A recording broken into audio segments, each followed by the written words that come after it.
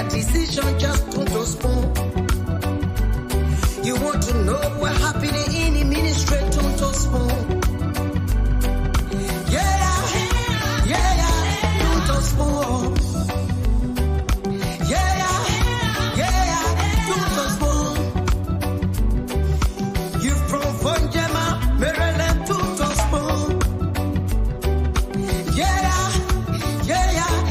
To spoon. If you eat kepan, congratulate my brother to spoon. You got a spoon TV, you got a spoon radio to spoon. To spoon. You wanna get a news update? To spoon. What? Yeah. Rastafari. Kilibamba, kilibamba, kilibamba, kilibamba, kilibamba, kilibamba. What I want? Yes, what you bought today? Spoon TV. Spoon. Yes, what you bought today? Spoon. Spoon TV. Spoon. Ba-da-ba-da-da-da. Spoon. Skiddy-biddy-biddy-da-ba-do.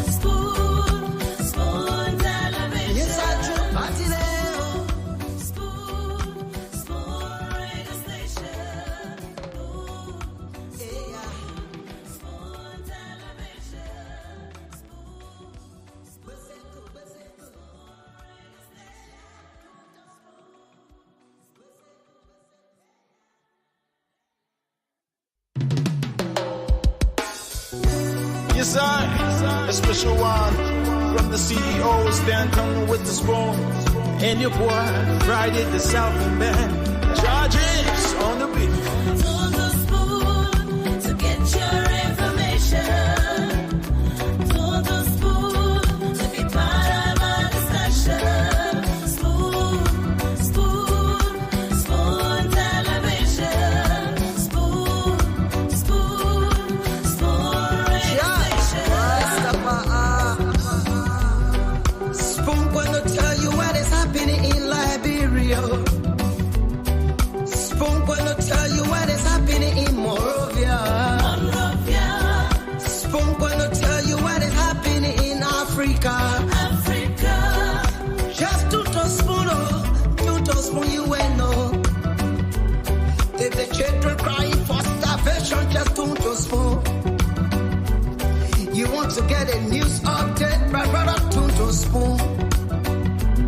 You want to know what is happening in Monrovia, to spoon. Politicians want to make their decision, just to spoon. You want to know what happening in the ministry, to spoon. To spoon.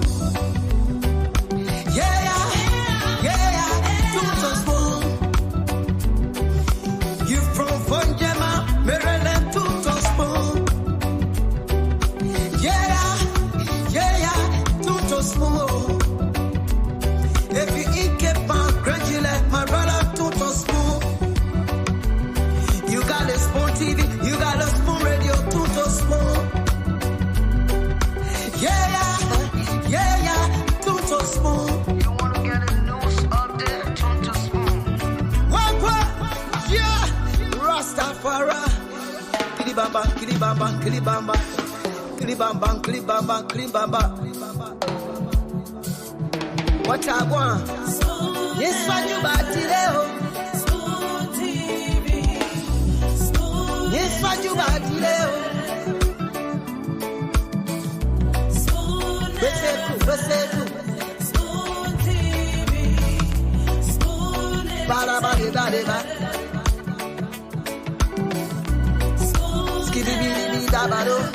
Spoon TV, Spoon Entertainment. Kua.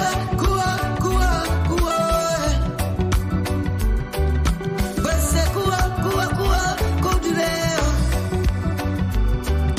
Kua, kudileo. Tons of spoon to get your information. Tons of spoon to be part of our discussion.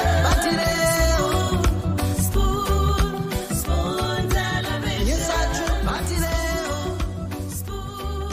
Spoon radio station. Spoon television.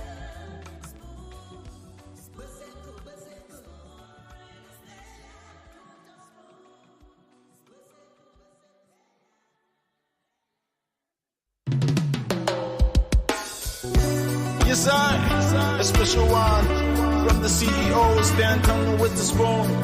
And your boy, Friday the Southern Band. Charges on the beat. Tons of spoon to get your information. Tons of spoon to be part of our discussion. Spoon television. Spoon radio station. Spoon gonna tell you what is happening in Liberia. Spoon gonna tell you what is happening in Morovia. Spoon gonna tell you what is happening in Africa. Just to spoon, you will know. If the children crying for starvation, just to spoon. You want to get a news update, my brother, to spoon. You want to know what is happening in Morovia, to spoon. Politicians want to make their decision, just to spoon. You want to know what happening in the ministry, to spoon. Yeah, to spoon. Yeah, to spoon. You from Vonjema, Maryland, to spoon. Yeah, to spoon. If you eat kepan, gradually, my brother, to spoon. You got a spoon TV, you got a spoon radio, to spoon. Yeah, to spoon.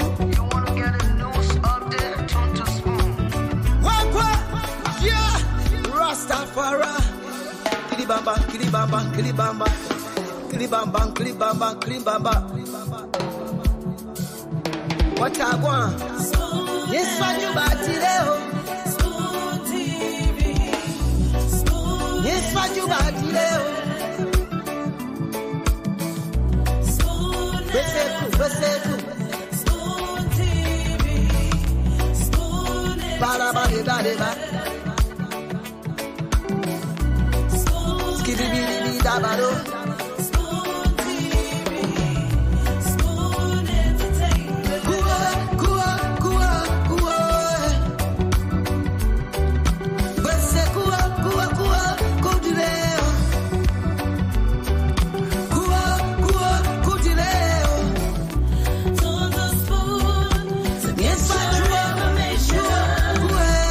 Tons of spoon to be part of our discussion. Spoon television. Spoon radio station. Spoon television.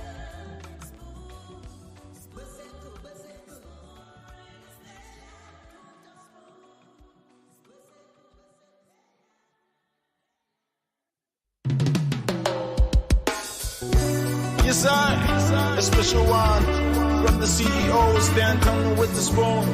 And your boy, Friday the Southern Band. Charges on the beat.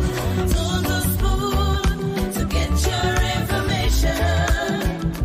Tons of spoon to be part of our discussion. Spoon television.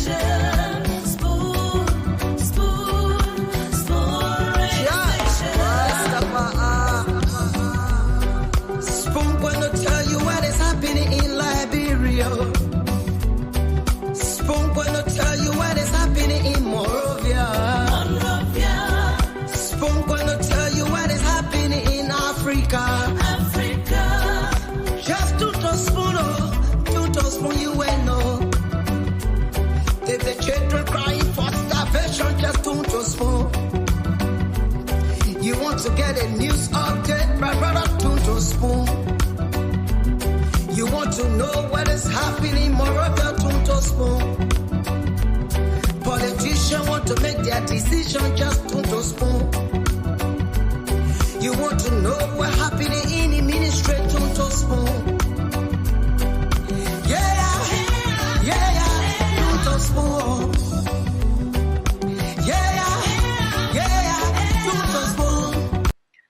Okay, tune to Spoon 107.5 FM. And of course, this is the Spoon Talk right here. Tonight on Liberia's biggest network, of course, we are live on Spoon 107.5 FM. We're live on Fabric 101.1 and Super 95.5 FM as well. We want to say thanks to all of the partner radio stations across Liberia that are relaying this program. We are coming to you live on Gibi FM in Kakata, Gibi County, Trust FM in Bomi County, and of course, Premier FM in Trust FM in Bombing County and Premier FM in Bon County. Thanks to Trend Radio in Grand Crew County that's also relaying this program tonight. I'd like to say welcome. Thanks to all of you for joining us tonight. We're streaming live across the internet. We're on YouTube. Spoon Talk Live is the YouTube handle. Thanks to all of you that have already joined us on YouTube. Thanks to our folks on Facebook. We are live on Spoon TV with over 500,000 followers, Fabric TV and Super TV as well. And this is another edition of the Spoon Talk that you just can't afford to miss. And we want to say thanks for joining us tonight. Kindly share the program as you come on. Yes, because this edition of the show is going to be great. It's going to be fascinating. Share the program as you come on. And let's have a great show. We are with Dr. Richardson, the CEO, and the rest of the team to come on. There's going to be a very great show tonight, and you just don't want to miss that. So let me welcome everyone. I want to go to the comment section now and see who are those that are here already. Sorry, guys. Let me do this. Let me see those people that are here already. Let me recognize a few of you in the comment section, and then I'll come back to give you some of the updates, some of the happenings, the training issues in the country today. Yes, I see David Kwawala. Kowala is joining us from also Norway. Thanks for joining us tonight, David. I see Augustine is here. Hashim Famule, Political, Darius Doe. Thanks to all of you for joining us tonight. Yama Thompson. I see Byron Taylor. Byron, thanks for joining us. You said you're joining from Pennsylvania. That's Maryland County, sorry. Carter Davis, thanks for joining us tonight. Elizabeth Totman, thanks for being here tonight. Thanks to every one of you for coming up very early tonight. It's going to be a great show. You don't want to miss the Spoon Talk tonight. Share the program as you come on. I see Best Man Vobe Peter, Samuel Peters, thanks for joining us tonight. Samuel, I see, she's moving so fast. Bobby Dennis, Wilfred Dobor, thanks for being here tonight. Fatumata, we appreciate you. Mary Weir, thanks to all of you joining us tonight. Walking Eating, yeah, that's a very interesting name. Walking Eating, thanks for being here tonight. And of course, it's going to be a great show, a fascinating edition of the Spoon Talk coming up. Ernest Benda, thanks for joining us tonight. We appreciate you. James Wright, thanks for joining us tonight. And I see everybody coming on. And this is where Liberians gather from across the world every single day to get the happenings, to get to know the happenings in the country. Spoon Talk has absolutely no borders, regardless of where you are. Anywhere, you can always join Spoon Talk. Once you have access to the internet.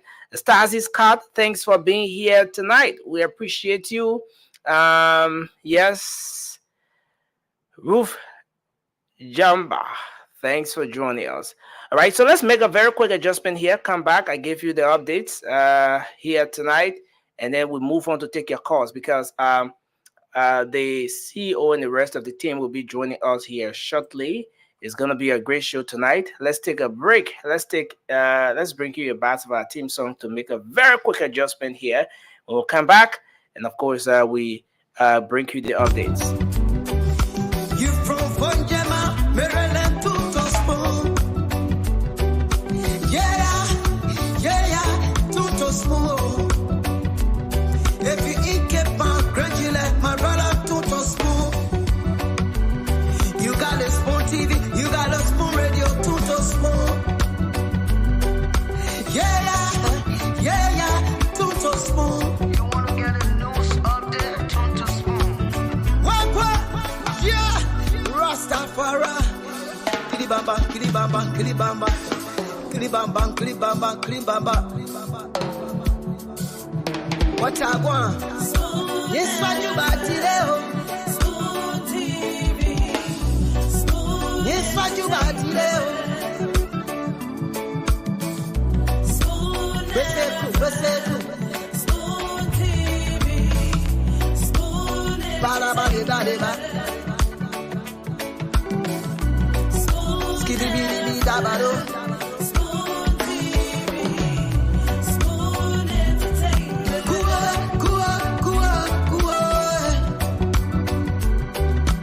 Okay, so welcome back to the show tonight. Of course, the Spoon Talk is back on the radio. Just to give a quick update, I know the CEO and the rest of the team will be here. They have a jam show here coming up for you. It's going to be very interesting tonight. But let me just give you some of the updates. Well, the Supreme Court of Liberia has ordered the asset recovery team to return all seized vehicles belonging to the Gracious Wrath and to put a hold to all seizures of vehicles across the country until a pending conference with the court. And this is something that came from the court. Of course, most of you are aware that the asset recovery team kickstart a process, and they have been going after vehicles, making sure that government-owned vehicles, the owners of those vehicles can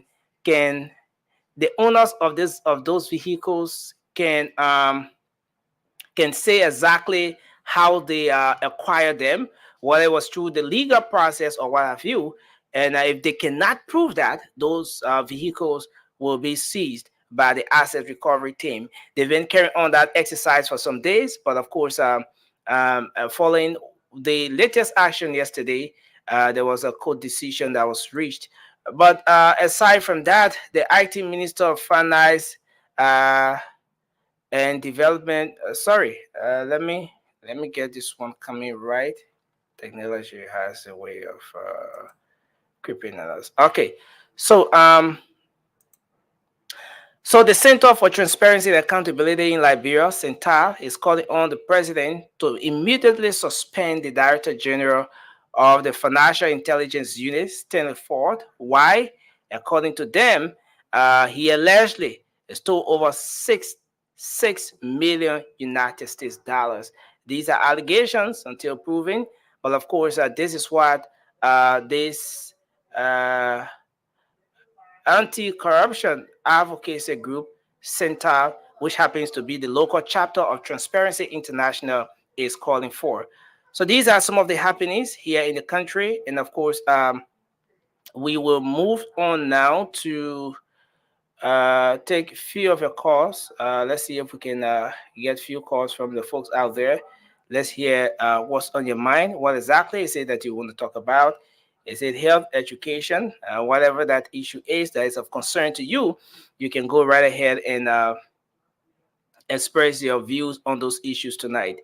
So the numbers are up. You can call on 0555-101075. I see the team is already getting set.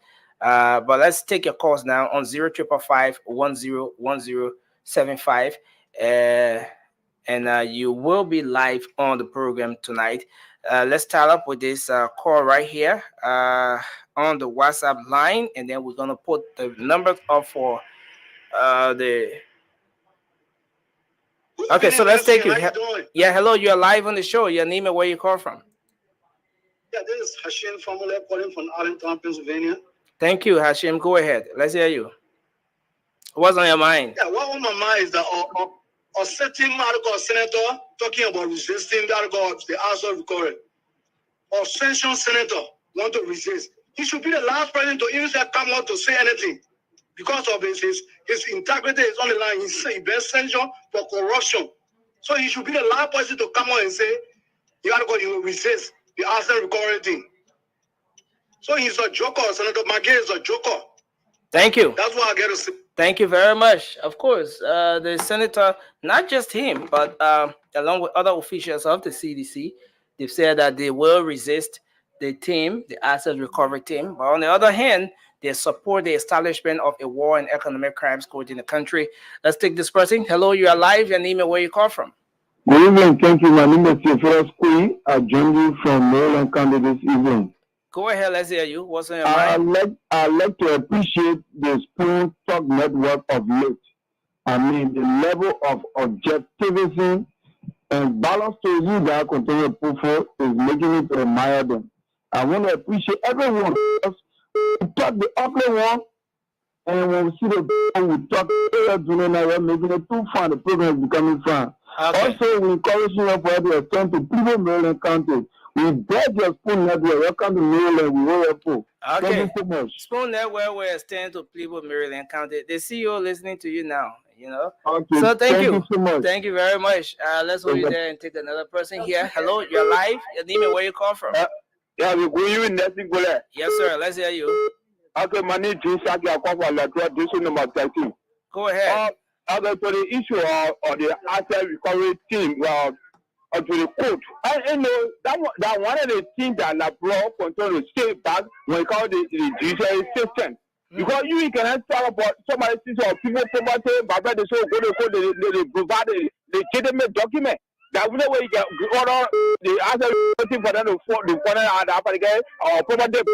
But you cannot the government says it's not a cover, it's not a buying system ever. When you want to buy a car, you gotta go to another place to hold buy a car. But you cannot go see a government property then say that who property that is bought. So it would be better for them to go for our conference before they can talk about the retaining our public property war. Thank you. Thank you very much for your contribution. Let's take another person. Hello, you're live, your name and where you come from. You want to walk away from your radio, please. Thank you. All right, I'll do that. Yes, Hello? yes, please go ahead. Let's hear you. People try to put a resistance, don't they put all. We reinforce them to take those criminals them to task. They say all those things for them. Now, the justice systems are not correct in this country. All those justice areas, they are corrupt people. Then they're talking about justice business. That whole justice system is rotten. Like banana. Thank you. But not all the banana can be rotting. But anyway, let's take another call. Hello, you're live, your name and where you call from. Yeah, that's it. Yeah, please go ahead. Let's hear you, sir. Thank you. Mohammed M. Kanenchion. I'm a member of the rescue team, defense and response team. Okay, go ahead quickly, Mohammed. Let's hear you. Thank you. You know, let me be very honest with you. I think I have very serious problem with the associate judge or from the Supreme Court there. You know, the way in which your judge is back, okay? The way in which you even call today for the conference today. No, you not come out, you say you call for conference, then you even come out, you say all of the vehicle, Joe's vehicle, then that was seized by the team, and then it should be released immediately to be transferred to them. Then they see just the associate judge trying to call for conference. For me, a conference is for to be very honest. Because if you call for conference, you're not come out to that. Then they put and people should be transferred to them immediately. Okay, so you disagree with the idea, right? The decision. Thank you.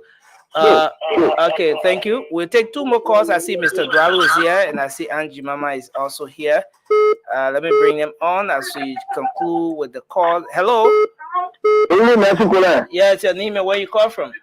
The name is Josiah Small calling from Nelson, Peace Island. What's on your mind quickly? Let's hear you, sir. No, not on my mind quickly when it comes to after recovery issues. This country, that's why this country is lacking behind like this in development improvement. Because the way people govern this country and walk away with property, with government property, They believe cloud system, they in society, they in all kind of funny things. That's what happening now. Thank you. So because we are initially after recording. So that's what the only thing I say, when after Johnson resigned, he said, you know, Thank you. political support, in fact, the person in the theory, all kind of things. So because they were still done, it should not be done now. Then we hear Representative Senator, Thomas Fala, Martina Madi, other guys, still talking about they will resist it. I thought they should be saying that will be done right there in accordance with the law, so we can support them so that Nigeria can rescue themselves. Thank you very much. But they tell people how they resist it. Look at it. Thanks a lot. Thanks a lot. And then we take the final call from WhatsApp. We take the final call from WhatsApp now. Then we turn over to Mr. Dwalu and Angie Mama. Hello, you are live. Your name and where you call from? Hello, please go ahead. Yeah, hello. Yeah, please go ahead. Let's hear you. Yeah, my name is Ami Poti. I'm calling from the United States. Yeah, go ahead quickly. My concern is, were these people educated enough? Did the announcement go out long enough for these people who are holding on to government assets to know that we're retrieving these assets? We gave you a week, we gave you 2 weeks to report these things. Did they educate the people enough? Okay. I'm not saying Liberians are not educated, but I'm concerned. That's my only concern. It's a good thing. We cover the assets. People need to work. Thank you. But that's my only concern. Thank you. Thank you very much. Let's hold you there. Mr. Dwalu, welcome to the show, Mama. Welcome to the show to my big sister Ami Boti, who just left the line. Sending lots of love your way. And thanks for listening in. To our people, you're welcome to the show. Nelson, I'm listening to the callers. And one thing that excites me right now, the callers are equally angry. I want Liberians to get very angry and protect what rightfully belongs to you. I was going through the thread yesterday. Somebody said, "Oh, Mr. Dwado like to talk, like he know everything." Look, let me tell you, and most of the time this comes from a man. Let me tell you something. If another man speaks and that speaking makes you feel less of a man, I cannot help you. But I'm not going to diminish myself so you can feel bigger. Okay? Nobody will ever claim to know everything. But we will take a position, we will take a hard position, and we were going to promote that position because it's good for Liberia. My Liberian people, I love your cause. Thank you for calling plenty. This country must be fought for, because if we keep quiet, the vultures, the vampires, the leeches will continue to take everything that belongs to you and your children. Everything. Mr. Jackson, welcome to the show. Let me recognize a few people. I see you coming early here. I see Maxwell Rubin. Welcome to the show at Norte. Jenkins, Senior. How you doing, sir? I see Prince Yakba Rosolo. Walla, how are you doing? My brother Jerry Dobley. I wanted Worcester. Well, I have Spirit Moon. How you doing, my brother Charles J.S. Young? Sa S. Sharif. How are you doing, Mr. Sharif? Over here, I see Comfort David. Goodwin Wiado, Masa Khan and Wilson, Alex Gray, J-Boy Dunn, Mr. Dunn. What's going on? I'm not talking to followers, Mr. Dunn. I'm saying this. People say, "Oh, duality, know all." Nobody knows all. But I'm not going to diminish myself or lessen the position that I take so you can feel good about yourself. That is not me. Liberia is dying. Do you guys understand this? I will continue to say this, man. Omara, is that Kengo? How you doing, sir? Jerry Dickens Kimmy, how are you doing, sir? Maria George Tichi, how are you, my sister? Ami Boti, Siata Timwe. Hey, Mama, how's going on in Providence? Elijah Doe, Gifford Mawo. I see Wade Thompson, Mr. Thompson, how are you doing? Dorothy Harvey, Teresa Sherman, Patrick C.A. Manin, T. Justice Sandy Bori, I believe that's Bori. My brother Bill Carl Singh, Philip Mullen. Everybody, welcome to the show. Dr. Ruple, how you doing? Mr. Jackson, you guys welcome to the show. I'm going to send it over to Sid Mama to call me over 2 seconds. Yes. I'd like to say good evening to everybody, including the Supreme Court. I am really, really taken aback. I am discouraged. I am despondent that nothing can be done in this country, with a straight face. Once it is somebody who has money, It is somebody who up there, the law will never take its course. And this is very, very discouraging for our country. I can see I can see Liberia on the road to fail again. Whatever the issues are, I think it should be in the course of the people. So we'll discuss that in details later, but that is my opening statement.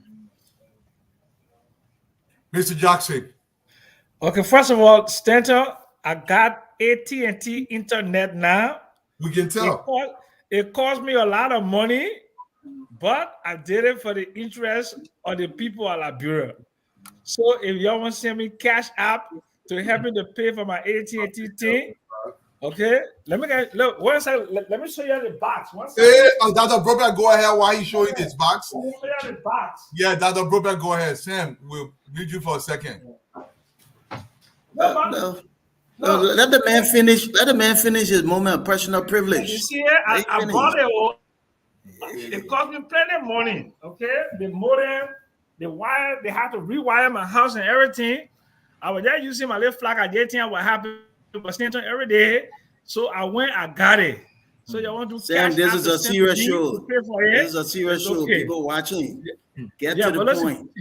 Jimama, I warned you all a week or two ago.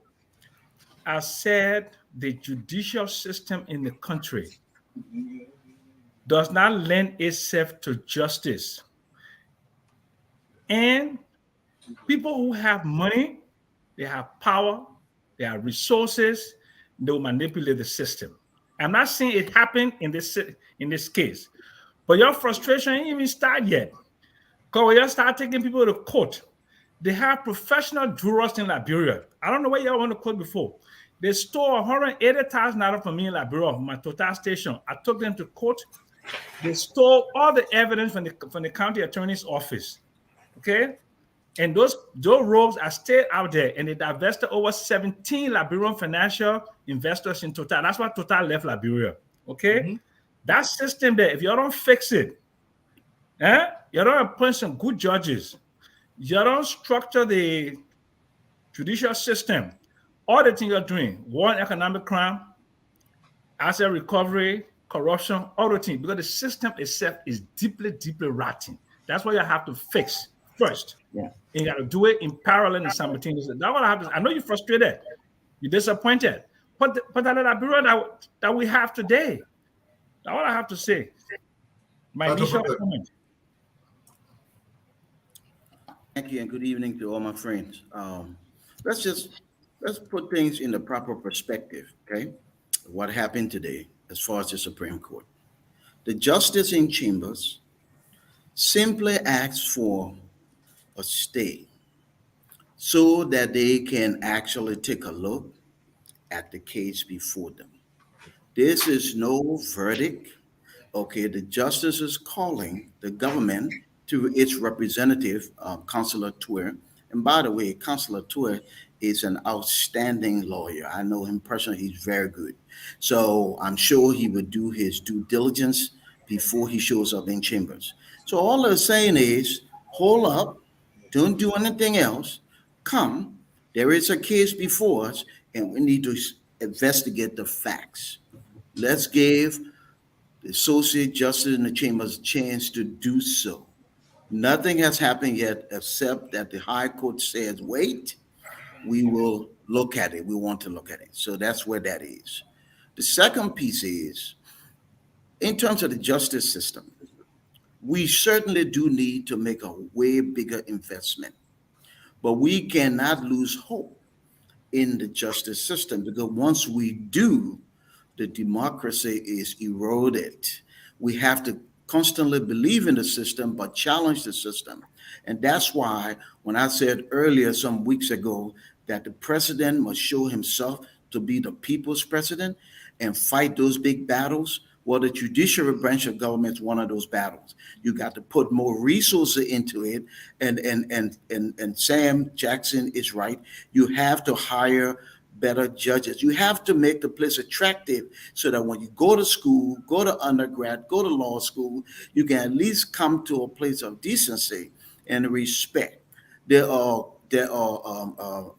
officers of the courts who are giving assignment and they don't have rock to get to one from one place to the next. I know that personally because I given one of them a ride from there all the way to Smenotes. So it doesn't make sense. If justice is important, and it is, then we must put more resources into the justice system. But I am hopeful. So let's wait and see what the justice in chambers would do.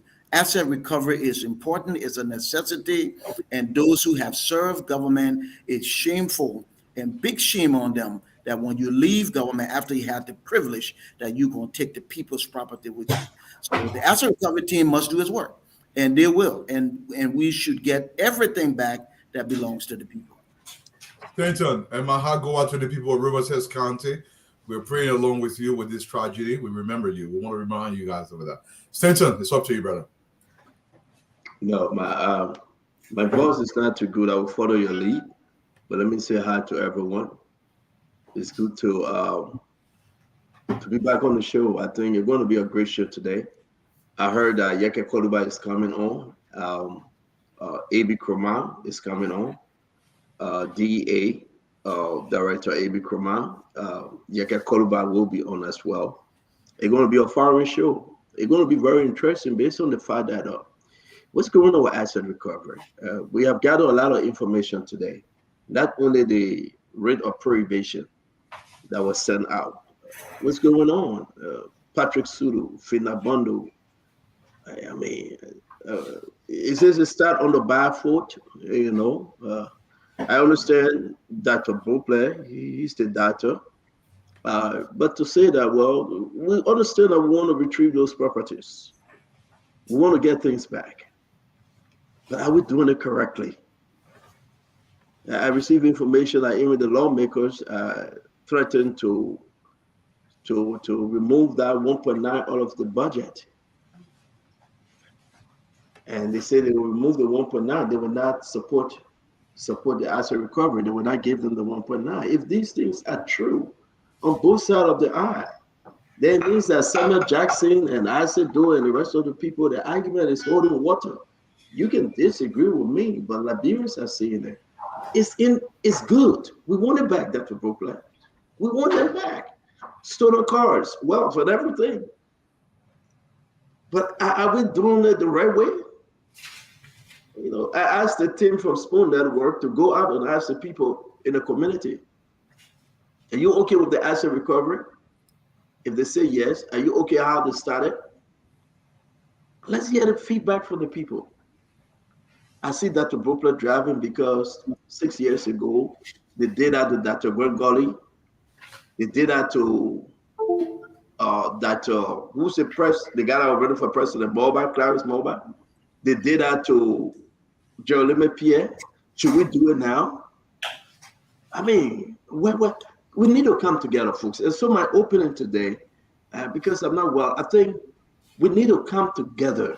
It's time for President Bouaka to talk about healing and moving the country in the direction. The country is divided as per the result of the election. If we will continue on this track for 6 years, then I don't think that would be a great legacy for President Bouaka. There's a way to do it. Let the law be the law. Go to the court, obtain the document. Approach Sam Jackson. Listen, you got something in your possession that belongs to the state. The letter should be written from the court. Come to the court and give us reason why we can believe that it is yours. Sam Jackson will come and say, listen, like Patrick Sudo, I bought it. Even if that $1 though, he would say, I bought it $1 legally. It was signed by Mary Brewer. It was signed by everybody else. You don't have to hijack him. And that's my point on this asset recovery thing, Mr. Duadu. That's why I'm coming. I think it's a good thing, but I think it's not in the right direction right now. And I rest. Dwalu, if I may real quickly, ahead, I agree with Stanton. We need healing. We need to come together. Countries divided, as evidenced by the election result. But let's be clear about this. This is not a political issue. This is a people's issue. This is a rights issue. The people are entitled to the property. So let's not make more of it than it should be. Listen, if you come to my house and you stop me and you say this F-150 or this Sequoia belongs to the government, I show you my paperwork. I say, oh, you're wrong. It doesn't belong to. Asset recovery team moves on. Because let's be fair. When you purchase your stuff, you didn't show anybody your receipt and you didn't need to. You took your documents, your stuff belonged to you. So folks, we all need to cooperate. The public need to cooperate, especially former government officials, cooperate with this process and this team. If your vehicle, your property is legally yours, show your paperwork and don't get personally offended, and the people will move on to the next person. We're trying I think you'll be, Mr. Dwyer, I think it'll be fair to give me at least 30 seconds because you're moderating the show today. Yeah, give it 30 seconds because thank you. I knew you were coming, but I think it will be fair. Let me reply to Dr. Brooklyn.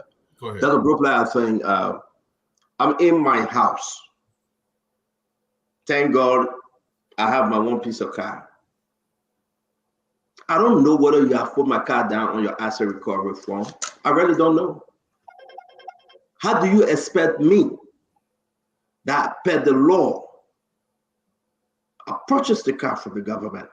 Don't argue as to whether the law is right. I don't want to ride in the Duado corner because I think we passed that. Oh, let's change the law. The law, that's Duado argument. I don't want to hear that. We will pass it because it's a law. I bought it legally. I'm not defending Patrick Sulu.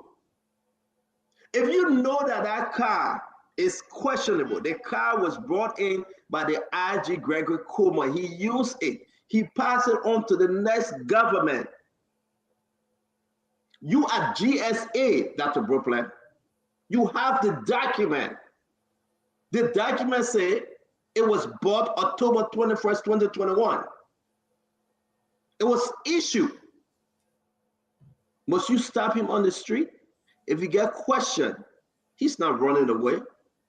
I understand CDC did it before, but it is not right now for us to justify what we're doing. Hey, I beg you, Mr. Dwalo, please. I know you're going to interrupt me because we disagree on this issue, but I think it will be in the best interest. Invite him. I mean, you're using a car. We want to hear, how did you purchase the car? We got document here saying otherwise. But I think the act of paying back, to me, I think it's not in the right direction. And I do believe that we can recover, we can retrieve all of these different assets if we do it properly. Let's stop this form of witch hunt. Not because they did it, we should do it to them. The law should be the law. We are law-abiding country. And I rest, Mr. Duadu. I do. Yes, Stanton, I think you're flaming this issue. No, let me come in, Mr. Jackson. Stanton is flaming this issue and he's entirely wrong. Every single time we pander to criminals who loot the state coffers, and the Liberian people suffer in the process, and you want us to write him a letter when the Liberian people do not have running water, they don't have proper sanitation. This thing is, look, every single time what we do, first of all, how did this get to the Supreme Court so fast? Every single time Liberian lose in the process, and the criminals walk away because somebody did not go through. There's nothing the asset recovery team is doing that is illegal. Nothing is illegal. If you stole something, the government can seize that until the government can determine that this is stolen or not. You go through the court process. It's not about making anybody ashamed. In any responsible country, they will throw handcuffs on you, even at your own wedding. They will put handcuffs on you in the church and take you to court. In fact, they should shame you so you cannot repeat this act. But Liberia will lose every single time because we want to appease people. Oh, you're ready, man, letter. You're called a man. No, put handcuffs on him, put him in yellow jumpsuit, take him to the court, let him clear his names. Mr. Jackson. Mr. Jackson, I'll take 10 seconds from you, sir, if you allow me. Please. Take 20 seconds. Thank you, Mr. Jackson. Duadu, I really like your argument, my dear brother. And I like how we're starting the show today. Can you look in the camera and tell the Liberian people that Patrick Sulu stole a vehicle? I can look in the camera and tell the Liberian people the way Patrik acquired the vehicle, the asset recovery team is really requesting that he go and substantiate how he got that vehicle. This is not an accusation of the man. It's to provide clarity for a $60,000 vehicle that Mr. he bought Dwalu, for $5,000. Mr. Dwalu, when you spoke, you said people stole. Can you look in the camera, Mr. Dwalu, and be very sure that you have document that Patrick Sulu stole the vehicle that was turned over to him? You're making it specific to Patrick Sulu. I am. It's not about Patrick Sulu. It's about every single government I am not making it about for. Mr. Dwalu. Can you buy a $60,000 car for $5,000? Mr. Dwalu, I am not making this about Patrick Sulu. I'm making this. Well, we shouldn't argue. Let's speak one at a time, sir. I think it is in the interest of every Liberians to retrieve stolen wealth, property that belongs to the state. I support Councillor Martin. I speak to Councillor Martin. He's a good guy, a well-learned councillor. The way in which they have started this asset recovery, I think they made a mistake. That's why, Mr. Dwalu, let's speak one at a time now. Let's take our feet in out of this, please. Let's speak for the Liberian people to understand us. I think the best thing we can do, go back to the drawing board. You cannot tell Liberians tonight that Patrick Sulu stole the vehicle. He bought it. He got documentation that he bought the vehicle. He got documentation. Mr. Dwalu, you're in the United States. They have auction property. Mr. Dwalu, please. He bought the vehicle. He did not buy the vehicle. Mr. Dwalu, please. He did not buy the vehicle. Mr. Dwalu, you cannot say that because legally he had no, documents. He cannot. Legally implies paying fair market value for the vehicle. Who determines the fair market value? The market does. The market does. You know how much. Don't get mad. No, And I think you should be defending Dwalu, it would be best if you meet yourself and understand who determines fair market value. The Constitution that you want them to repeal, the Constitution that you want them to change, the Constitution said the GSA will determine fair market value. And when the GSA determines fair market value, who are you to say it is not fair market value? We got in real estate businesses here. Uncle Sam purchased a home. You can go to the court today, Dr. Duple, Aunt Mama, we all been in America, we in America. You can get a property for, excuse me, sir, can I finish? You can get a property for $1. Go online right now. Broadington Sheriff Department. You can obtain a property for $1 and you can sell that property for $500,000. Who determines the fair market value of that property? It's the court. It's the authority. You cannot sit on Spoon Talk and say no because it's sold it to him for $5,000, so it's not fair market value. You cannot do that. And this is not the first time. But I rest, and you guys can continue. That's just my position. Today you moderating. We follow your lead. Let me respond to you. Stanton is misleading the public. Let me be frank. Stanton is misleading the public. If the very people that are determining the fair market value are the very people selling the cars for themselves, it is not a fair market value. People in America do not determine and set up the value to themselves. It is illegal for me to be working at City Hall and sell the property to myself. It is illegal. Let me make that clear there. Mr. Jackson. And I feel your pain, Mr. Dwalu. I feel your pain. So when they announced the composition of the asset recovery team, my first impression was this is not an asset recovery team. An asset recovery team, we have technicians, forensic accountants, they will have lawyers, they will have economists, they will have other people of diverse skills. So when you buy a vehicle in the country, there is something called an asset register. That vehicle or that equipment or that furniture or what happened, it goes on an asset recovery. If there were truly technicians on that asset recovery team, and there are one or two of them, right? And I don't know who's leading the charge, But they would have gone to the books of GSA, they would have gone to the budget, they would have seen the vehicles that were bought within certain periods. Liberian law is very clear. It depreciates vehicles 33 and 1/10% a year. In fact, most movable assets that we have a accelerated depreciation law in the Republic of Liberia. I was part of the one that wrote the tax code of 2000. So the technicians would have known that. They would have gone to the asset register. They would have done an inventory. They would have had a list of cars. Then they would match the cars that are there and the cars that are missing. At that time now, then they will go out to do the work. But because a lot of them on the asset recovery task force there are not technicians, they don't understand how these things work, so they're using emotion. And when you use emotion, what happens? You have a competing public. CDC, Joe Biden won by only 20,000 votes. These people are looking at their officials who they depended on for the last 6 years.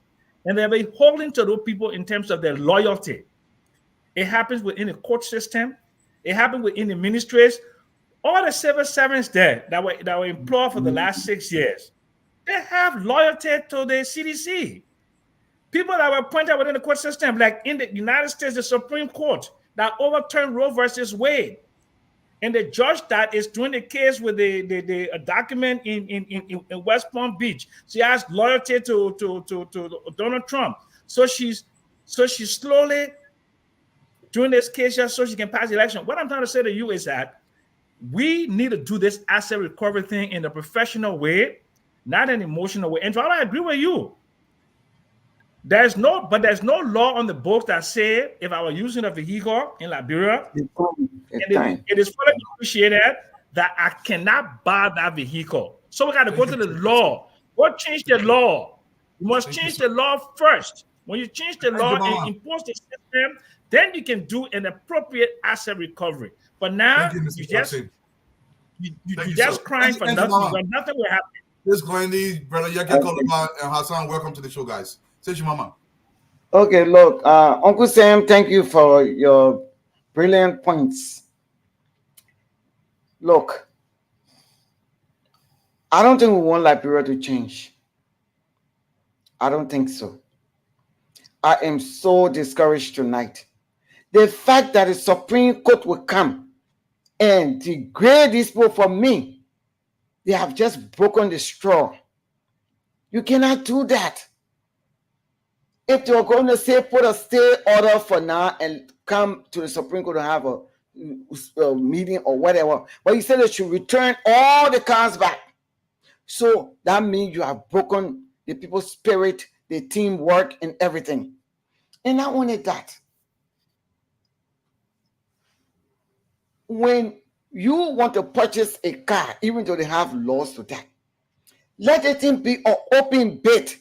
If we have an open bid to the public, that means any Liberian can walk in there and say, look, I'm bidding for this car and I want this. I'm going to bid 10,000. I'm going to bid 5,000 on this car. It's not about Patrick Suru. I know Patrick very well here, a very nice person. But we're not going to personalize it to Patrick Suru. No. Let's look at a bigger picture. If we decide in our mind, a GSA decided that we're going to sell these cars, it should have been an open bid. Maybe I wanted to buy a car too. Or even you, Dralu, could buy a car, or Jenny could buy a car.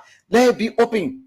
But where you go secretly, all your friends, all Mary Bro friends in government, she sold all the cars to them secretly, for little or nothing. I think it was wrong. It should be an open book. And if they cannot do an open bid, then let's cancel that law. But this is totally wrong. And the Supreme Court, I respect them so much. Look, my heart is broken tonight. What you have done today to the asset recovery team, I think it's a disgrace. You have disgraced them. If I were on that team, I would resign immediately. because that is a total disgrace to the people. Why will you do that? Return all the cars. The team said, look, if you have any documentation, bring it to us. We'll look at it, we'll review it along with you. And if you purchased the car the right way, you went through everything, we give you back your car. Which one we don't understand? Thank you, man. Which one we don't understand? So, darling, I'm not lying to you. Liberia, we got a far way to go. And then the entire judge on the Supreme Court bench, all the judges downstairs, they have all been appointed by Josh Weah government. So you see what happened? Every evening they had a meeting. This is the result. This is the result. And I'm really, really upset because what you have done, you have displaced that team and don't have no more morale. Thank you, man. Have been done a better way. Thank you. Dr. Prophet. Dr. Prophet. So, again, I think I want to redirect because I really think we need to focus on the issue. First of all, it's not about Patrick Sudu. Asset recovery is about government's properties that need to be retrieved. Let's start by looking at the big picture. Let's come from the outside in. The big picture is this. We live in a poor country. There's so many qualified Liberians everywhere. I had the privilege to travel 6 continents. I meet Liberians everywhere. There are qualified Liberians everywhere. You get selected, right? Not necessarily because you're the smartest person in the land, but because you get selected and given an opportunity to serve your country. It's a privilege. When you're done serving, you leave the pen, the copybook, the car, everything that's not yours belongs to the people. You leave it there. The fact that we even going to recover asset is shameful. Okay, it's a shameful price. So we got to think beyond this moment and say, how can we mitigate this and cause this not to happen again? But come into the micro. Look, in another country, if you're driving your car and the police doesn't see your license plate and they pull you over and they say, oh, you don't have license plate. You say, oh, I got it, but inside the car here, I didn't put it on. You show it to them. They'll say, oh, sorry, keep going. So why are we making a big deal? The people are trying to do their job. So if Mr. Sudu bought a car properly, okay, when we check your document, sorry, we go to the next person. They are representing the people. And it's important that the poor people in this country get those assets back so they can be served. The final thing I would say is that I agree with Njamama. I too am shocked that the justice in chamber would say return the asset. I understand the stay. I understand come to the chambers. I understand let's take a look at this. But the work they have already done, you say return those. I thought you would wait until you have your hearing and then you can opine on the issue. And now you say, you know what, you did this one wrong. You'll go back and give this with a cause. But the Supreme Court is the High Court. So again, we'll wait and see what comes out of the hearing in chambers. Thank you, Dr. Padiga. Other woman, Eduardo, please. Is Nelson in studio with you, Auntie Mama? Yes, but you're going in the station downstairs for a piece of document. Yeah, because we got Mama in the back. I'm trying to call him. Can you just tell him to take one of the link down with the name Hawa on it? It looked that this person is not coming on. We got to bring Mama on. If you get back, please. Thank you. Thank you. Understand that. Let me just say real quick before my brother come in. We have AB and we got Honorable Yeke Kolubai. Both of them are our guests. I know you want to get the thoughts of Fadiga and Sister Glendy. Then from there we'll bring them in. Correct? Yeah. Honorable Yeke Kolubai is already here. Okay. Go ahead. Yeah, man, it's good to be back. I know everybody else with the exception of Dr. Brooklyn. Nice seeing you.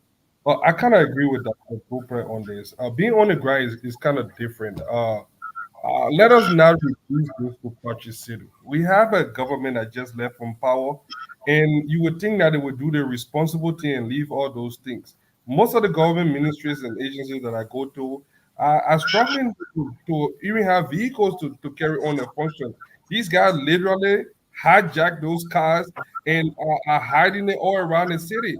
There's no better way to do it. The GSA has a list of those assets, and the only thing here is if you are caught with one of them, or if you are suspected to be in possession of one of them, I think the right thing is to mount checkpoint all around the city and capture them.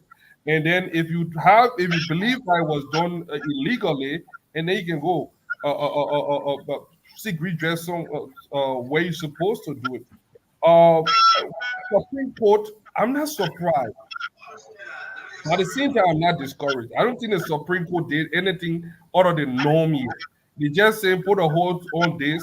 Let's see what's going on. At the end of the day, government assets can be identified. They can be traced. The VIN numbers are there, and once we identify them, they will be recovered. But I think the team should not be discouraged. They should be more aggressive than this.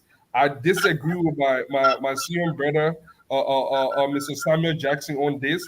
This is not something that we should be babysitting people about assets that they knew that they should have returned on day one when they left from office. So they should be shamed. They should be That's disgraced. what feedback coming, guys. We all please mute, please. Yeah, somebody either there. They should be shamed and disgraced. I don't think we should babysit these guys. I think the ISIS recovery team is on the right track. They should continue to man checkpoint around the city. They should continue to go in those different places that they are hiding those things because this is not fair. We're going to spend an extra amount of millions of dollars again to recover those things that they have taken. And there is something skeptical about suspect about the way that, especially with the Patrick Sedu, there are so many other Patrick Sedus in this country that are in similar situation. There are people that did some illegal thing there and were able to purchase those things. How can you purchase something that was 60,000, pay 5,000 for it? It doesn't make sense. We need to stop killing this country. So Mr. Jackson, this is not wish hunt. Those people that you think, people keep saying the country is divided. This country has been like this forever. We had a man that was in power that traveled the country and almost southeasternized the entire nation. We are still here. Those people, the country was separated. This country we fought a bloody civil war for almost, X amount of years. Liberians are still together. We see there's a lot of camaraderie on the ground. Contrary to what people see, I see sedition every day. So when I know you to go to the popular marriage shop, they always there now. Let me tell you, I will close on this. I met Akaras Gray at a party, one of my buddy party. He came there, and I'm telling you, we joke at each other. He said, you guys are empowered. We said some guy stuff there, but there was camaraderie. There is nothing. He said, oh, my man, I posted something about you on Facebook because you were on Spoon saying something about me. We laugh about it. There is no bad blood. And people should stop saying the country is divided. This country is not divided. And even if it is divided, those that are angry and that want to behave like so loser, they will get down. Look, reality will set in. We just gone, 60 days? By the time we reach 1 year or 12 years, then they will realize that when you are given power, you should respect the people and not abuse the power that they give you. So we're getting there, but we are not divided, as people want to say. This is how Liberia has been. Thank you for the guy. Don't talk about Patrick Sudu, but talk about Patrick Sudu. I don't know where you're coming from. Glennie? Hello to everybody. As disappointing as it may seem, I want to encourage the asset recovery team. Councillor Mountain is a councillor at law. If the Supreme Court have ruled in a way that, or based on whatever the state order is saying, if it's against legal practices, you can go against them also. You can follow up with them. I know it will be a little discouraging, but it's also good for the rescue team and the asset recovery team to review their process to ensure that the process is fair, that the process follows the law. And even if they gave them the cars back, they will still, if this is what needs to happen, they will still have to return those cars. They will seek out the government property and they will get them. So I know initially we're going to be, there's a heightened awareness also be like, oh, why would they do this? This is wrong. It's going to discourage them.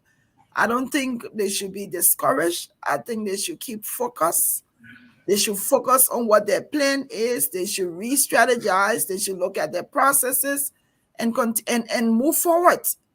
Okay, you say no, give the car back. We'll give the car back. Let's go to the Supreme Court. Tell us how it is that how could you rule this way, and find out what's going on, and then work on it. I wouldn't be as bad as it may seem. I'm not discouraged. I think Councillor Martin is going to stick it to the Supreme Court. I think he's going to follow up with something. I believe that he's going to do that because I think he's a well-learned lawyer. So I'm trusting that this is not going to discourage them. Thank you, Glendy. Let's show the before we go to Mame, if Duadu. No, we're going to do this together. I just want to make sure he speaks for a second. Myself. Go ahead. Yeah, and I think AB is in the back. But let's show this. This is what went over from the Supreme Court. It's all around. It's all on social media. The petition for the writ of prohibition. Now, I love to speak on issue because, gradually we leave our settlements. This is fair. The last line say, meanwhile, you are ordered to release of all vehicle seized and state all seizures pending. When you guys come to court, we'll do that. Stop. I understand it's crazy, but we all should enforce the law, and the law should be the law in Liberia. Not because they did it yesterday, we should do it today. I love the asset recovery. I love that we receive a lot of money. I love that we're bringing all those cars, everything. I applaud Councilor Martin. But if the government said it was okay to buy that vehicle for $1, and legally he bought it for $1, don't drag him to court. He did it legally. Let's try to change the law. Mame, you speak and we'll bring in Yaka Koluba, the representative of District 10, and A.B. Kroman, the LDEA director, is in studio too. We'll bring him on, that we can have a very, very interesting conversation. Now, the document that was sent to all ministries and entities, I'm about to share this document with you guys.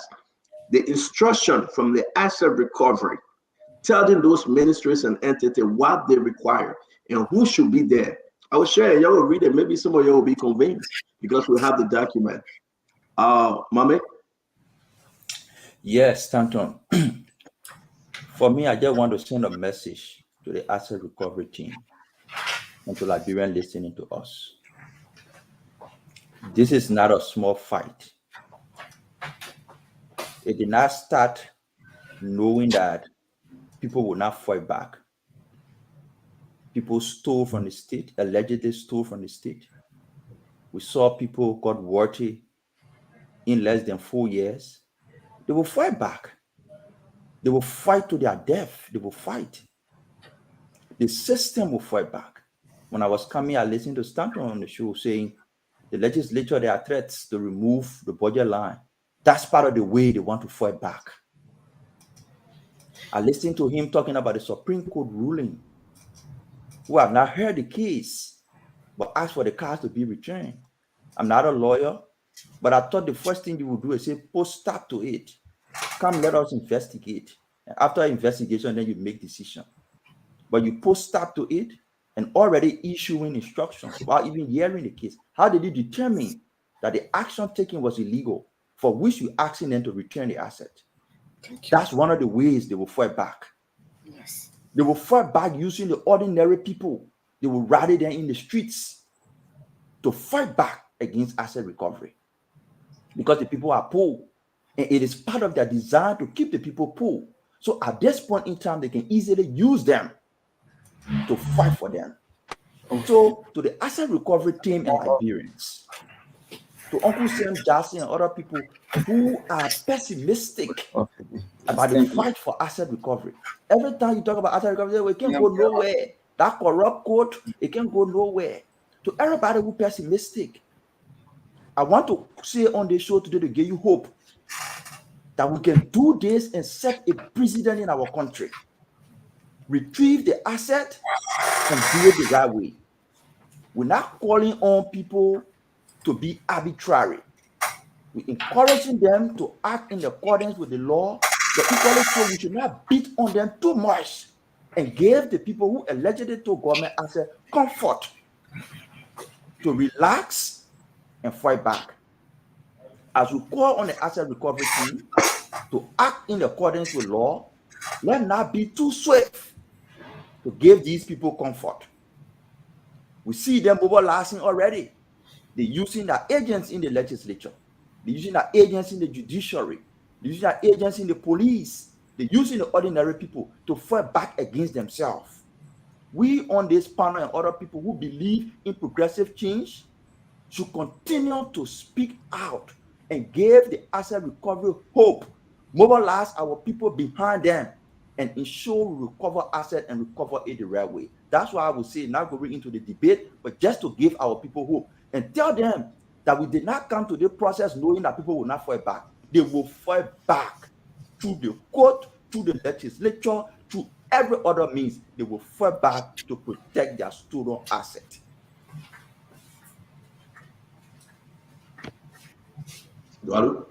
Thank you, Meme. You could not have said it any better. Colonel Nkrumah, welcome to the show. Meme, you drove the point home. They will fight back. But the question is the asset recovery team willing to fight back? Liberia, we got a task on our hands. The task is more bigger than you will ever imagine. If this country is going to develop, we have to grow the teeth to bite back heavily. Welcome to the show. Welcome, my brother Yeka Kalduba. I know he just went up. Representative Kalduba, welcome to the show, sir. Thank you. Am I on? There you are, okay. Okay, thank you. Look, you see, we need to respect the law. We shouldn't sit because we come on most of us come on a platform because we want to use a platform for Joseph Barker to implore us. It's wrong. It's wrong.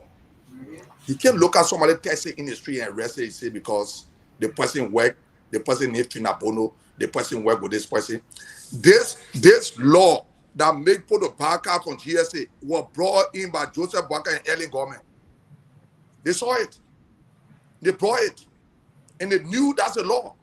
What the director of police bought like 10 cents. He bought it through the law. Now the law says. And they give it to him, he didn't steal it. We see you want to, I spent some time in the police.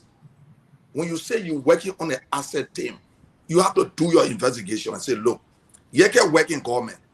You can work assign this car. Where is this car? Do your investigation, go to the court and obtain search and seizures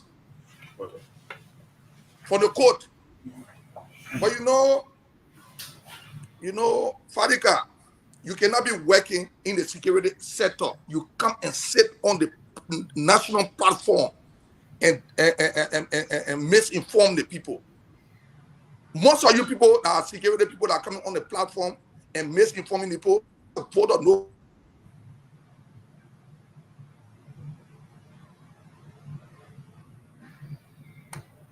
Vote or no confidence in some of you people. Because, for example, before DA moved into somebody's house,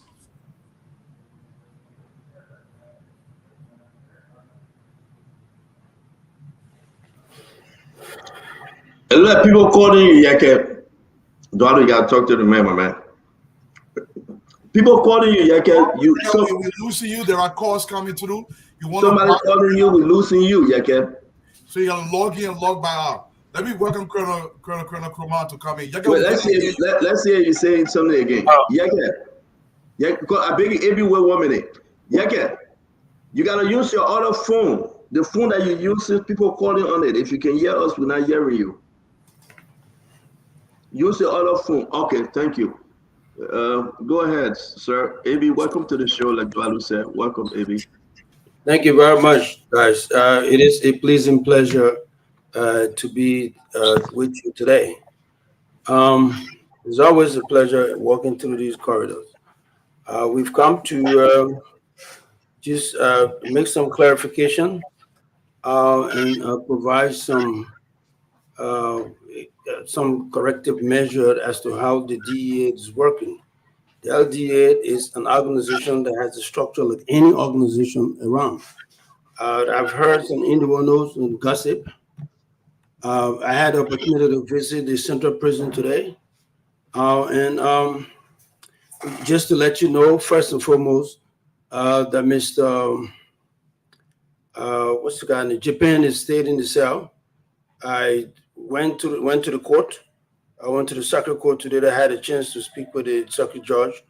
And then I was assured by the judge that this drug situation is unbeatable, and this brother will not be out until he has his day in court, until the case is adjudicated.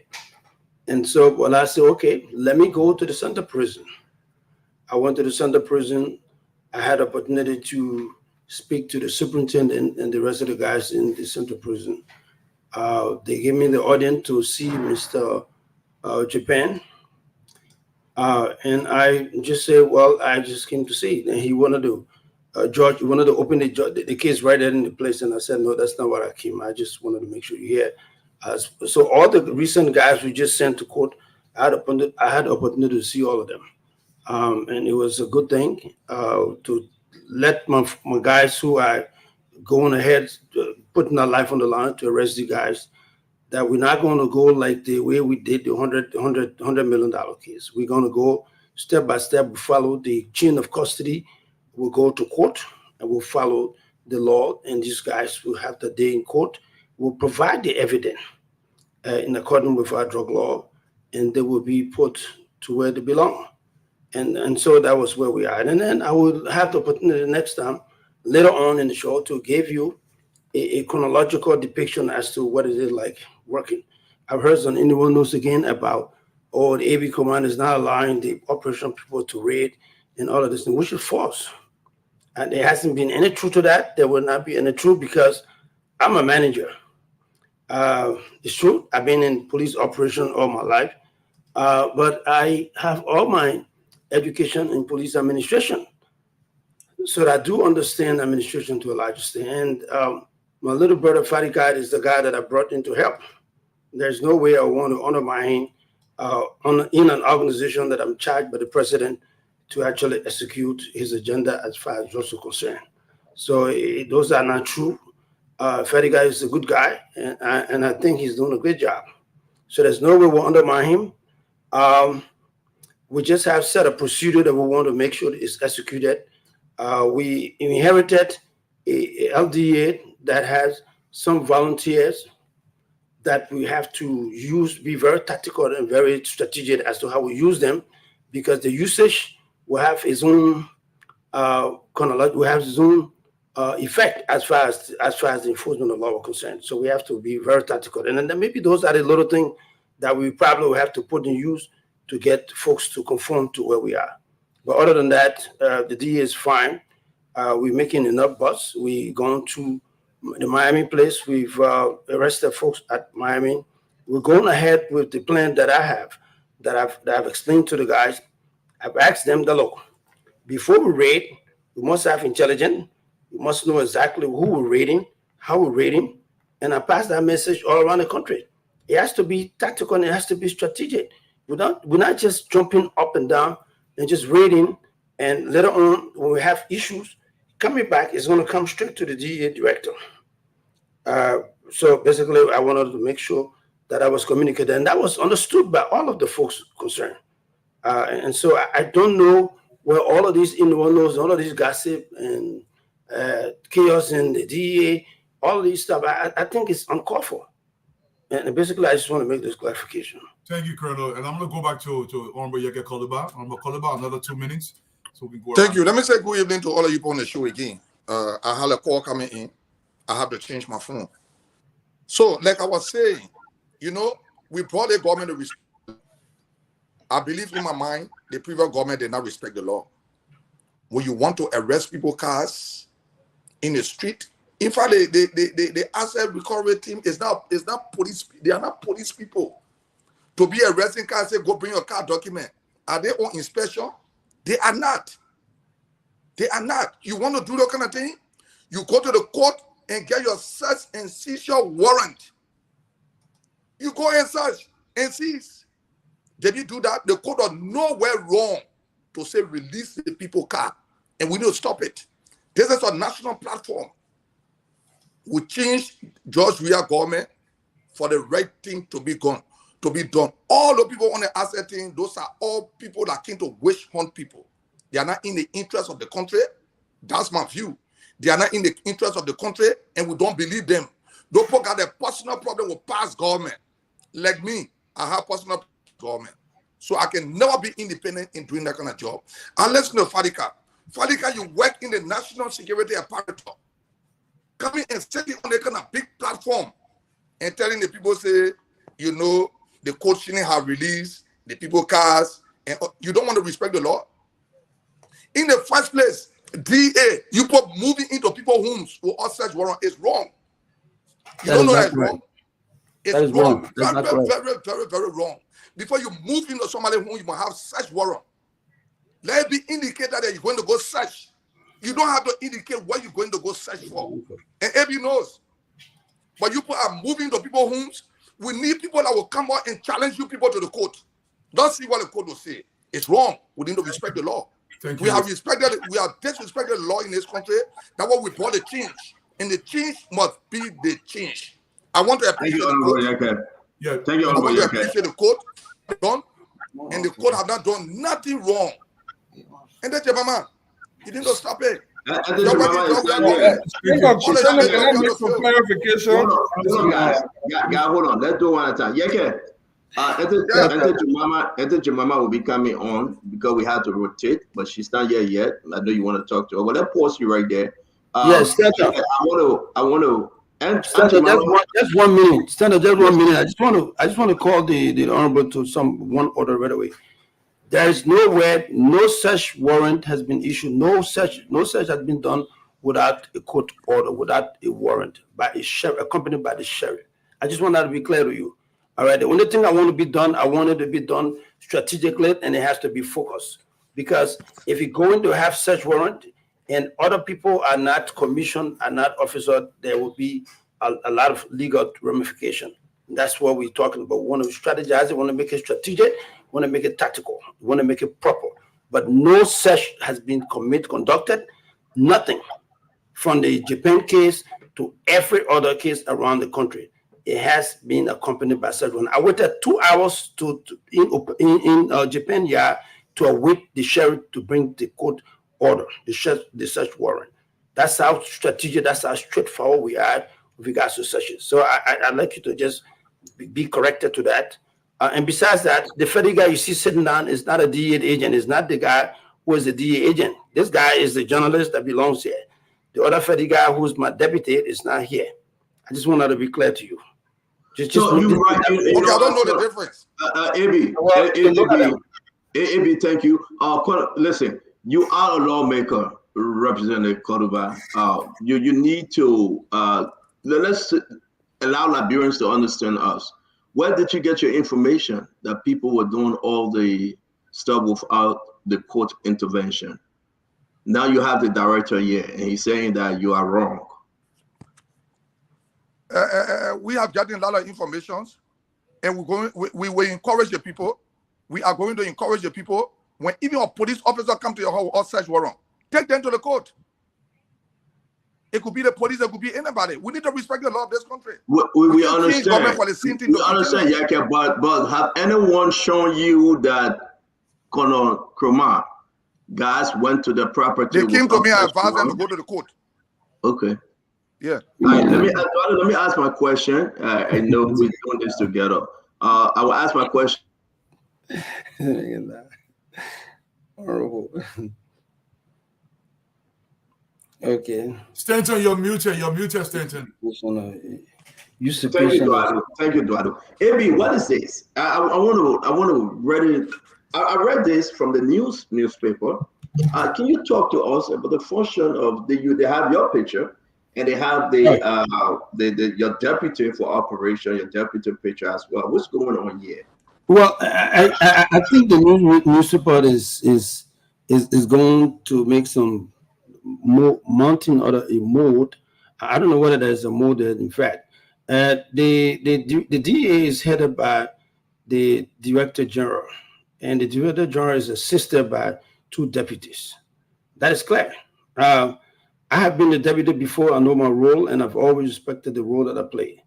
I've served 5 director of police in my career, and I know exactly the director of police is the arrowhead. The director of DA is the arrowhead. There are set of procedure, there are operation command, that operation instruction that is set in every organization. Well, Fadiga, matter of fact, the issue of rating has always been, when we came in, we didn't have a whole of everything that was there because we had all guys in there. So we said we'll stop all rating first because we've had complaints about people going along with so many folks ordering, going to the court to get search warrant. Because I said no raid without search warrant. Every day and have is going to get search warrant to go and search. And then when the search is conducted, I wanted to have a complete understanding as to what went wrong there so we can manage it. So we'll put a halt. And then when we start to get some clarification, I ordered that the search continue, and I told Fadiga to continue with the search, and it went on. And basically that has been the case around the country. So my point is, I don't know what is the difference. Can I interrupt with my second question because I don't want to move around the clock. Then what honorable man Yeke Koluba alluded to, he's right. You have he's not right. But hold on now. According to what you just said, you put a halt because you want everyone to have a search warrant. So which one we want to believe? No. Listen, the search warrant that has been obtained is illegal. I mean, it's legal. All I'm saying, the way search warrant should be conducted, it has to be supervised and superintended by a set of managers. So that's why I said, hold it, let's superintend it, let's supervise it, so as we take accountability as to what has been searched and what has not been searched, so that we have chain of custody properly articulated, so that we make sure that the guys that are no, I gotta hold you on this, and brother, please, I gotta hold the director. We are on this set because Yeke Koluba spoke on this thing. He's here. I'm not defending him, but you said no, Yeke. You cannot show me one person that we did a search warrant. I mean, we went to search them without the search warrant. But you just said some of your guys were doing so, and you put a halt to it. That's what you just said. No. I said the search and seizure that has been conducted has to be done with proper supervisor and supervision. I'm not saying, I didn't say that they're going there without the search warrant. I have asked Fadiga has shown me all of the cases he had with search warrant. The only thing that needed to be properly conducted so that we have accountability as to where, how, who, and when. I needed to know that because at the end of the day, I have to ask questions, I have to address people like Honorable Koluba and everybody else. So I needed it to be done properly. I needed to have some understanding, accounting of where we are. It doesn't mean that it's not doing it legally, but it has to be done properly so it's supervised. So let me ask my second question, sir. Let's talk about operational funds that were seized from some of your raids. I mean, are you guys reporting those funds, or some of those funds have already been used illegally? And I'm going to say what I want to say, but I want to give you the chance. Your guys went out on the field. You seized drugs, money. Report reaching Spoon Desk that some of the money you guys using it without the court order. Is that true?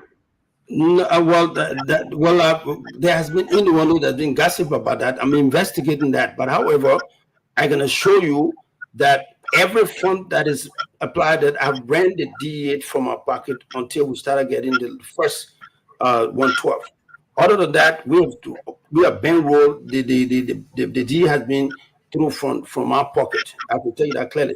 So there's no way, whatever gossip that is there that you got. But is that true? Have you guys been using the fund seized without court order, sir? Because people are reaching out when they heard that you were coming. I received a lot of information. And have you guys been using any of the money seized without the proper legal way? No, not to my knowledge yet. I'm investigating information about those things, but it has not been proven to me that. Well, how will you be investigating and you don't know whether people have complained? Information has to be there. The information. Have someone complained to you that the funds were used, and you guys? No, nobody has spoken to me yet. What are you investigating, sir? I'm investigating everything as far as the rate, the condition, the circumstances. I'm doing all of that. Every time there's a raid in the DA, I have everybody come back to look at it. And I'm looking at the unstructured nature of it. That was the reason why I said the rate should stop. And Fadika has listened to that. He's obeying that order as we speak right now. Thank you very much, Avi. Mr. Duarte, it's on to you, sir. Yeah, Brother Sam Johnson, guys, we have so many on the show. Let's keep our two questions to exactly the limited time so everybody can ask the question. Brother Jackson. Yeah. Kono Ebi, one of my favorite people. Hello, and Kono Yeka Kolua, my junior brother. Yo, hello. Two of my favorite people on the show. Look, I have a very, very, very strong feeling, and about the drug situation because as a young man, in my early, in my 30s, I had an issue with drugs, and I know how it destroyed families in New York. And I went to Liberia, and I've been supporting this church. There's a Reverend Samuel Nunu, Konoebi, who has a church in Blaba. That I don't know whether you know him, but you need to seek him out. And if Reverend Samuel Nunu is listening to this program, he has a drug rehab center there. I supported that for about 12 years, and I contributed to the building of the church. So you have a very, very difficult job. And the budget, whatever they're giving you, $2 million is not enough. So, but I will encourage you to seek funding from the UNODC, United Nations Office of Drug and Crime, UNODC, and other international, because it doesn't appear that the current budget, as the structure, $2 million is just a drop in the bucket. You need much, much, much more money. You need maybe $15, $20 million or more. You need logistics. The West African drug cartel, to try to make Liberia a narco state. In fact, they're almost on the verge of making us like Cape Verde. Mr. Very Jackson, close. you ask more question, Yeah, right? serious thing. And yes, let me. I haven't finished 2 minutes yet. Okay, so I'm urging you to go ahead and get some kind of extended funding. Yeka Kaluba, I want to thank you very much. I know you're hard-headed like me, and you can make people angry, but I'm telling you, what comes from your heart is what you say in your mouth. And you may say it the way that people may not like, but I want to encourage both of you. You have the same spirit, the same nationalism, the same patriotism. I want you all to work together in the supreme interest of the country. Two of my favorite people. And I don't give that easily.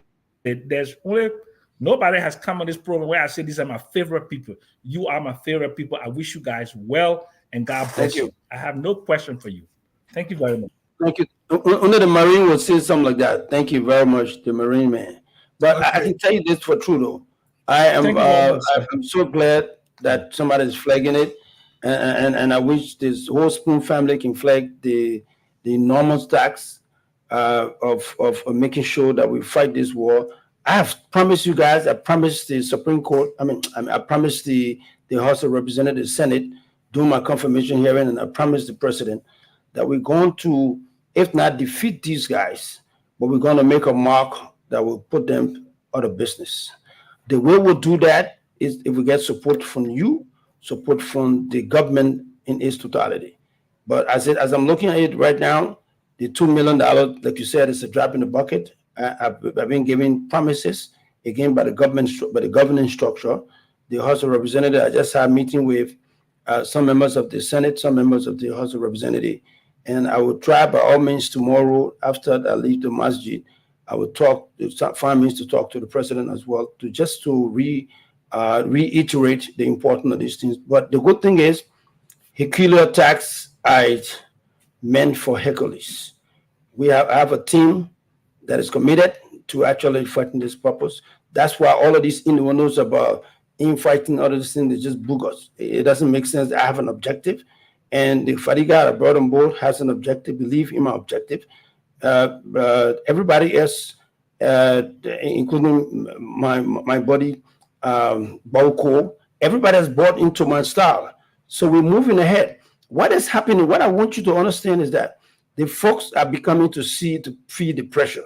So they're sending in all of these little messages on on radios and on all of these talk shows just to distract people like us. But it's not possible. They can't do that. We have a trajectory that is nonstop.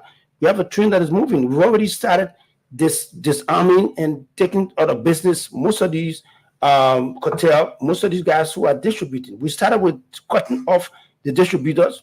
We're doing that. It's just that the distribution was so enormous. They've saturated the whole country with kush and other stuff.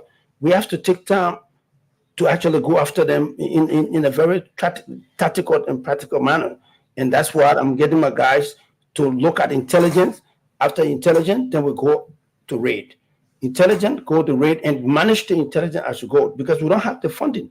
Mind you, the budget you're talking about, the budget is not even here.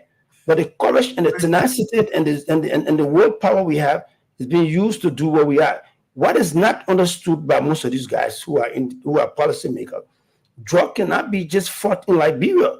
You have to have an eye outside of Liberia. You have to be in Sierra Leone. You have to be in Guinea. You have to be in Ghana.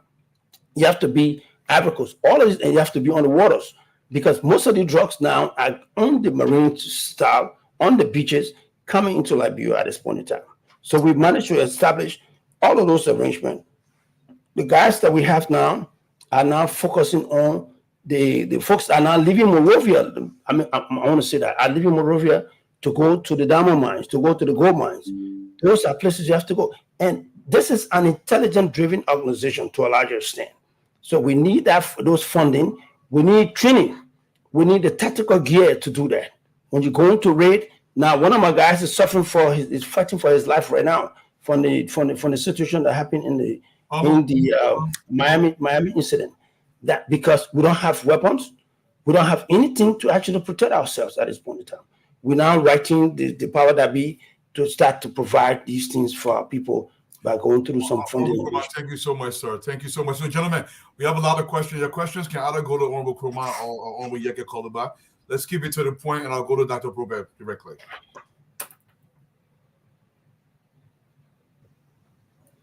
Thank you. And Honorable Koloba, welcome. Good to see you. And Honorable Kroma, it's always good to see you. Ambassador Fadiga, God bless you. Thank you for the work you're doing. Drug is a big issue in our country, and there are two parts to that. Is actually prevention and cure. It's a common saying that prevention is better than cure. Yeah, it is, but in our case now, like you said, Colonel Kroma, it's so saturated. The drug's so saturated here, so it's prevention and cure. But I want to take a different spin. I want to ask you a question. I want to take a different spin. So we're starting a new government. We're all excited. We're hopeful. We're giving the government 100% support. But we see a lot of excesses in benefits and bodyguards and escorts and all these things. So it seems like a disproportionate allocation to the Monrovia area versus the rest of the country. The former president of the United States travels with 4 Secret Service bodyguards, and the former president of Liberia travels with 15. The wealthiest country assigned 4, one of the world's poorest countries assigned 15. So there seemed to be that trend, and that's one of the things I'm hoping that the new government would try to address some of that so that we can reallocate resources to the lower echelons where most of the people live. We were at a function the other day, I'm not going to say where, and you came in, as impressive as you normally look, but I got to say, if I didn't know you, I would have thought it was the president who just came. The entourage of bodyguards and stuff like that for the DEA boss.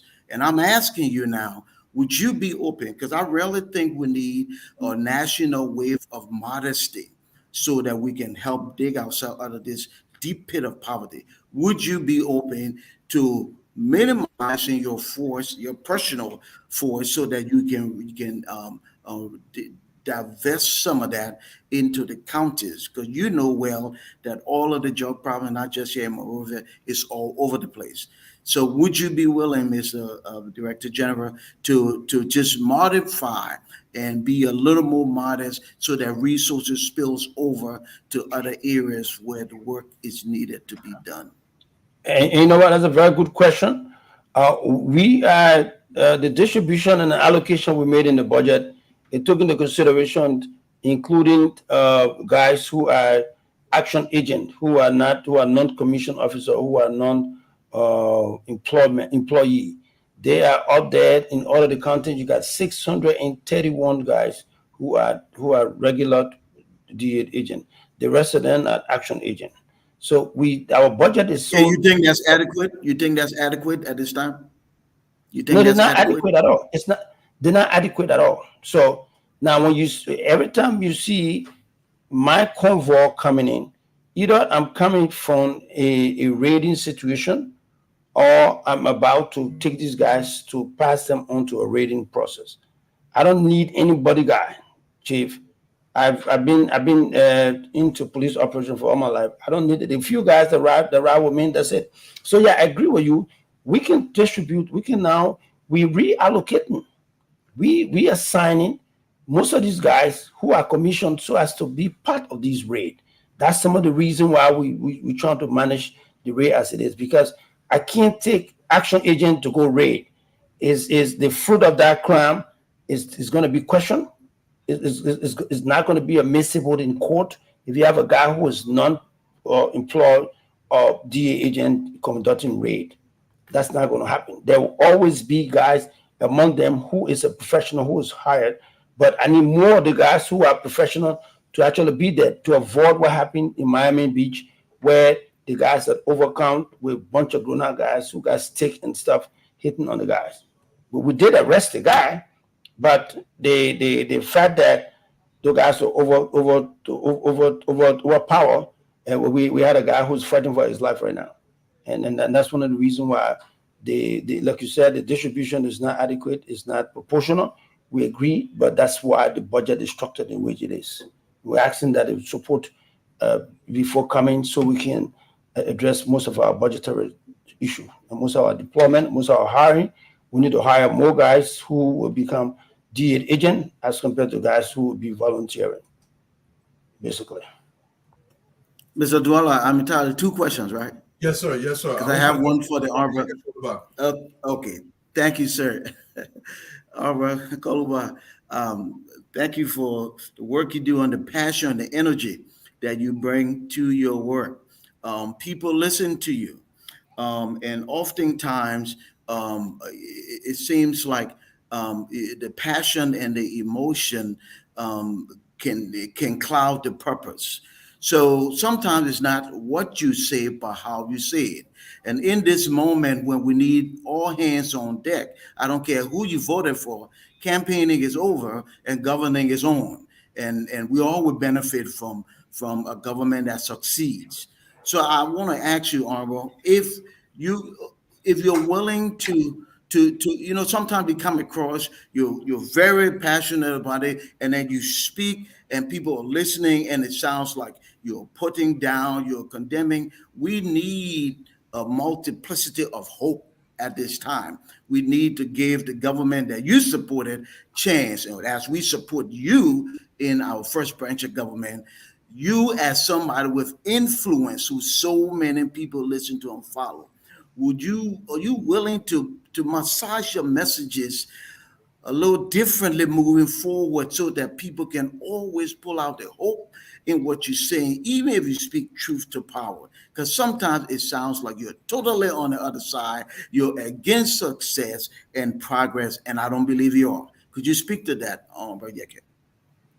Thank you. You're right. I'm not with the ruling party. I'm in the opposition. So I don't want to pretend that I'm with the ruling party. I'm in the opposition now. So sometimes ANC group, sometimes you see me in the CDC group. But let me tell you something. People that are in government now, they not show their face to the people to tell them, say, campaign or vote for this government. We put our face in there. So we not sit and people that didn't come from anywhere support the country. And I can safely say on the show, with the authority that we have former black. That money that is allocated for the asset recovery team, they will not get it. We will vote against it. If it will mean that the budget don't go, it will not go. As long as they have people on that team that want to pay them, it will not work. Then the president take money from his budget and put it there. I will always speak the way I can speak. I'm not going to change it. I'm not going to change it. So to sit here and tell you I will change it, it's not possible. But you do believe asset recovery is necessary. You do believe in that. You do support that, don't you? Okay. Yes, but the people that are carrying the message, they are not the rightful people. They already got grudge. Look at what Gonko said. He said, we park the car for you look at some of the private taxi. You park it. Where's the evidence? Have you done your investigation? Do you have seizure document from the court to seize the property? They mention you paper that he bought a car from GSA. You still put the former director of police down for his car. It's a disrespect. Okay, so it's a gross disrespect. But Koluba, though, you understand and I'm sure appreciate the separation of power. So you're in the first branch of government, and the president is in the executive branch of government. So the president appoints the people to the team. Your group allocates the resources. So the president pick who the president pick. I think we all can watch and see and try to our conversation and all these things, try to help them do their work well. The courts are weighing in now, but to say we're not going to give them the money to do an important work that you agree with, and it's your job to allocate the resources. So the president find the people. Yeah, go ahead. Yeah, sure. So we have the police to do vehicle inspection. We don't have the assets recovery team to do vehicle inspection, waiting for some of the documents. Do you have evidence that that car is a government car? Do you have evidence that that person work in the government and stole government money to buy the car? That is why you must do your investigation before you see the people car. You can't inconvenience all the people because you got crushed for the person. And we all know those taxes were being owned by Finabono. Man say you know it. So we keep on that mind. Your part all. Look, if I were Finabono, I would sue those people for a good bill of money, and the government will pay. Don't waste your time. We'll have a black. We will not let that money pass for the asset recovery until we can have people that got interest, not people that got a mind that we're going to go wish on. Thank you, Mr. Koliba. And we're going to go to Sis Glennie for your two questions, man. Either to welcome Ase. Welcome to the show, sir. So I don't know if I have a question for the DEA for AB. I'll go to AB last. I want to go to Honorable Kuluba. Why it is that it is important for you to speak as you may and say whatever you want to say. For me, it is not important for you to speak something that is not correct. When you stood the last time and said that everybody on Spoon TV is being paid, I want to say it publicly to you. I don't want a job from the government of Liberia, and I'm not on Spoon because of that, and I am not being paid. So that aspect of it, when it comes to me, it's incorrect. And I want to correct you here, Honorable Kulba. You can say whatever you want. You can say how you want to say it. You can decide not to change anything. But I want to correct the record publicly. I am not being paid by Spoon. I'm not here because of money. I'm here because of Liberia, and I am not looking for a job, and that's not the reason why I'm here. So let me ask my question to Honorable Koman. When you were here the last time, Before you go to your question, can he respond? Give him like 30 seconds. Yeah, he can respond. He can respond. Okay.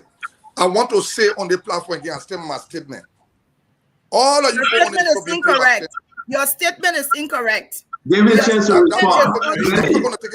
Glennie, give him a chance to speak, please. All of you people on the show here, because you want to be on the show so government can give you a job. I can name plenty people that have been on the show, and most of you here still seeking for jobs. No, Abba, don't interrupt him. Abba, no. Abba, don't interrupt him. Let him speak. We ask the question, the answer. Don't interrupt him. You have your time. Yeah. Go ahead, Representative Koluba. Can I speak now? Yes, sir. Like I said my statement. 90% of you people on the show, here to look for job, and you people have been paid by Stanton. That's my statement. And I will bring Well, the evidence. it's good when the that time you say comes. 90%, because Yeah. 90 plus 10 equal And you follow the 100. That 90%. 10% that you are You not are part of talking the about, 90%. I am in that 10%. I am not included, No, and you I are want to part of it. publicly And challenge the you mama will to call you tell you part that of is it. not right. You I are am part of it. Glendy. And the mama I am will not being paid. part of it. Glenny, But don't hold be on 1 minute. saying that. Yaka, you gotta give Yaka the same way. Hold on 1 minute, Glenny. Yaka. We told them to wait. You answer. Please allow the panelists to continue, please. And just for the record, I will take 10 seconds from my sister Glenny. Yaka. You know me, I know you. We are here for serious business. We are not kidding. Nobody paying anybody on spoon. Nobody has received money from anybody to pay anybody. These are all professional folks on spoon. We are doing the Liberian people business, and we are doing it voluntarily. So I'm not going to dwell with what you say. You have said that Joseph Boakai gave me the rest monopoly contract. Joseph Boakai gave me all 1 million. I take that and brush it off because I know you. Okay? But to tell you the truth, some people will not take it lightly because they feel that the reputation is on the line. Yeah, So they want to go to court, evidence there. I think you are in error. We have to move on. We got a very serious conversation to continue with. Glenny, can you please continue, man? Yeah. Thank God I'm in that 10%. I'm not being paid. Honorable Colonel Kroma. Yes, How yes, are ma'am. you? I'm I doing want to good. appreciate you for coming back and giving us updates on the raid and the fact that we heard that the drug dealers are escape prison. I like the follow-up. I like what you've done today to come back here and tell us that. That is great follow-up. This is what Liberia needs. When people are in position, they follow up, they include their citizenry in the conversation. I know the last time you were here, you spoke about no office, dilapidated office. I want to ask you today, do you have an office now that you're working from? 0, 0 with a big O, except where they want the old office right there in the dump site in Fiaman. We stay trying to show face there, making sure we do the Liberian Port business. I mean, it's disappointing to come back with that report, and not 100% at this point in time, because the president have asked that I revisit him so that we can talk about my office tomorrow. Like I said, when I leave the masjid, I'm going to go to the president's office and follow up on the arrangement that we had so that we can move to our new office and then be more comfortable and be more settled as far as that was concerned. But for now, we stayed in the Fiaman garbage field. Well, I hope that something will happen soon so that you all have an office. It's important that you do that. My next question, every now and then we hear people make comments like, oh, I don't see people in the street with kush. We used to see videos. We used to see all of that. I want to see whether anything you've done can attribute to the fact that we don't see those people anymore. Or are you doing anything about the drug dealers, the people that are on drugs that are in the street roaming about? Is there something that you've done so far? Well, yes, I've gotten we have a system that systematically, you have to approach this issue with a very tactical perspective, because if you don't do that, you don't have the requisite funding, and you have to use whatever we can use with money.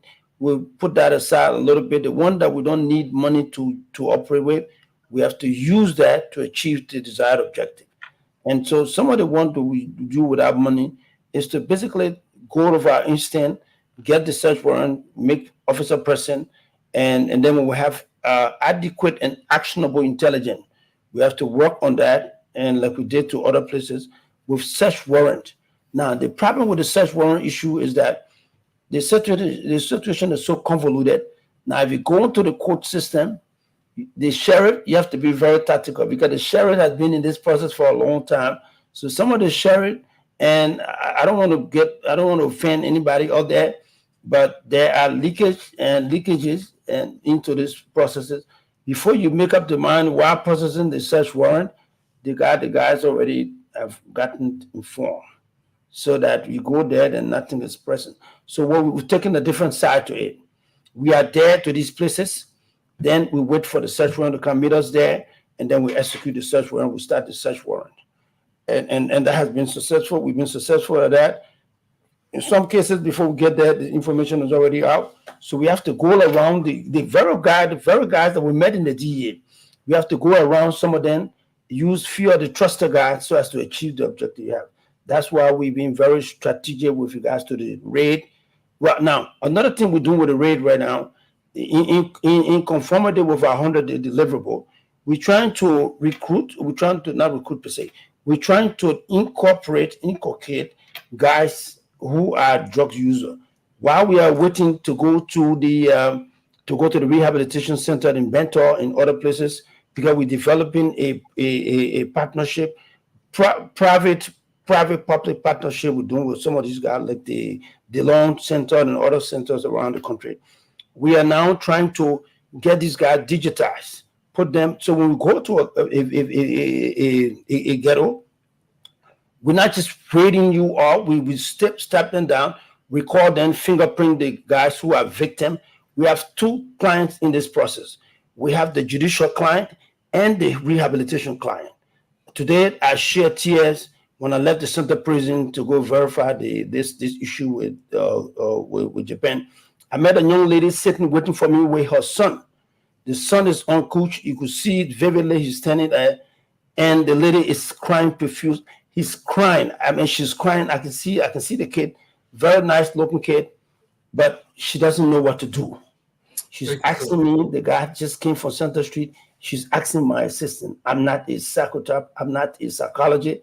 But what I have in me is I'm a parent, and I visited most of these private places.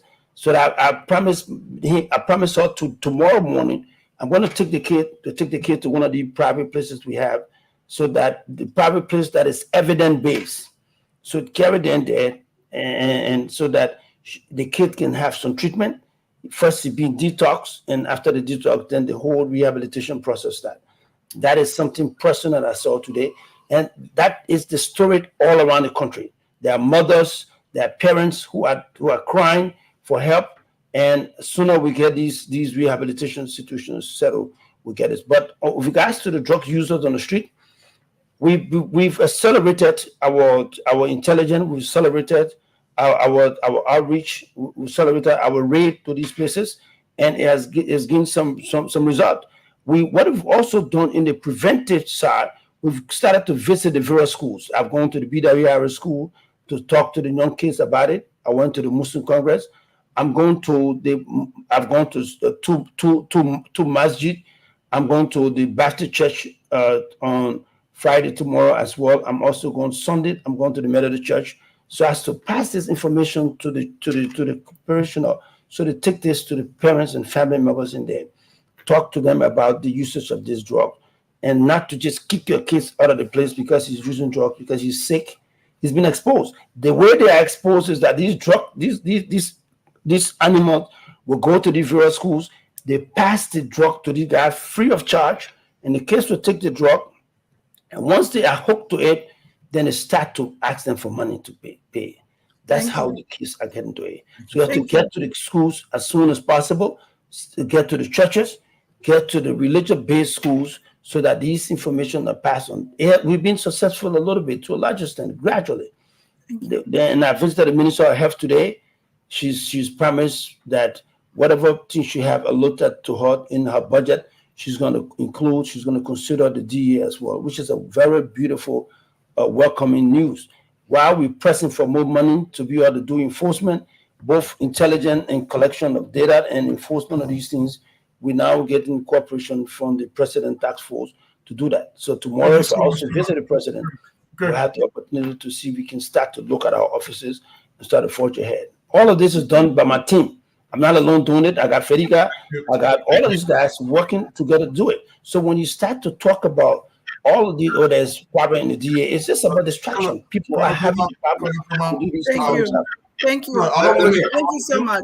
Let me give a quick announcement real quick. I beg you, because go ahead, Stanton. Yeah, thank you. We have to just rotate ourselves.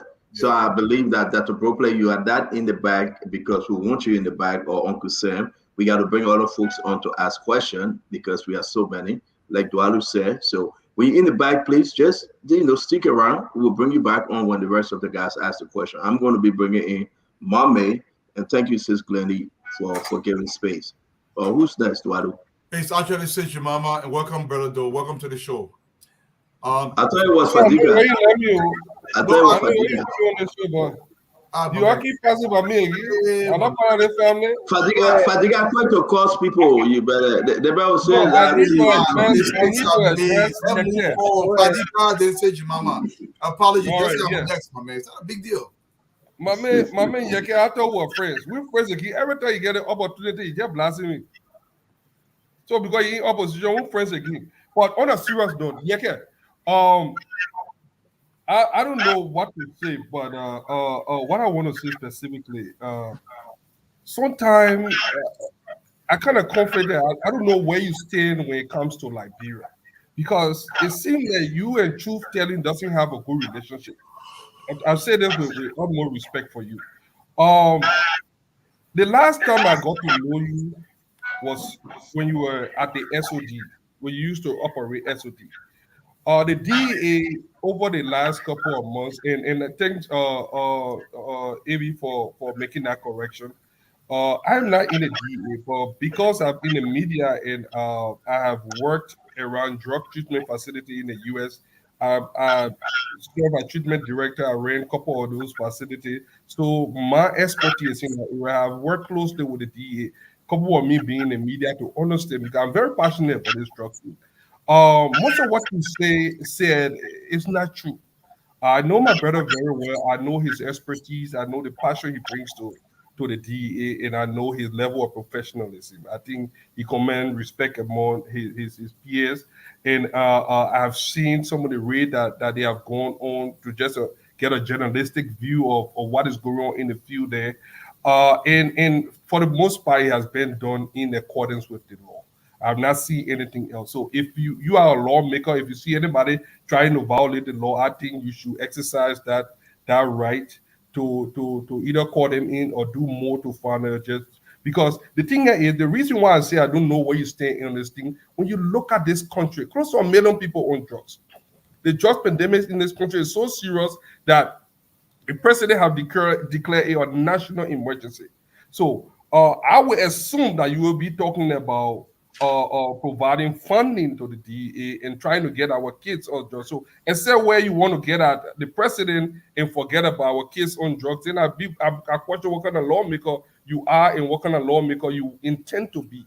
But so I don't know where you stand on that. But as far as I can say, I can speak, I can put my neck on the chopping bowl for my brother. I know he brings a lot of professionalism to the team. The team is a good team. They're working. I'm not going to delve into the politics in the DEA because I'm not interested in it.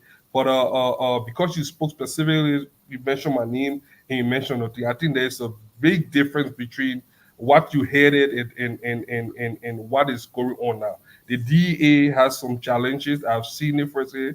They have a lot of challenges. The past administration seems to have this real laissez-faire approach to drugs dealing. Apparently, they were the cartel. So there are real challenges with the DEA as far as what it used to be and what is Colonel Kroma and his team are trying to do. So there's a big difference. So I think you should be very careful because your voice have weight. You cannot just be reckless at times with those kind of information, especially when our people are dying, when most of our good communities have been taken over by ghettos and drugs addicts and some of the things, because I'm not privy, given the authority to say, I know a lot that one of these days there's a huge documentary coming up that I'm putting together. So I do not want to jump ahead of the DEA with some of those stories, but there's also a lot of interesting story coming from those ghettos and things that go on. So please, get those facts correct. So I don't have a specific question for you, Colonel AB Kroma. I'm not going to hold on and gave Honorable Yeke the chance to reply to you. Yeah, then you can exactly. So let me say this to you, Fadika. During my days in the SOD, during my day in the police, we did a lot of wrong things. I'm glad you acknowledge it. So can I go ahead now? That was LeBron say, will change your and chat to the other country here because you people have done wrong. Man, said it came. The same old thing continue. Now we get into the government we brought. Let me tell you something, Stanton. There's a serious fight going on in all the ministry and agency. Because Fadiga fees, within he said his name was called by the president, he be commander and his boss. Because the other man fee that his name was called by the president, he be commander. Look, letting a serious in-house fighting going on. Don't mind Abi Kroma saying that doing a day. He's doing that nothing going on. Those people will never work together until those people can know who is the boss. Not because Joseph Boga call your name on the national radio, then I'm being hired than somebody. And at the truth you don't want to say. Those people will not achieve nothing because they're fighting, no understanding, and no good working relationship because everybody want to be the boss. Because the thing they sat down on your show, Stanton, and you use Joseph Boga to get a job, so they feel they're so powerful. It's wrong. Yeah, Fadika, our government was very rude. That's why the country moved us. So we want the right thing to be done. Yeah, you know what? There's a word for what you are doing. And the word is called hypocrisy. You cannot speak against something and benefit from the same thing, and only because you are talking about it and you want to take credit for it. You are walking contradiction. A lot of things that you have spoken against. You spoke against money from the legislature. You took the money. You're speaking against something. I'm not really understanding what you want. Except when you're trying to tell us that you just want to be an obstructionist, that you will obstruct every government and give you more power. Now you want to appeal to sedition, and that's the way you build your base. But as far as substance and what you bring and what you are fighting for, sometimes I get confused. This is where we are standing because you do not have that moral. You had one of the most dangerous forces. SOD put me on the bench before. You have a DA now that is not beating people, that is not doing some of those things. You are in the legislature. You speak against money. You take the same money and you say that's my right. So it's the contradiction for me. And I respect you. We go back, way back, but that still won't stop me from telling the truth. So you need to tell us where you stand. It just depends on what kind of yeke we'll wake up to the next day. Is it the one that is for or the one that is against? So which side are you on? Because are you telling us that you are against the fight against drugs? Or are you telling us that you are against the process? I do not know where you stand. Can you please make that very explicit to the Liberian people tonight? Thank you. Let me make it very clear. And thank God you brought up about going on SOD4 seat. So can you tell the people why I put you on SOD4 seat? No, you tell the people. Who are available? Somebody call you. Because go ahead, tell the people why I put you. Why I put you on SOD4 seat. I'll give you the chance to explain it. Maybe you know. No, you tell the people. So I'm gonna tell the people now. Yeah, tell the Liberian people why you. Because at that time you were phone in Balapa. You are a serious person that was taking real drugs. Drugs. So can I talk? Go ahead. No, you call it issue now. I don't want to bring it up. No. Go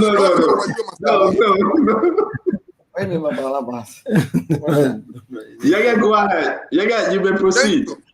So I want you to tell the people that when I saw you do behind the old defense ministry, then when you were arrested, I took out your shirt and handcuffed you and put you on an SOD4 seat because I wanted you to change from other drugs. Yeah, you know that is not true. I've never been associated with. But you tell me that I arrested you. So tell them why I arrested you for. What's your nature? I mean, I'm just trying to bring you back to your past, and these are different times. What happened in the past, we do not want that to be repeated. I just want you to be able to acknowledge that there is a different administration. These are different times. Liberia is evolving, unlike the time that you could indiscriminately just brutalize people and infringe on people's rights. At least there is some semblance of respect for the rule of law. So I want you to acknowledge that you are a lawmaker. And you look now. You look better.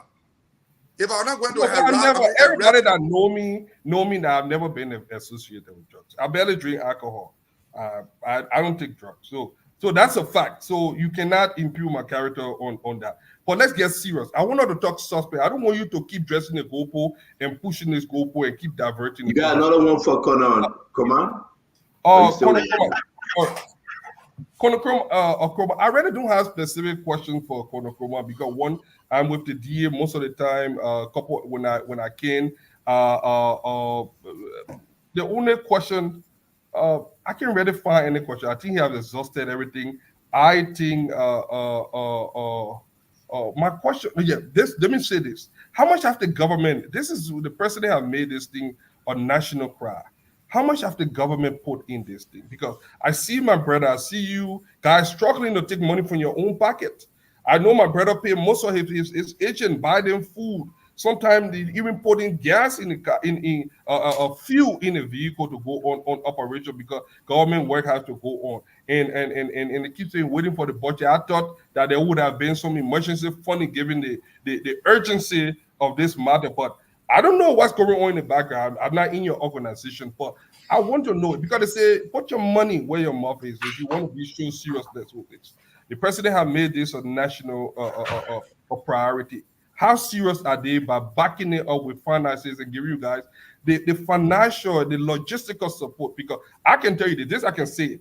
I went to the DA headquarters. I think you guys do not even have vehicles. I saw 2 vehicles that were given by the UN. Was that ODC?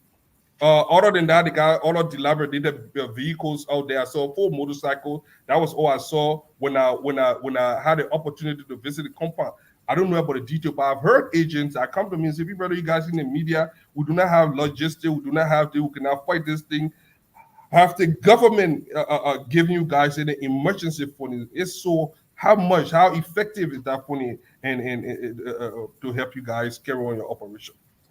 Thank you very much, Fediga. Good to see you. I'll see you for a minute.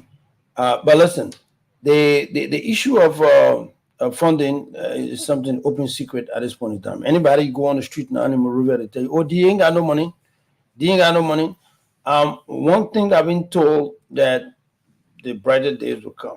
That's what. But my problem with that brighter day coming is that we have a war fighting right now, and the guys on the field are not waiting to shoot at and to capture our children. I give a vivid story now today. This afternoon when I was leaving the Central Prison, I saw the young lady. This is the thousands of people that died around our country. So the budgetary situation is a very serious thing. But the good thing about it is that I trust this president. I believe in him so much that if there is need to spend a little $100 yet, that I can do that because I know if everything is fine, he's going to come through with us. That I believe 100%. So I'm not in despair. My only problem is that it has to come so that we can start to recruit more guys and take away these action agents and bring about guys who will actually execute for us. And then to us also bring in logistical support. I need uniform for these guys, the guys who are on the drug enforcement team. I need uniform. I need body worn camera. I need other stuff that will give us a legitimate shot at winning all of our cases so that we got chain of custody being protected. Those are things we have. But with regards to the current situation, the 2 million is still in the corridor of power. I'm told that they're trying to augment it, and which is something that I believe will happen. But I would need a lot of help from Spoon family, and I'm getting some support from the public. I'm getting some support from the legislature as well. We get one from the public in different circles, even within the government, within the executive. There are people now who are, so like I said, the Ministry of Health is actually putting off, telling us that they are going to also be helpful as well. So we getting there, but for now, we have to struggle in getting. If I have to go to Royal to have lunch, I can't go there because I know the car would need some gasoline, and the guys will have to go on raid. We have to share. We got the 112 that has come. I'm told they're trying to monetize the check for the 112 that was given us. We have a little relief for now, so as to actually start making some expenditure. Those are all intelligent money as well. But other than that, the money that was provided, for the 100-day deliverable, there's a budget line called Kush Must Go. Imagine that budget line is style after Kush that we're supposed to manage. But up to now, we've not gotten that support yet from the Ministry of Finance. I will also visit the Ministry of Finance tomorrow. Tomorrow being Good Friday, by the grace of God, God will work miracle for the people at the Ministry of Finance to try to expedite that particular expenditure line so we can start to make this thing a reality. Our people are dying. Today, it was one day that the situation came close to me.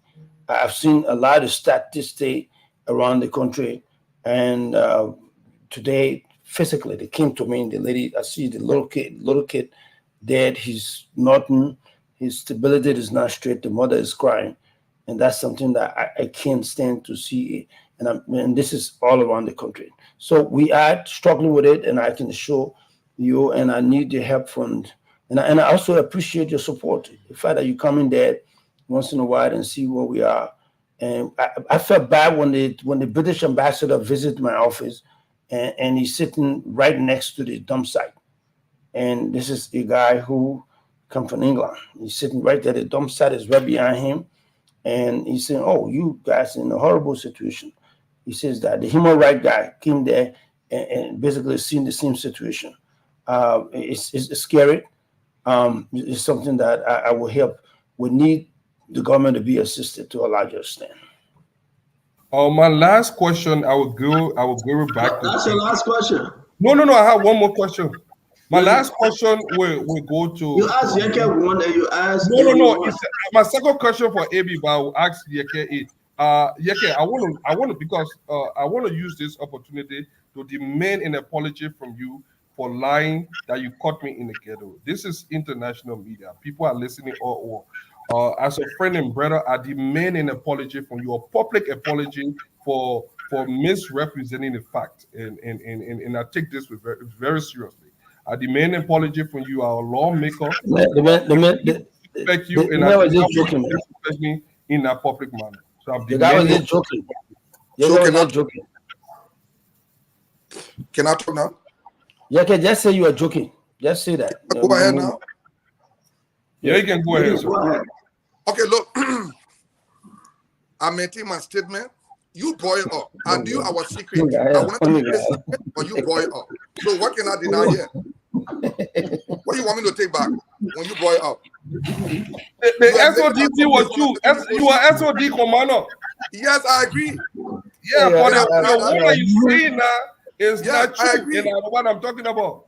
I agree. You brought our secret up. You know what's secret between you and myself. You brought it up, so I can't deny it now. It's in the public. Who's secret? They're joking, man. They're joking. All right, thank you. Well, who's next? Fadiga, you are not leaving. Let me just put you in the bag and bring Uncle Sam, yeah? All right, don't go, please. I should have gone to Angie Mama, but I won't go to Meme. Angie Mama, and then Meme coming. Yeah, I got a question for Conor Krumah. Conor Krumah, unlike the asset recovery team, you got one of the greatest assets in the war you're fighting, which is public support. Greatest asset you have.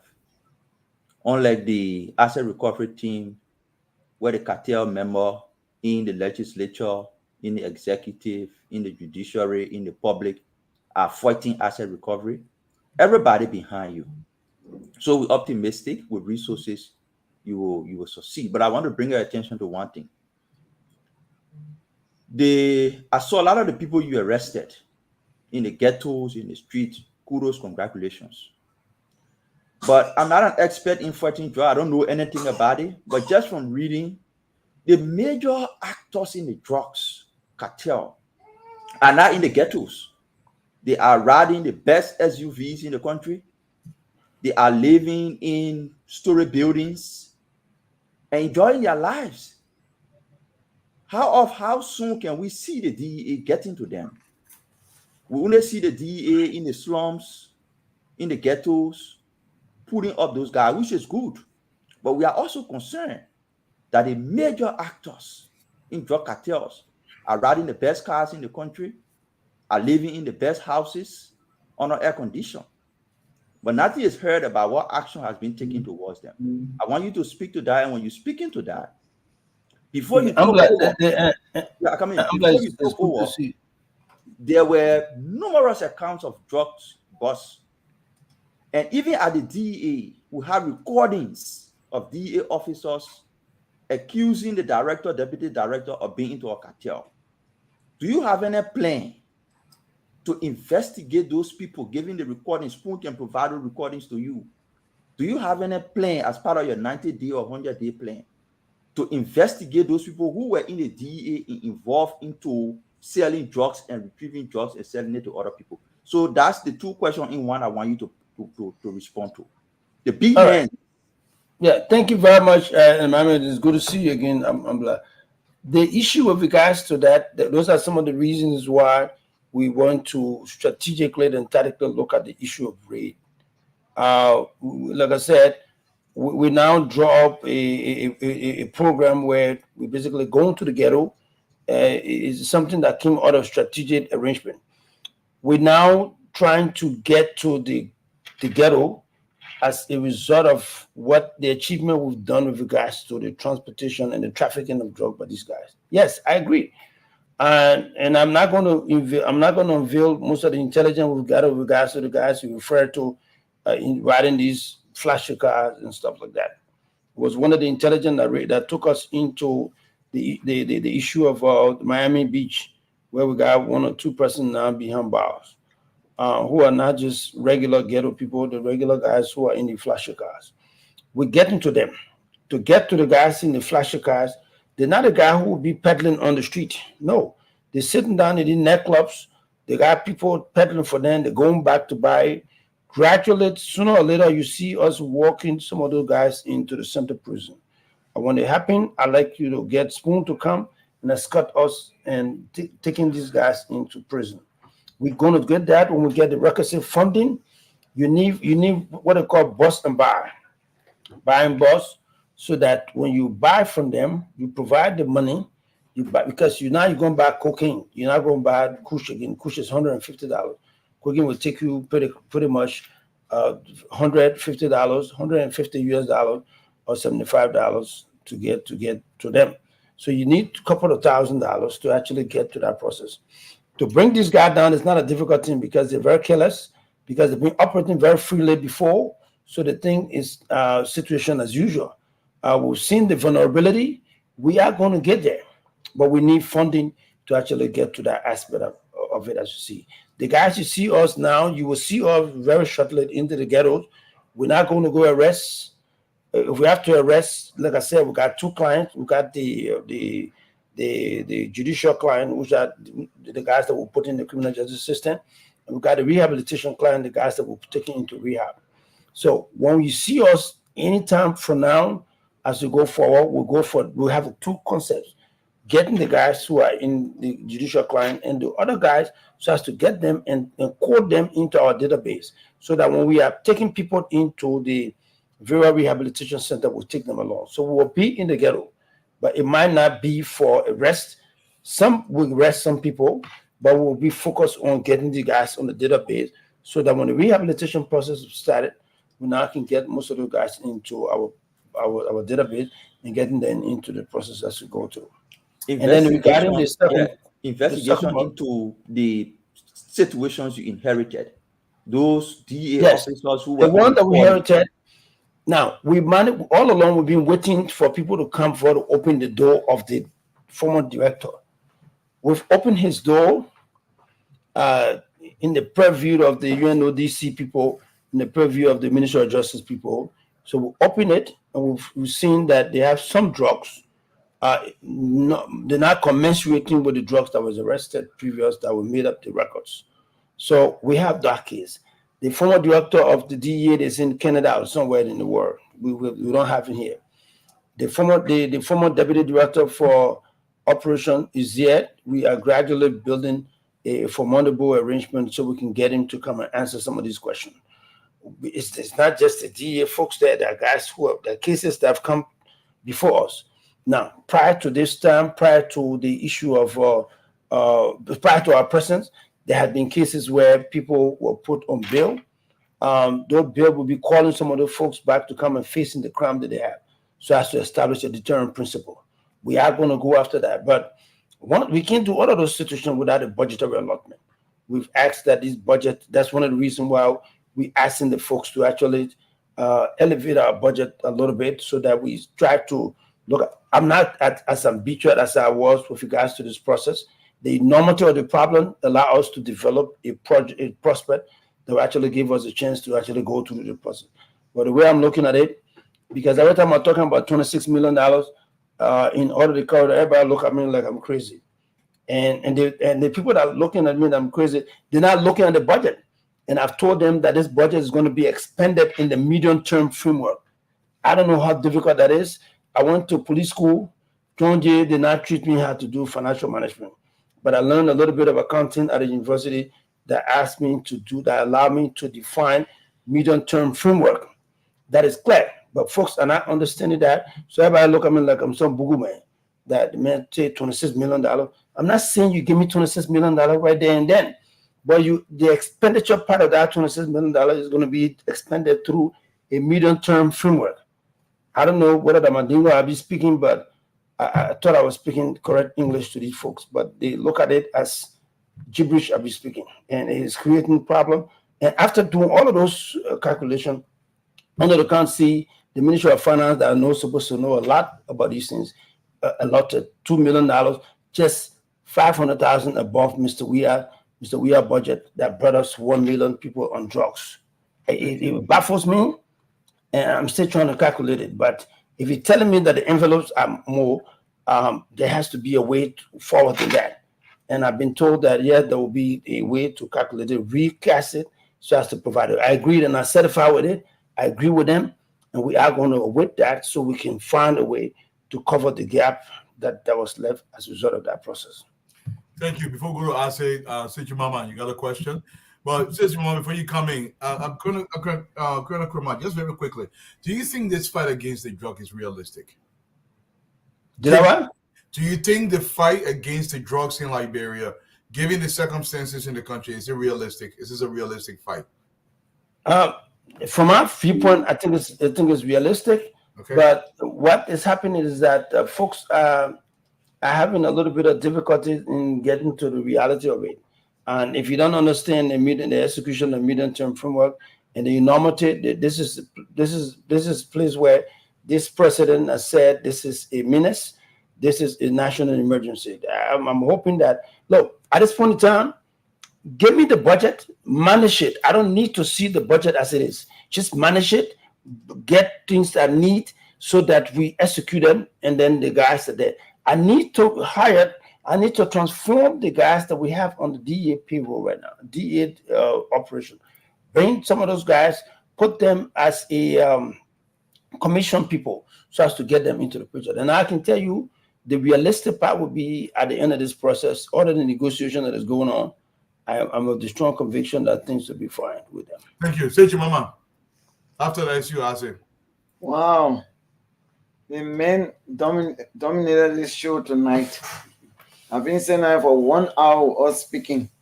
And I like to express my mind that I'm not certified tonight. Only the men been speaking. However, I just like to express my gratitude to my brother A.B. Kuman.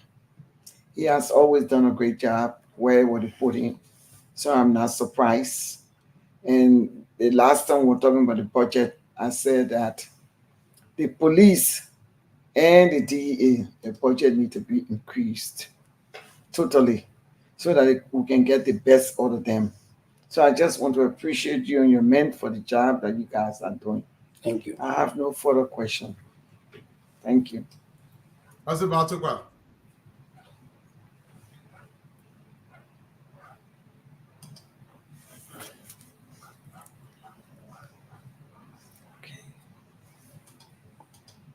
Greetings to everybody out there. I'm glad Glendy came back.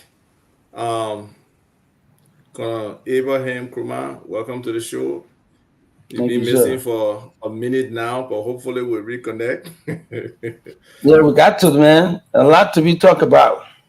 Yes. Okay. Still need your help. Yeah. We'll update. Yeke, welcome to the show. Let me make it clear. I love my man Yeke. I work along with him, and I respect his appeal. You know, I even enjoy the limited role he plays as a lawmaker. to hold government accountable because he's not really executing his role to the fullest, So whatever limited role he's playing, I enjoy it. However, I do not condone his constant rebel tactic to just blame everyone, cast expressions on everyone, and think that it's just okay for him to do that. Glendon, seriously, okay? I understand you don't want his blame or that nonsense he's talking to be referred to you, right? But is this whole platform he's referring to when he said 90%? Maybe you're happy to be among the 10%, but I don't even endorse that 10%. That's complete nonsense for him to talk about 10%. Okay? Even if people here wanted jobs, they're Liberians. What's the crime? Yeke, you did not want job to be running, to be lawmaker, running behind people begging them to vote for you to can't talk nonsense to people. Seriously, you got to stop that thing. This platform has the opportunity to be the heartbeat and the conscience of the Liberian people. Some people will be on extremes, like, maybe the Azido and sometimes St. Jackson. Other people will be pro-government completely, like, Stanton or whoever else. But I believe somebody like Dwalu, somebody like me, other people will hold government, will hold you accountable. Because sometimes you say outlandish stuff that's not relevant to the national discourse. And we got to hold you accountable.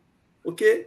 So we just can't condone these efforts to just smear people and bring up blanket statement. No, they're not acceptable at all, especially you don't have any substantial, information to provide to back that. You just say, that's how you feel. Well, we can feel different way too, So we can accept those kind of comments now.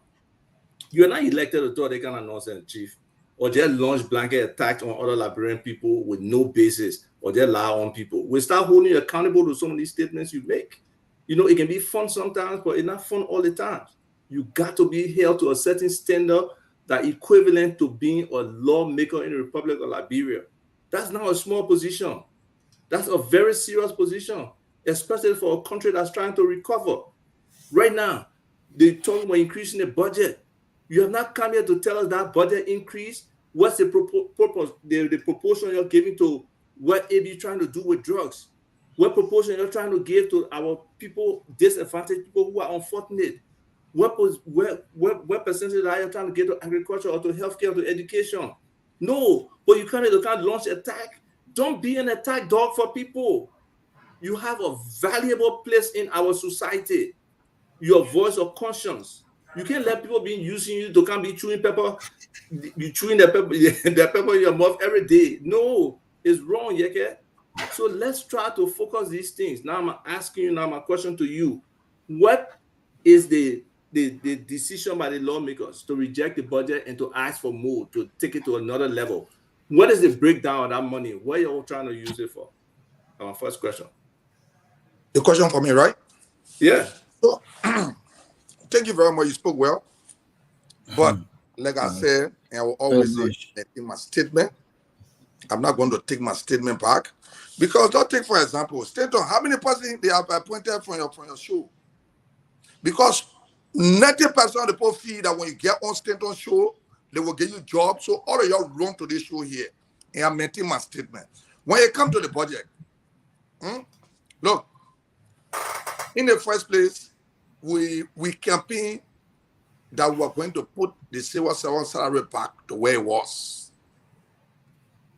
The president put the 30 million out there for the civil servant salary to come back to state coast. No. But what he did was to reduce the civil servant salary. Took 9 million away from the civil servant salary. And put money to where all the government go to steal money, NSA. All the government, when they come, where they go to steal money to NSA. But let me tell you something today. We're not going to talk too much. We have a block that will resist most of the things in the budget. We know where the president have taken money from a budget and put money to places that he will go for. Well, I'm not going to say this on the platform, but the action will speak for itself. So if your team don't have interest in the budget and how the country will be run, just waste your time. I'm not schooled when it comes to budget, but I got somebody that's working on it and give me information that I trust 100%. So when it comes to the budget, I'm not going to say here what we have decided to do as a block. That particular block that will ensure that most of the things Most of the places they have the money that will not pass, the plaque is being formed already. And I'm not going to name the people on the plaque. So when it comes to the budget, that's all I can say about it. I maintain that 90% of you put on the show can to look for job. Because people on stand on show. How many person on your show not get job? None. None. Where Fadiga came from? None. Let's name the people now. Fadiga was never on the show. Let's give answer. Yeah, hold on 1 minute. Answer your second question, sir. Thank you, Stanton. And what he just said leads into the second question, right? So the legislature should have a legislative budget office. You should be able, your staff, how many person you got in your staff? 12 or 13 people? One of them should be, you say you know anything about budget. One of them should have knowledge, financial knowledge, understand it. You're mute. I said, as an individual. I said, as an individual, I'm not going to pretend I know about it. Right, I agree. But on your team, you should have somebody there. And as a whole, the legislature should have a legislative budget office that can look at that budget and dissect it and be able to give you a report and an alternative budget that you can present to this government. Especially saying you know that copy and paste from one column to the next, that basically the same rotation year to year with slight trends sometimes or slight decreases, or like I forgot what I was looking at the other day. They cut everything down by about 10%. That 10% discount on each of the things. Look, that's not how we do budget. You guys got to really start doing your jobs as legislators. So tell me today, how will you as legislators get this support in terms of financial exposure, financial analysis, and financial reprioritization and definition of the budget? So like I said, we have a block. The block are form a team that is looking at the budget. All the places, including the Minister of Health and other places they put money, we are going to go there. We know who all put the money there and who all want to go for it. So you watch the process and see. Okay. So I can ask maybe my question now? No, I think you asked 2 questions, right? Or just one? Yeah, one and a half. Let me ask half question. Very quickly. You told me? No. And somebody may have a question there, I don't know. I work with a group called Zogos with Care, along with Caleb Doma, and they're doing a great job. Glenna is one of the board members, one of the major supporters, so she understands. Many of the ghettos we go into, the children then tell us, we are not the ones who import the drugs. We are not the one who distribute the drugs. We are not the one who bring the drugs on the street. The drugs that the people can seize at the borders or from people, they don't bring on the streets. They say when they arrest us, we don't free ourselves. We ain't got nothing to free ourselves. So what is your methodology that under your leadership, this same pattern will not be repeated, where we got these people just recycling, coming back on the street, the drugs being arrested, they come back on the street, and our young people and sometimes even our older people are being victimized by the drug situation? All right. I don't have any understanding as to what the recycling of the drugs in the street. That is the ODA, not this one. Because the first thing I did when we took over, I went and bought a huge safe, $2,000 safe, big one, where I put all the drugs. Once they come from the place there, we record them, we weigh Where in, you we got the test money them. from? We investigate you. Huh? Hey, man. We investigate where you got it from. I made $180,000 a month from a security company. You know that. So stop pretending.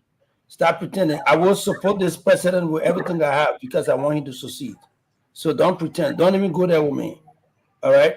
So when we bought the safe, by the way, we were assisted by somebody from the president's office to go and take something that will pay back. Another corruption again. Right? Another corruption again from the president's office. Another corruption again. Go ahead, you know what? You're not going to put me in your politics. And you know better to put me in your politics. You know that. I don't do your little side political thing. I don't do that. You know that. You know what? You know you're my second from the same institution, so I'm not a petty guy who will be in your thing. I'm not there because you can't boast that you ever arrested me before. I'm not into your drug business. I'm not in your liquor business. I'm not anywhere. So you must second go that route. You know that very well. So I will be encouraged. Dwalu, wait. I beg you, Dwalu. The show got to spot small. Wait, Dwalu. In saying that we needed it, I can tell you I can stand and pay $2,000 from my pocket right there and then here. And you, Yeka, you know that very well. So don't go down and ferry guy. Yeah, but can you be clear when you say someone from the president office assisted you? Can you be clear? Thank you. So listen. Indulge yourself. Shut. Mind you. Mind you. Indulge yourself. All right. So we managed to get $2,000. We managed to get a very big safe where we put all the drugs in there. And the drugs that are in there, basically giving us every time we're outside from the place that we put the drugs in those things, we lock it up. It doesn't have any recycle opportunity. Basically, because we weigh them, we value them, they are placed in there and they're locked up. Okay. Gradually, when I get my 112, I will go and pay for it from our operation money, just so you know. But at the end of the day, we're not going to allow anything that has to do with circling of drugs in our country because it doesn't make sense that people will arrest drugs, you spend all of this time, and then it goes back into the society, go back in the hands of the wrong guy.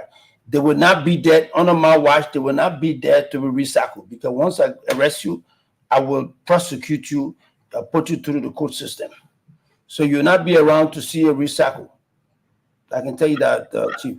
And I just want to say publicly, the assistance we've gathered from you, your tutelage, your advice has been enormous, has been guaranteed, Mr. Topa. And your reverence has been a very useful tool for us at the LDA. I just want to put that publicly. Thank you. Thank you very much. I beg you. Can I come in with my two questions? It's important. According to you, before the elections, you say if the President we are lost the election, you will arrest President we are in brief. I saw you at the CDC party headquarters. You're supporting CDC. When will you arrest President we are in his brief? I'm just wondering about this. So we need to use the law to do that. We need to use the law to do that. And that is what we expected of the asset recovery team, to do the investigation and see if all the statements we made, if we can achieve. But can we do that? We're acting against us. We're wearing reflected jacket like Waterspoon bought for us as donation to the recovery team. Reflected jacket. Thank you, Yaka. I want to go to AB. Welcome to the show, Fatima. Who's that, Fatima?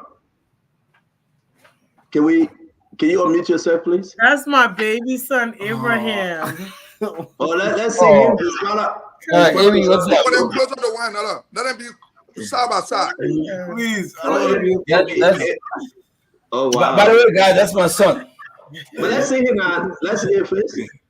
What's up? That's nice. How you doing? He looks just like me, though, just so you know. I mean, ugly like your pal. He looks... That boy handsome, just like a pa. With you. Who looking like you? Yeah, guys, crazy. Don't mind. Thank you for coming. All right, let me ask my question. I got two questions for you again. Yeah, let me ask my question, AB. It's good that, again, welcome to the Spoon Talk. We are family, you know that, you know where we're from. And I can announce today, for the very first time today, I spoke to your wife. She went to the office. Again, thank you very much, AB. I had to say it. She always let to bring all kind of topic that cheesy all the time. So you see AB and Fatima, he will just bring all kind of la story. No, because she went to the office. She went to the office and said, "Hi, my name is Mistress AB Kroma." So I said, "Oh, that is not Don't even call yourself. Don't even waste your time, AB, because I'm true. I already know that topic. But let me ask my question, brother. AB, let's go back to the DEA, right? I think you guys do a lot of good work, to be frank. But it's something happening. I'm not too comfortable. Is a problem between you and Fadiga, or you and any of your deputies? No, Fediga was introduced in this government by me. I took Fediga to look, I put in on the deputies that I suggested to the president. All of the guys that came on board with me, I suggested them to the president. And the president gave me that reference, gave me that right to do that. That's how much he trusted me. And that's how much I trust him to give me that. And I'm very privileged. I'm very blessed to have that opportunity from the president of the Republic of Liberia. And so I brought him up, and I provided all I could for him, and we have no level, we have no hostility between us. What people would do, AB Kroma's style might not be the style of the guys from these places. I have a style where I want to get things done by any means that will be in the best interest of the group, and which I've been very successful in doing. We've gone to the border. I told them, I said, look, this is my style. I want to make sure we address the importation of drugs first. Then when we get the guys who are bringing it, I've just discovered, I spent some money into Sierra Leone. I've just discovered the guys that bring in kush from London and other places that mix the kush in Sierra Leone. They've moved the kush now into Vahu. That's an intelligence that we gathered. That we are, we're going after right now. So that's the start. So when we start to let me because we are limited to today. Dualu doing the show. I'm not really impressed at all because I can see you're not feeling well. No, it's not that I'm not feeling well, but he's limiting us. It's kind of confusing me here. But let me ask my question. Allow me, Glenny, please don't say anything. Let me ask my question. Maybe let me ask this question. I'm reading from my phone because folks are watching you from DEA and around the country. The brother want me to ask you, were you using a team outside of the DEA team to carry on raids? To bring people down? And basically, what is being called outside the team, I did a selection of guys that I trusted. I tested them and I trusted them. Before Fadiga was confirmed, I tested those guys and I brought them on board to go around the folks that they have in the DEA that I have some questionable understanding of their character. So we did that, and we successfully achieved a lot of objectives. Like I told you, the old DEA had got all kinds of mixed up character. So we basically did that, and we're very successful. And I've employed Fadiga to actually use the same mentor until we get some training. Well, those groups, and I understand the means. Folks are saying those groups were from your private security, the pilots group. Is that true? Most of them, that they can identify them. They said they sent them in the names. They are from your pilot security, people that the Brooklyn spoke about that are guarding you right now. Are they from your private security? No, they're not. The guys from the DEA and few volunteers that they already had on the system that I think I can trust. Those are the guys that brought. Are you doing NDA training at your home, at your residence? That's not true. Now, let me tell you about that. Since I have the opportunity, let me tell you about that. The guys, during the election, one of the roles I played a consultancy role in the election where Umar Bouakat and the Unity Party asked that I help to protect the votes. And the guys, and I asked them to give me all of the guys that they have, all of the operation people in the various coordinating political party to come in. And they all suggested, all of their operation people told me. Now, interestingly, the guys that they brought, I stayed hanging around my office, my house. They stay hanging out. They still feel that they provided their help to the government, to usher in the government. They still looking up to me, who helped to provide some of these protection to give them employment. So they show up every day. Two becquerel, one becquerel is going on a regular basis. That's how it is. So these guys will always make that person feel. DA has an office, even though it's in the dungeon, But you guys still show up for me, and human being could not come to me, and I can provide a little bit of help for them. So they're not DA agent, they're not DA training. They just make sure they see where they so drill themselves and things like that in anticipation of any kind of disturbance from opposite from other people. That's how they proceed themselves in most cases. I've asked them to please minimize the time because my neighbors are complaining, and to vociferate their discussions and stuff like that. They've agreed to that. And so, but they are not the agent, they are still functionaries of the Unity Party coalition system. And that's what they are. Have you separated yourself from the pilot security, your own security? That's why my wife went to your house, to your office today. Thank you for admitting that I spoke to your wife. Because Glenny said I was kidding, but thank you very much. That's all. Listen, I know how to bring the answer out of people. What is the significance of you adding that story here today? I know how to bring the answer out. What is the significance is that it's the first time I have ever had a chance to say hi to who needs to know that? Everywhere. You didn't say that. You didn't speak to her. It was the manager that spoke to her. I've separated myself from the parlor system, and you know that very well because the manager in Morovia, I told you exactly what it is. So, but we want to say, let me ask Ebi my one question. I beg you, Mr. Duadu. Now, Ebi, thank you, man. I think you have answered my question. The folks that sent me the question, some of them are pleased, and some of them saying they will follow up. Let me ask Yeke. Yeke, on a serious note, Yeke, you know, we work together to fight for President Joseph Yima Bwaka. You can say anything you want to say about me. I care less because it's me. I care less.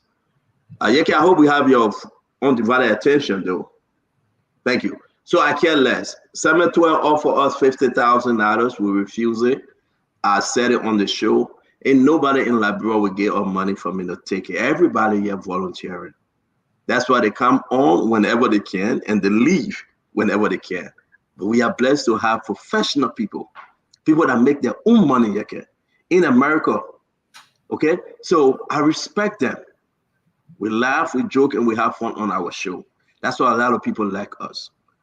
President Joseph Yima Bwaka, plenty respect to him. He ain't giving Spoon Network a dime. Nobody giving Spoon Network a dime. When Spoon Network go out and cover for people program, they go and pay Madam Titi. And I can tell you, she charged $400, she charged $500. But nobody coming out to give Spoon Network a dime.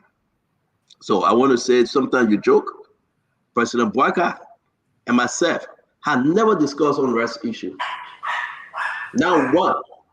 Reason being is that when I meet the president, we laugh, we talk football, we joke, and I walk out. People say, Stanton, why you didn't give the president a list of people to work? Ask everybody here, I say, I am not interested. I say, I cannot give anybody name to anybody. I don't want a job. I don't want my name to be in any government official say that Stanton recommended this person. Mohadi have asked, Amos Swear, everybody. And I said, no. You can ask them right here on the show. Because I love to joke, I love to laugh, I love to vote people. But Yeke, please, President Bwaka get plenty of work to do. Stanton is not one of the job. If I call him, I say, how you doing, Uncle Joe? You say, all right. He said, my son, it's a lot of things going on. We laugh, I hang up, and I mind my business. If I see something like I did on Sylvester Grisby, I know it will help the country to discuss it. I will bring it forth. I don't hide. So Yeke, you see me asking Colonel Abi Kromaya since 2016. He been helping us with security since 2016. I know him. When did I ever meet you? My last visit, 2022, in Liberia. You came and gave me one old racking gun. I give it to somebody. I say I want it because I don't want that. No, talk. What happened to because I don't know why you put in that gun. But you guys like you. We fought a good fight. Let me ask you a question. What happened to Family Trump? Yeah, you go ask Kev Hassan. I don't know what happened to Family Trump. Ask Kev Hassan. Yeah, but let me say this to you. right? You say you're on the opposition. You fighting. You will go on the side of the opposition. Yeke.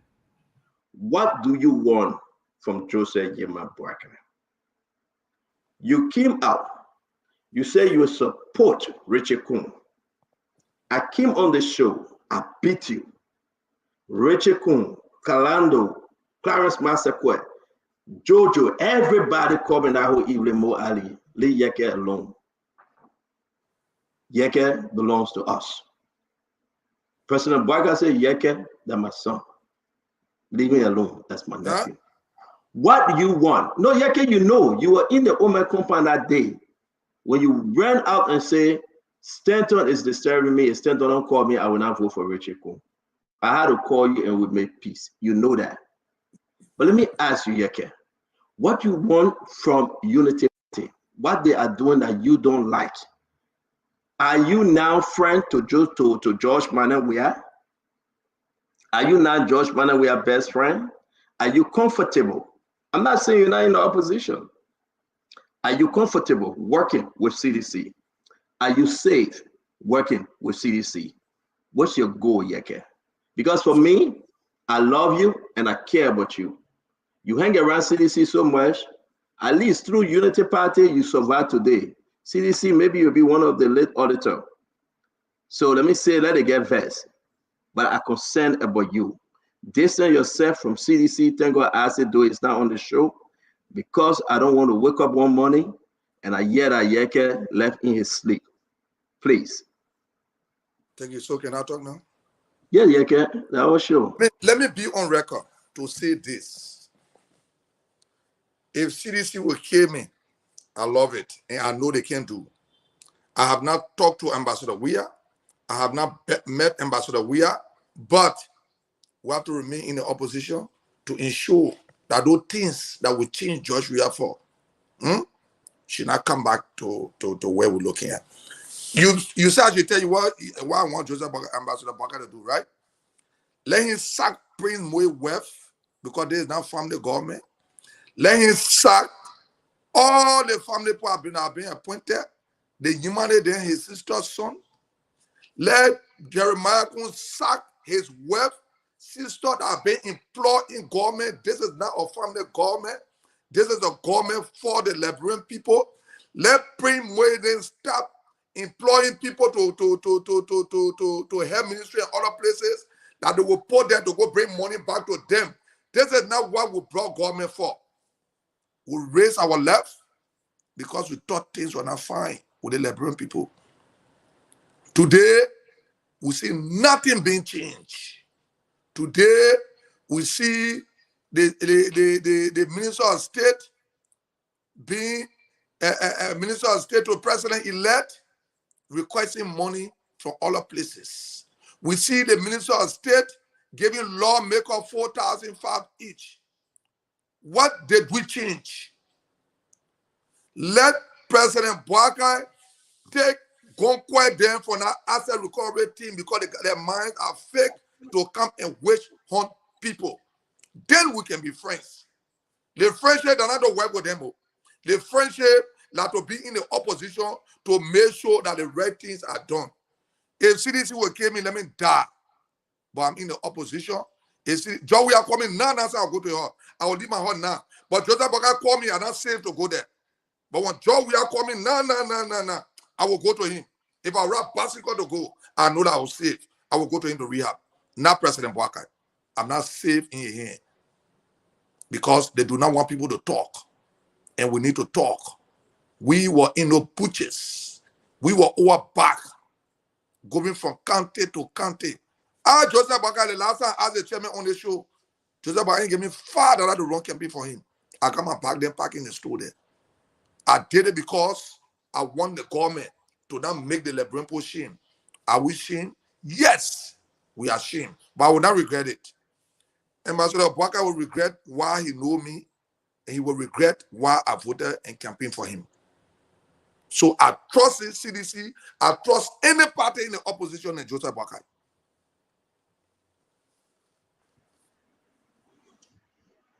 So here, working together like history.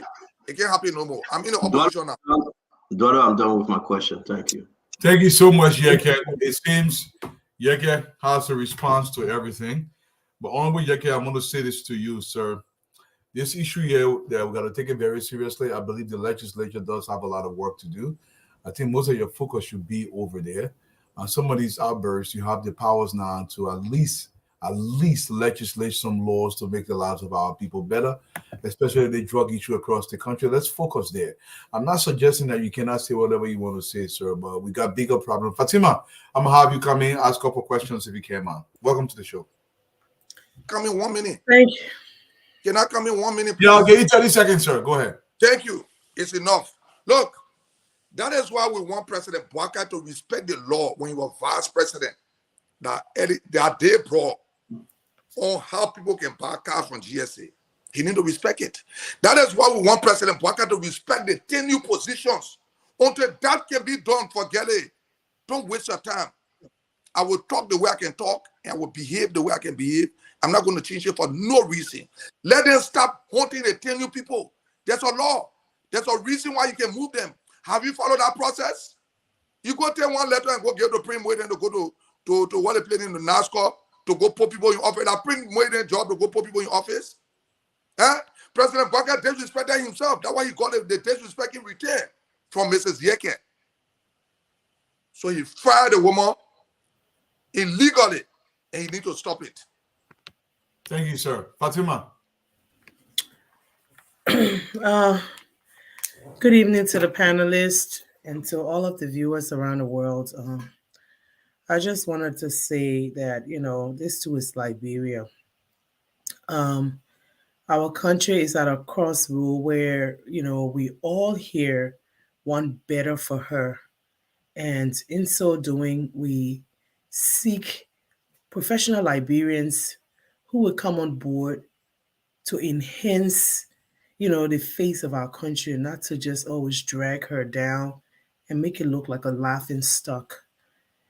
So I would just like to say, I don't think I have a question for the DEA. I just want to say, thank you for what you're doing for the Liberian people and working to enhance the life of the Liberian children, one child at a time. This drug pandemic is a serious thing, it's global. It's not only to that of Liberia, but to the global economy. It is destructive to every child.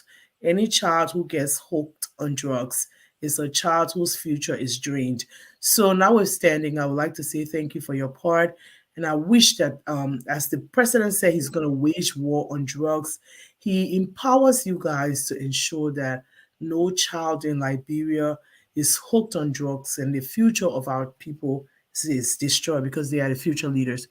To Honorable Yeke Kolba, I would just like to say, regardless of what you think, you're one of our favorite lawmakers. We just hope that you will represent Liberia well.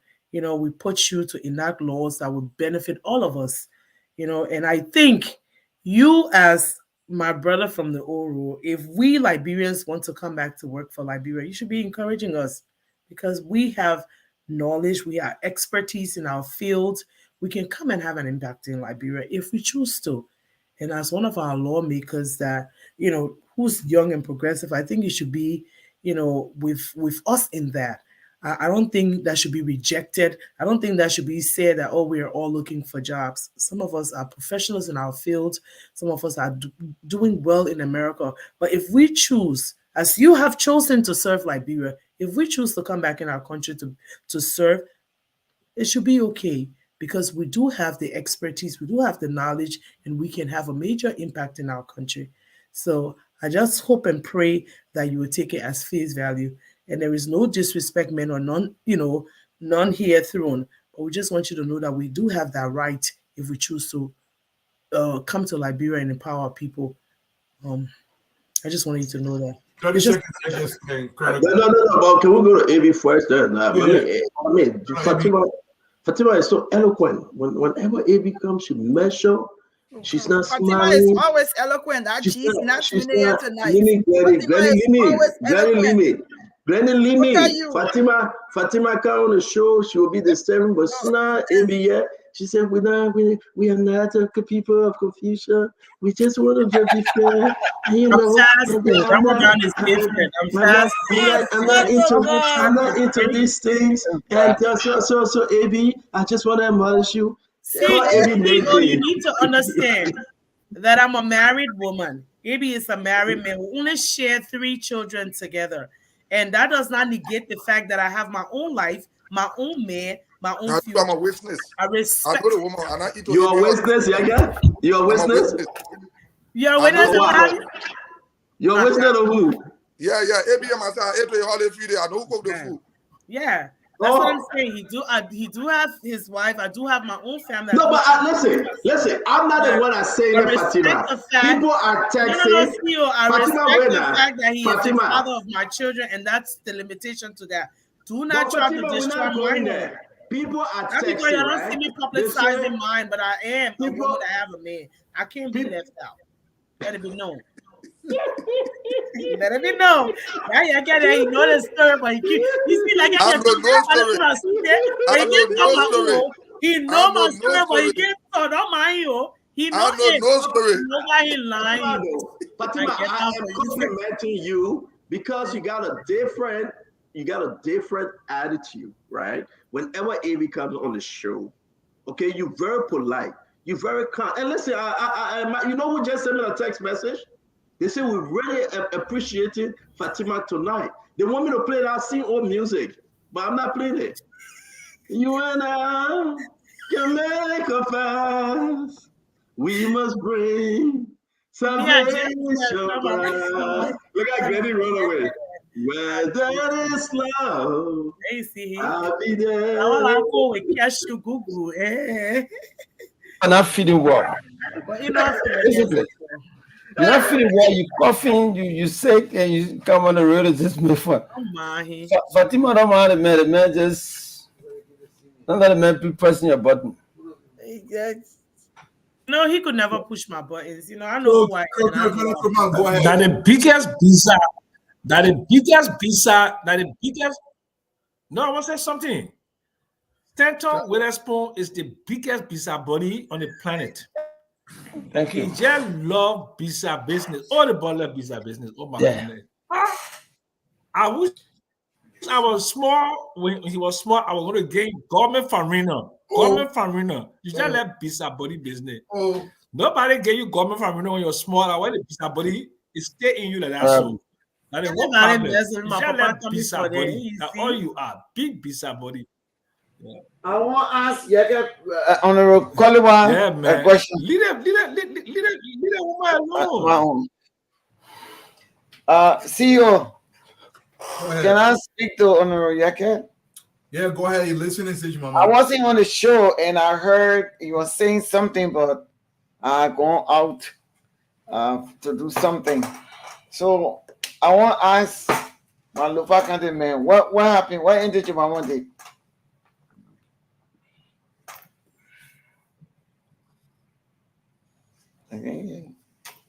You gotta tell me. I don't know. Oh, okay.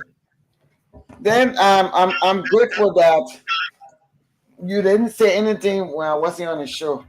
But I like to say to you, okay, now you know over the years, I've always admired you over the years because you spoke on behalf of the common people. And that's what I stand for. So I've always followed your word. And I've always spoken on behalf of you. I didn't know you. I have not met you in person before. I hope I can meet you one day. But he's gone. He's not there. He listened to you. But I think he can hear you. You can hear me? Okay. Yeah. So, but that's not fair. I mean, okay, Honorable, I'm speaking to you. I think you should be positioned one place. Oh, you went for your phone. Okay. I just want to let you know something, Honorable. You know, the Lofa people, they don't marry stupid women and they don't marry lazy women. We come on this show to serve the Liberian people, the work that you believe in, that the same work we on the platform believe in. Yeah, okay. We're not here because we want job. If I want a job, I'm going to get a big job because you know that your uncle and my uncle. You qualify, you get a job. But I don't want a job. I don't want a job. CEO doesn't want a job. And if anybody on the platform wants a job, let me balance it. It is the right to serve the country. It is the right. You want a job to serve your people. That's why you ran and the Liberian people put you there. So if we're on this platform and we want job, we have the right to send your CV or whatever for us to be hired. But some of us, we don't want a job. We have worked all the years in this country. People have seen us. So at least we got like 2 cents we can split into 4 parts and live on it. But we're here to seek the Liberian people's interests. We didn't come on spoon because we want job. You say everybody who can on spoon, they can get a job. No. We're here to uplift the people of Liberia and to support the government because we understand and we know what happened in the past. We saw it. And we appreciated you when you're with Uncle Joe going up and down. But to my greatest surprise, you come back to CDC. The people who degraded you, wanted to kill you, all of us were supporting you. Maybe you didn't see us, but on the ground, we were there, praying for you, standing by you. And today you're going back to CDC because you think you want to hurt Joseph Human Bwaga, your uncle. No. You're not hurting him. Liberian people know the difference. They know what they want. So if you want to go back to your enemy, fine. You stay on the road. You stay our son, our uncle, our nephew. You have the right if you want to go back to your enemies. No problem. And to tell you the fact, I was one of the first female on this show, Spoon TV, when it started. I was the first female. And I'm still here. Yes. And I will stand by Stanton. I will stay on the show to serve the Liberian people. Will be there. Now when I want to muffle, all of us got the C-sharp muffle. You bring it with racket. Yeah, I'm scared of no trouble. We can't hold nobody no debt. Nobody can say, Madam, we'll call you owe me there, she owe me there, or she can be begging all around. No. But if the president appoints anybody from here, if you want to take the job, it's your choice. If you don't want to take it, it's also your choice. So stop saying what you're saying. That all the people from here, no. Be with the enemy, work with them. We will be on Uncle Joe's side, we'll work with him. Let's see who will win. Now, all I gotta tell you, my nephew, you know I'm already all the 5 people out of the headworks. I am the Hey, Mama, don't mind him. He calling me every day. Say, Fatu, you're not coming to come work. Yeah, you don't mind him. Don't mind him. I'm the head wife for Lofa Kande people. I'm the head wife. When you coming, Fatu? Let me tell you now. So, y'all Lofa people, y'all all to support me. That's what support me. I'm the head wife. Andrew Baba. So you can't say you thought Tabata, rubbish. Andrew Baba.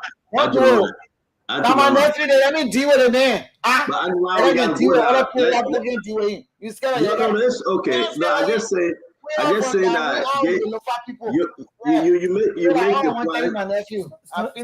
point. Thank you. Because AB got to come in. We got to move on. But you make a point. I want to ask you. You say you the head well for who? You see, one quick cassette. I the head well for Lucia people. So I'm gonna ask the question again. I see. But I asked the question. That's why you see when the election was on, I was calling my local people. I said, "You want president for your country?" I understand that, but I just asked a common question. You the head work for who now? Who stay there? I see. For Uncle Dusty. Oh, okay. Okay. You won't be in the cassette game, yes, my nephew. Okay. Be talking. Go ahead, AB. Do your closing. Yeke will come to you. Do your closing for us to leave. Thank you. Thank you very much for hosting me tonight. It is always a pleasing pleasure, and I'm very privileged, very appreciative for the time. What you continue to do for the Liberian people, the payment will not come from you, will come from God. At this point in time, you've done a lot, and I pray that your health will restore, and you be good. You're a good man. You got a good heart, good mind, and I will pray for you. I will use this Ramadan and pray for you very much. I told Titi today that I will keep you in my prayer for all that you do for our people. And I want to use your platform to communicate to our people that there will be a lot of these acrimonious, um, anyone those spreading around to say, oh, AB Command is a problem in the DA. This is a tactic that the folks are using to try to defray and deflate us from the quest that we do. I'm of the strong conviction that this is done by drug dealers. This is done by drug traffickers just to get us off our track. And I've told my folks that, look, let's keep this thing going because at the end of the day, we will have to achieve an objective that will be far from what they have. And I want to implore you, I want to appreciate you for all that has happened. We'll continue to do this. Every time we have an issue, I will always be around to answer you. I will give you feedback. I will not stop. Just so you know, the guy, what's the guy, folks name? The guy, Japan is still in jail. Turet is still in jail. All the guys that we put in there are still there because this drug situation is not beatable. The folks will remain there. They're trying to impound the grand jury now so as to get into the grand jury process. I went to the prison today, and I prayed with the Muslim imam there today. I did the 4 o'clock prayer with the Muslim imam because it's just to show solidarity to them. And I told them, I had a speech with them. You are here because of what you did to the society. Society is punishing you. I hope you are rehabilitated to come back and be a productive member of society. And I had a chance to speak to some student grouping that went there as well. The criminal justice students that are there, and we spoke to them. So we want to say thank you. Thank you. Let's pray for this government. I'm sure Mr. Yaket, Honorable Yaket, is going to come back again to become a good contributing member of society. For now, I'd like to say thank you and thanks for everything. We will continue to help us. I asked you to call a donor meeting the other day on your show. We're still waiting for the call, and then we'll come back to see if we can get some support from other folks. Colonel Great, I'm sorry, Colonel Kerman. Thank you very much. You know, I'm speaking with Dwalu.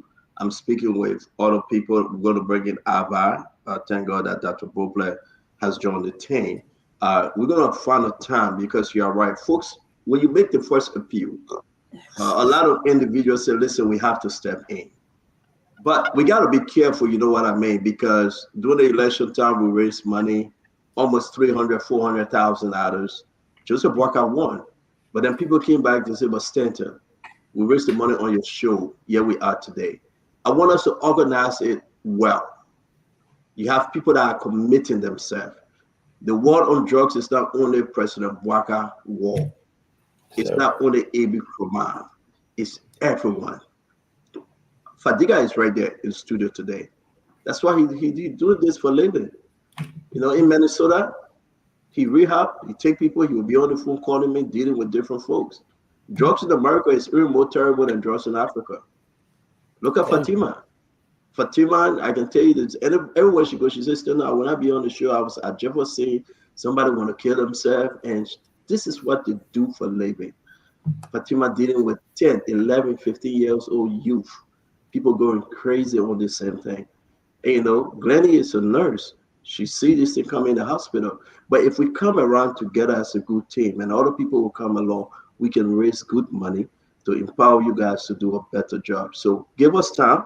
You know, Ava will come on, everybody, Dr. Richardson, and then we will build this alliance to help you guys help our country. We want to say thank you very much. And feel better. Drink a lot of water. All right. Yep. Yes, Stanton, can I say something? Avi, before you go, I just want to footnote real quickly. and say thank you for the work you do. You said something just now that when you're doing this work, there will be people in situations that tend to distract you. And so I want to encourage you to stay focused and to do the work. But in the process, though, don't shut out the voices of people, because sometimes there are constructive criticism in there Yeah. to make you better. But drugs steal potential. And at this stage in our life, in the national life of Liberia, we cannot afford any more stealing. We need all the potential of all our people. So do your work, do it well, and we wish you well. Appreciate it. Thank you very much. Have a good night. And happy Ramadan. Happy fast. Thank you. All right. So thank God for AB. Yeah, okay, let's come to you. Again, listen, it took everything in you when you were invited on the show. I don't know, you were so afraid. You asked if Fagon would be on the show. Wow, you don't want Fagon on the show? And you say you will not come on the show if Fagon on the show. But here you are. Fagon is LBS director. I mean, why are you afraid of Fagon? But do your closing, sir. So let me appreciate you for keeping Fago in your basement for the longest after the putting outside. You did well for him. At least you're not sleeping in the old folks' home. You kept him to your basement. You did well for him with all the thing he took here, all the money he made here on President Dr. Weah. He's still end up being in your basement, and I want to appreciate you for that. I swear. Fagon was never in my basement, though. He was I want never to in my appreciate. You will basement. never agree to anything. Today, I swear. He will never agree to anything. So can I close now?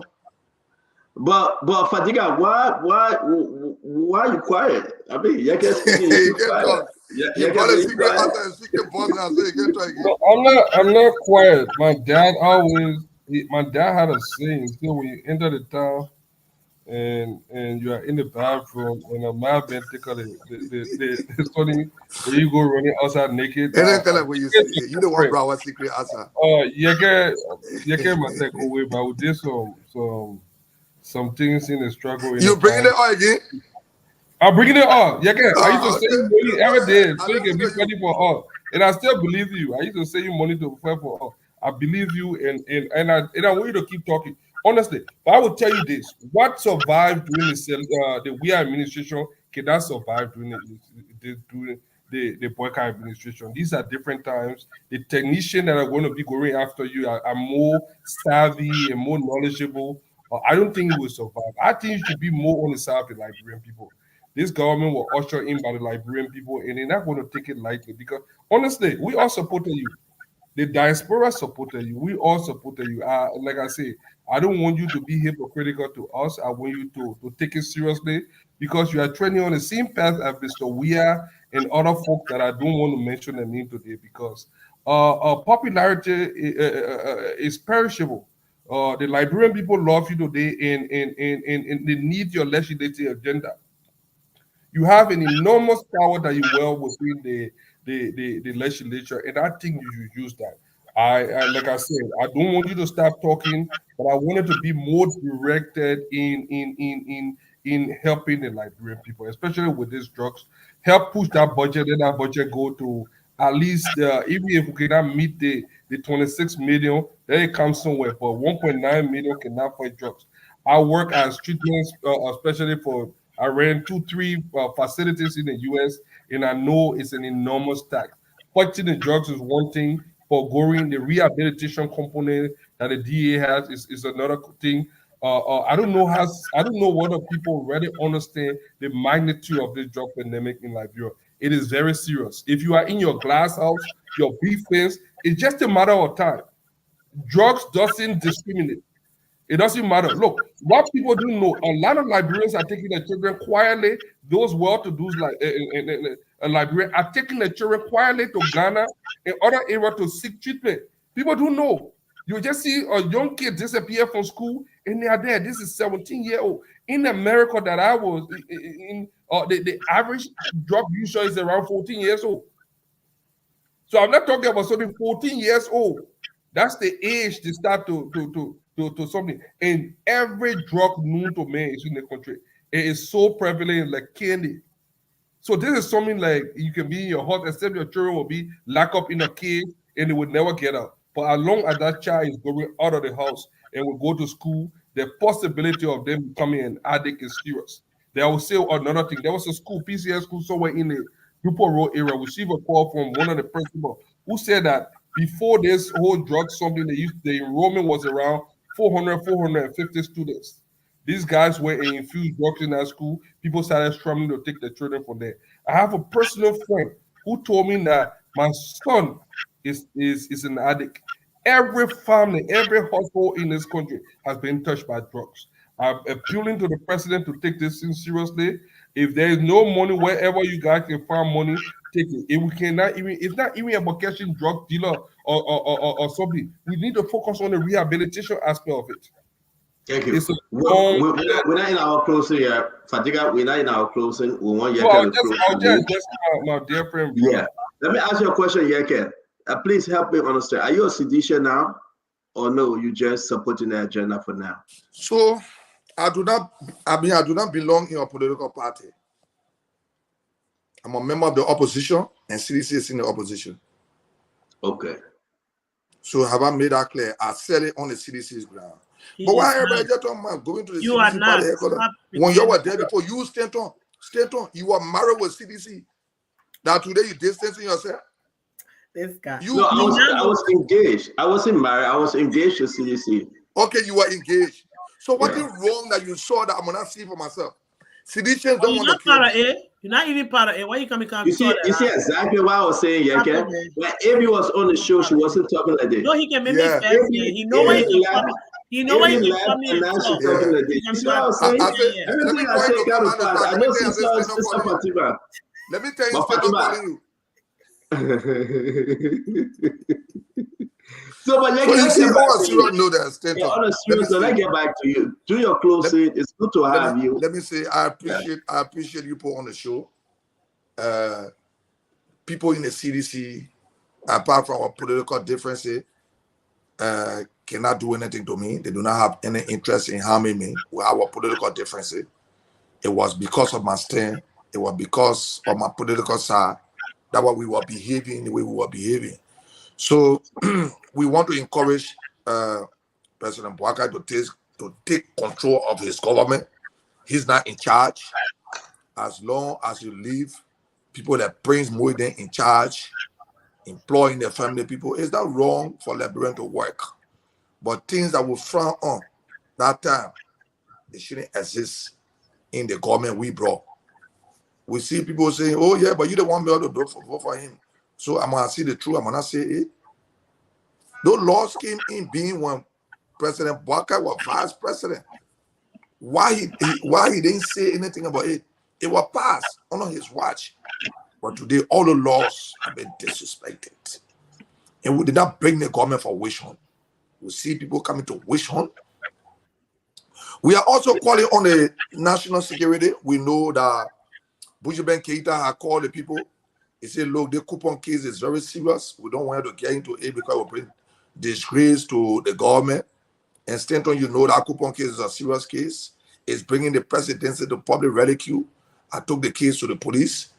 And the police have resolved not to go into my case. But going forward from Monday, I'm going to address my issue exactly to President Bouaka. Because it's on his watch. We voted for him. We not voted for Bujiben Keita that was in one old jeep that don't have food to eat. But today he want to take charge of what we suffer for. We didn't bring the government for that. We brought the government for everybody to have equal justice. And as long as they can prove me wrong, like other people say, I want to World Trade Center and face the coupon. Stanton, you got to call on the government to prove me wrong. If not, next week will be too worse. I will go too radical on President Bouaka next week because he's in charge. He's the one we voted for. He's the one I campaigned for. Not for the things to happen. I remember during the CDC time, during President Dr. George Weah time, I took my case to the police. They not a person cried, even down to the court. Those are things that we saw, we say, but then you have to be one-time president. What thing have changed? Nothing. Which hunt? We wanted to stop it. Don't arrest people car. The asset recovery team are not police people to do a vehicle inspection. It's wrong. And let me appreciate the court for telling them to give the people their property back and encouraging all the people that the property was seized to go and sue them for damages, the embarrassment it caused for them. Not test the court process. Honor President Boakai. Let me say thank you, President Boakai. Please respect the laws. Let the laws be respected. We sat down here, we say the laws are not respected. George, we are go. George, we are go. George, we are go. Today, President Dr. George, we are a city. Nothing have changed. President Boakai, you got me to contend with for 6 years. Let me say thank you and God bless everybody. Well, let's be on your show. Thank you. Thank you, Yaka. Representative District Number 10, thank you very much. It's always good to have you and want to appreciate your time, guys. Let's wrap this thing up. I'm receiving information yet to be confirmed that there will be a press conference tomorrow relating to the court decision of the asset recovery that folks should go and take their cars and till they can go to court on the 1st, I believe. Is that the date written on the Glenny? The 1st, right? The 2nd, I think the 1st of April. We're not hearing you, Glenny, but I believe it's the 1st of April. First, I think. Yeah, so they are saying that, I think there will be some press release tomorrow. And we just want to encourage everyone. We can find ourselves on different side of this as a vibe. But it is important to know that the law will be the law. The Supreme Court is up there. Past the Supreme Court, you can go anywhere. Past the Supreme Court. That's what Donald Trump loves to run to the Supreme Court. Donald Trump exercised his right as citizen of the United States of America to delay, and to delay.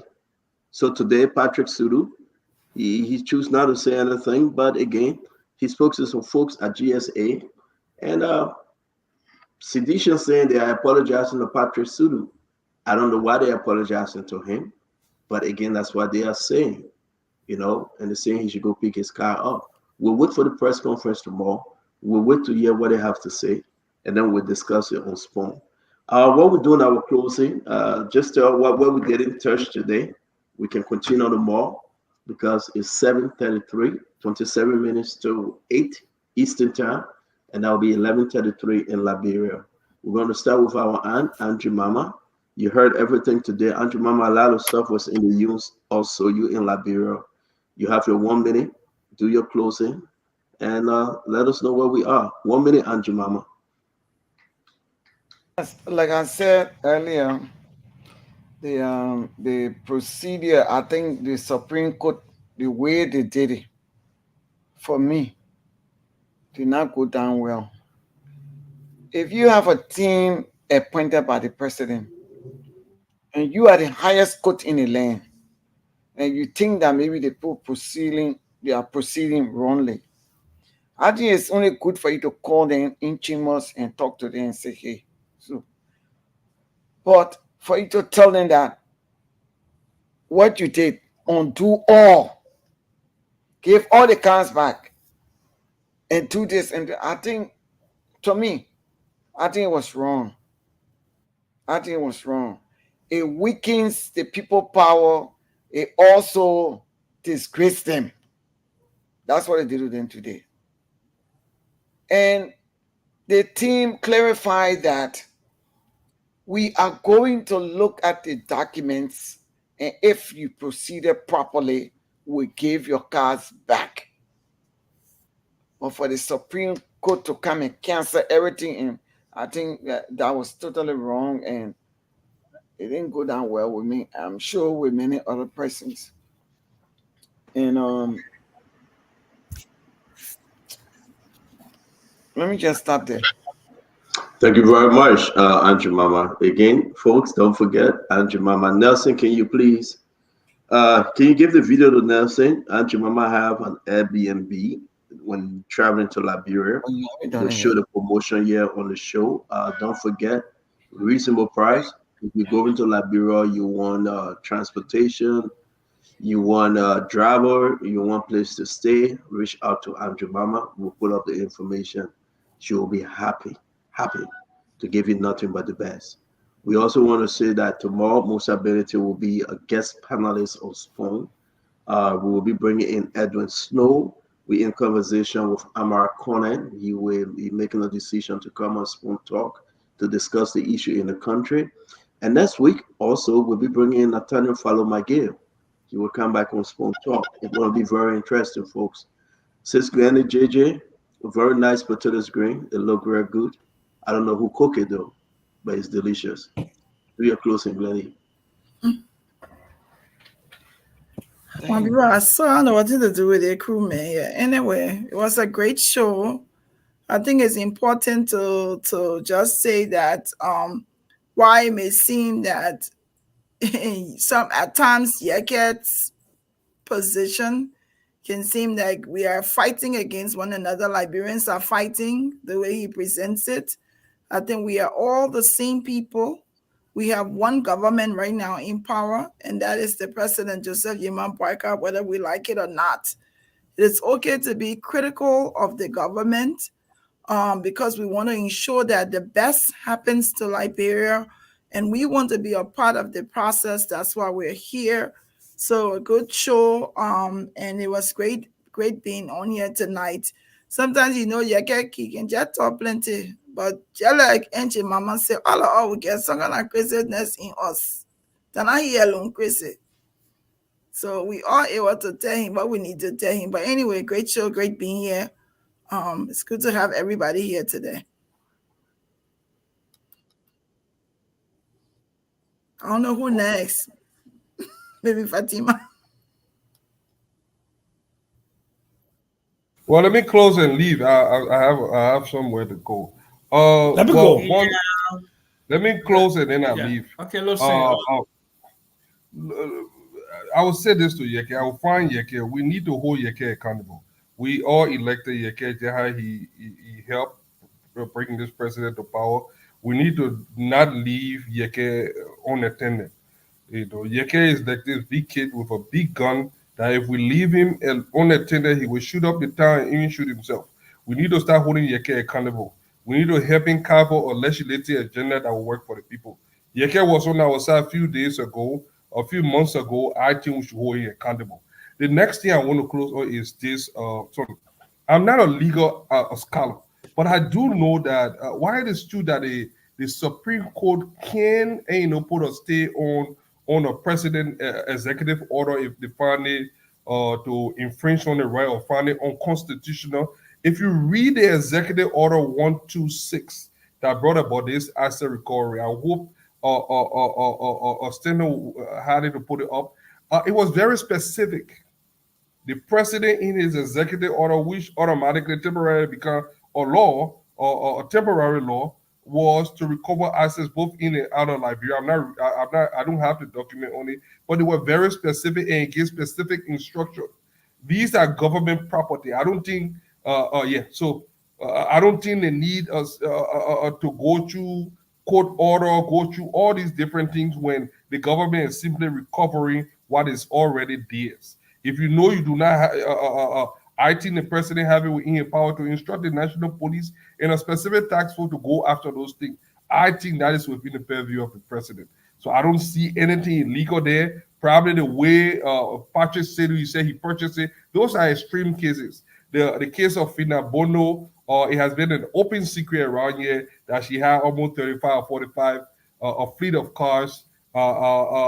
Someday I hope she will have to answer how she acquired the money to purchase those things along with the president for the something condominium. Those are things that will go somewhere along the line, will be investigated. So I see where the Supreme Court can come in, but they cannot just across the board shut down the recovering of assets. But Dwalu, sorry, Alpha Diga, sorry, I let Dwalu be stay.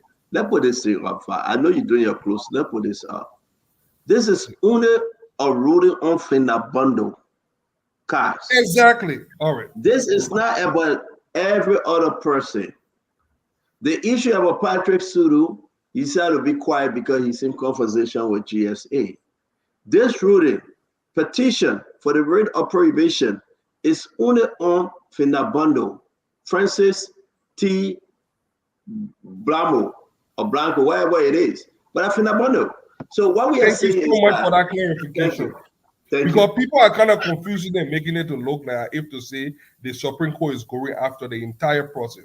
When the president issues an executive order, it is as strong as what will come from the Supreme Court. So I think coroner is what the law that we have to deal with. So if you read that executive order, there was some. But if There you go was after Glenny see that they put a prohibition or for that bundle case, she will go to the Supreme Court too. Well, let them That's the keep same going thing. there, but I think the people shouldn't stop collecting those things because the reason they were look, Stanton, I'm on the ground. There were massive diversion of state-owned property. Those guys pretty much tried to run away. They were hiding it on trees, in compound, in the banner era. It was so rampant to the point that the president had to put something in place. We all know it. It's not a secret on the ground here. We all know that these guys tried to do it. The good thing is, yes, they can track those things. They can. I don't know whether they can track it, but they have access to the VIN number and information to track those things. So I think the tax force should be on the street Monday to Friday or Sunday if they can do it. Inspecting those cars. If you have a car that have a GSA marker on it or that you cannot provide how you got it, I think it should be seized. I think it should be seized. I don't think this is a wish hunt, as my senior brother, Mr. Samuel Jackson, is saying. I don't think you may not agree with the process. I think all we are hearing from you guys right now are all speculation. I think if you want to know exactly how the asset recovery team is working, you should come on the ground or ask for more information rather than just speculate that they are doing it the wrong way based on what I've seen so far. I have confidence in the team. We have lawyers there. We are following the law, and that's the difference between this administration and the government of the past. It's now everybody in So rehab or in the Sycamore tree is going through the process, and I have complete confidence in this team. yes. Hey, thank you very much. Check the chat room. Just read what I put in the chat Okay. room. It's Okay. So very informative. I beg you, Mr. Jackson, we'll come to you. Let's go to Glendy. All right. Then we'll come to you. Glendy, can you do your closing? I think I After already Glendy, did. you did, Already Glendy? did, yeah. You see, Glendy, you see, I like you, so don't say I Now didn't for what bring thing you I in coming to again. can follow that thing there for? Now for what thing? All right, let me bring in Mr. Dr. Bropley. Dr. Bropley. so you ignoring me Thank you. again. I was gonna be next, so you see. Dr. Bropley, can you hold on? Yeah. Dr. Bropley, No, I it know can't you come in. hold. Let him wait. Let him wait. Patience is a virtue. Let him wait. It can't come in. Anyway, Um, Dr. So Bropley, I hear I that don't have you're a choice. I will wait. Dr. Bropley, I hear that you're a reverend though, and you can yes, he sing. is. And you can sing. Oh, yes, he can. And I want to sing you. Well, it was Dr. singing be correct. my closing time ain't start yet, though. No, it's not yet, but Dr. Bropley, we heard that you're a pastor, you're a preacher man, and you sing well. You know, in the age of Google, you can find out anything about anybody. So, yeah, okay, we had that privilege to lead hundreds of people. So that's we thank good. God for the opportunity. Yeah, that's good. So I do want to say in closing though, and thank you for the platform. Spoon Talk is affecting lives and shaping the national conversation, and it's important. So I think all of us who have the opportunity to come on here should always remember that we are here to add a constructive voice at a time when our nation really needs all of that. So thank you, Stanton, all of the wonderful panelists who come on here. I do want to say in closing that asset recovery is important.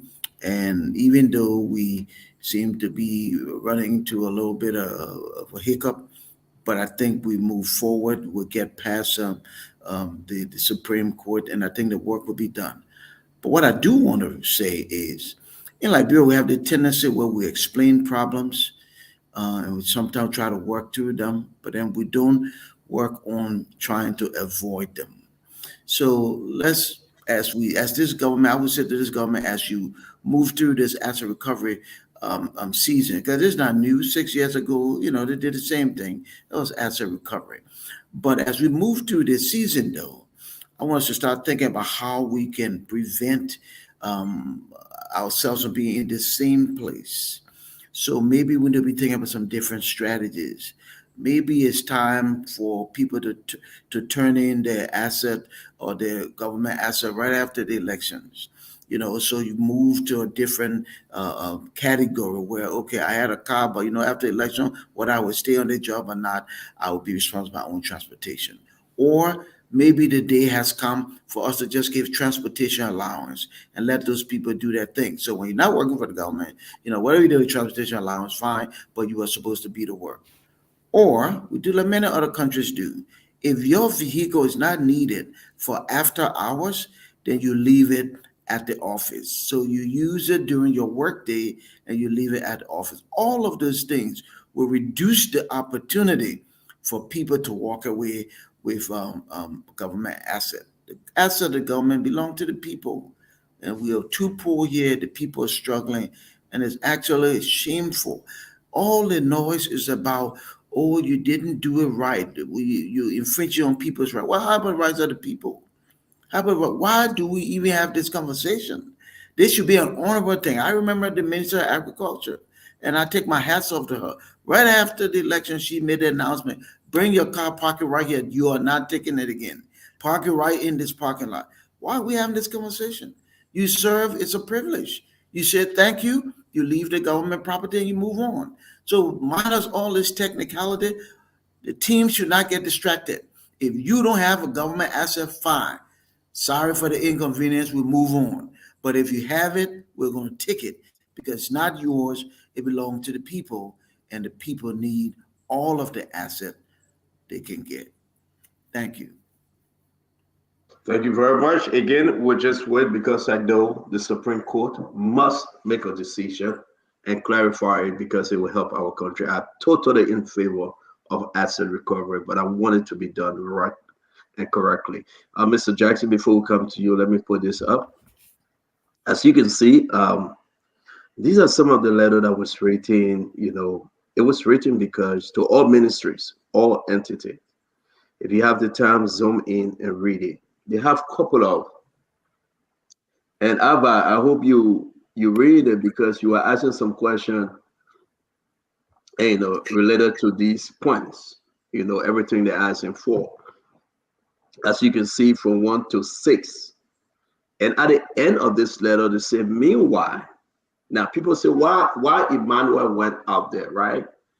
People say, meanwhile, Honorable Emmanuel Gongwe is the focus person from the task force that will coordinate with your institution on this exercise. It's very important to note on the second page, the last sentence. Meanwhile, Honorable Emmanuel Gongwe is the focus person from the task force that will coordinate with your institution on this exercise. So the reason why Sam Jackson, I know you didn't say Emmanuel Gongwe was a Grenade boy, you said the exercise was Grenade. Maybe you said something like that. I hope I'm paraphrasing you right. But the reason why Emmanuel went out there in every ministry, this letter was sent to health ministry. Every ministry have it, every entity. They asked and said, give us information. And they included that Emmanuel Gongwe, he's the one coordinating this exercise. So seeing with GSA, because he has been empowered to do so. Let's come to you, Mr. Jackson.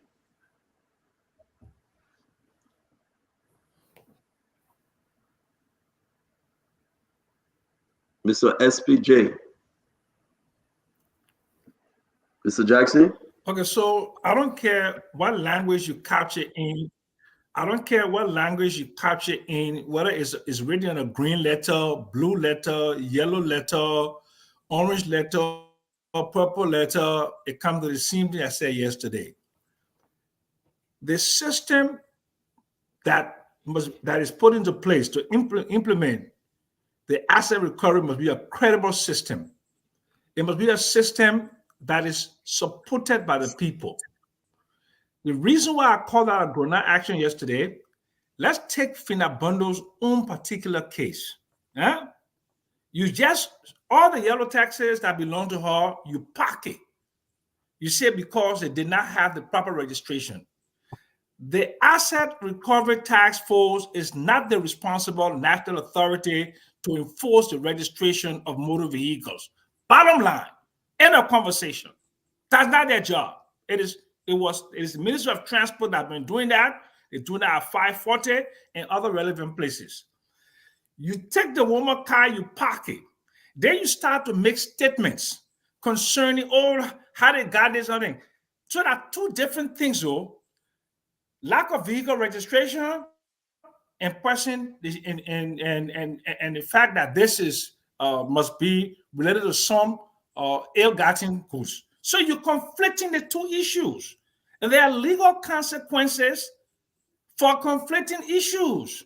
You don't have a right to take her vehicle, a money-making vehicle, out of traffic, to take her money away without proper authority. That's why the Supreme Court, in its wisdom, said, give the woman her car back.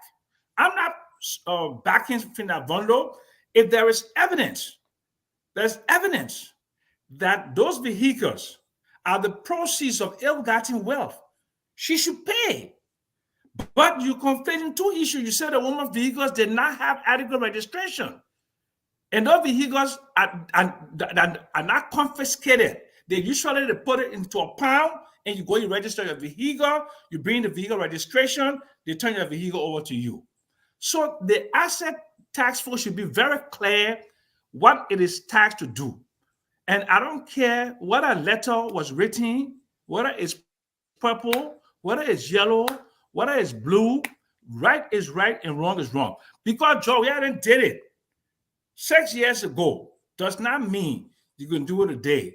Because let's face it, the legal environment under the Georgia government is not the same legal environment today because the Labrador population agree that they need to be rescued legally from what a system that you all claim were rotten.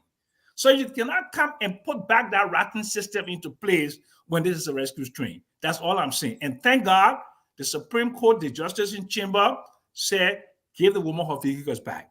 So you do it the right way, you investigate, you find out people's salaries don't match their wealth, then you can go ahead and take them to court. But you must have a court order. There was no court order to impound the vehicles. So that's my position. Thank you very much. Thank you very much, Uncle Sam. Thanks a lot. Let me bring you our friend Ava.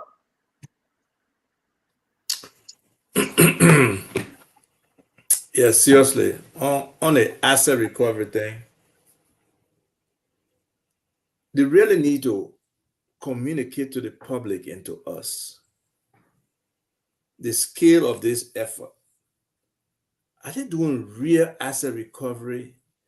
Are they looking at the leakages in government and what's not accounted for? Are they looking at the lifestyle changes of people? Are they looking at whatever that benchmark was that somebody posted when they came into government and said, this is what I own? And are they looking at the exit point of that individual to say what they own? Or even if those interests or ownership of items, property, or whatever not registered, are they accounting for them? You see, asset recovery is not just the hoopla of, oh, the person pay us or whatever, oh, the person got plenty of cars. No. It's a legal process. It's a process that must be backed with evidence and facts and investigated and being able to identify those things. Now, everybody know, to me now, it's public knowledge that this past government was stealing, whether that Fina Bono, whether that McGill, all of them were stealing. But you got to prove it. You got to bring evidence, find out where Fina got her resources from. You got to investigate the transactions. You got to go and uncover layers. There are other ownership. You got to understand what beneficial ownership is. The we don't even have, I don't know if all these individual ministries have some kind of asset management system that all the stuff they put in the budget, all the stuff the international community provide for them, for each project, you can see the redundancy, whether it's electrical equipment, whether it's technology equipment, whether it's motor vehicles and stuff. There are a lot of redundancies across government for these different things. How are we accounting for them? So these people have a significant responsibility that I don't think they are gravitating towards the level that it really should be. How are they looking at different bank accounts today? How are they reverse engineering some of these processes around assets that people are supposed to have or ministries should have had? So I think Claude Martin should step back, maybe talk to one or two people who have real expertise in asset recovery, try to understand the scale of losses and leakages this government has endured. They got institutions over there that, all around that focus on illicit financial flows or do this asset recovery stuff as a business, and they monitor different countries independently that they can be ready to come in as soon as they can establish a contract, and they will actually do it free and get compensation based on what they recover to a large extent. So let's try to see how we can make this thing a substantial effort and program, because there is a lot of money that have been stolen from government. We look at the $2 billion loan the $2.3 billion stuff that we have today, where probably $1.5 billion was from this government loan, and we don't see the impact of those loans. We don't see where they have gone to, what they have been used for. We look at the Ralphie Highway. It was initially, I think, maybe 60 million, and then it went up to something like 100 and something million. We look at the recent thing with NOCAP, 1.5, 1.3, and then going to 2.4 million or whatever number, it double up nearly. So these are things that this group should be looking at and really trying to investigate and get facts, and then take the legal action, whether that legal action is seizing property, whether it's freezing bank accounts, whether it's requesting offshore accounts or whatever. But it can't be this street demonstration. It is not what it is. Finabono cards, whether she got it legally or not, the purpose for which they're trying to take it or they're trying to seize it because it doesn't have papers, I believe that fall under the transport ministry or the police. If they had a joint task force that was looking at asset, looking at vehicle registration and ownership, and looking at GSA disposal of assets, yes, then all of those things will be fine. But if you don't have a joint task force doing all of that, and just only the asset recovery task force focusing on taking things from people just in the street, that's not the extent of what the Alva, can I responsibility correct you a little bit? These guys have hidden those things all over town. You have to literally hunt for it. So there's no, I don't know how else they can get it, because it's not like we have a digital system that you can go in and tap in your GPS tracker on those things. Government assets right now do not have any GPS tracker. The only way is citizen. Let me tell you what is happening No, here. I'm not disagreeing on that. No. Let's separate that from FINA private taxi No, industry. we're reducing it to Finabono. Finabono, the government were doing inspection today. Naturally, the police were also inspecting cars today. So you got if you're inspecting cars, then fine. That's what I'm they were saying. If it inspecting was a cars. joint They have been inspecting cars in the last couple of days too. If it was a joint task Look, force, it was Abba, can I say, inspecting cars, fine. Abba, let me say something to correct my brother Fadika.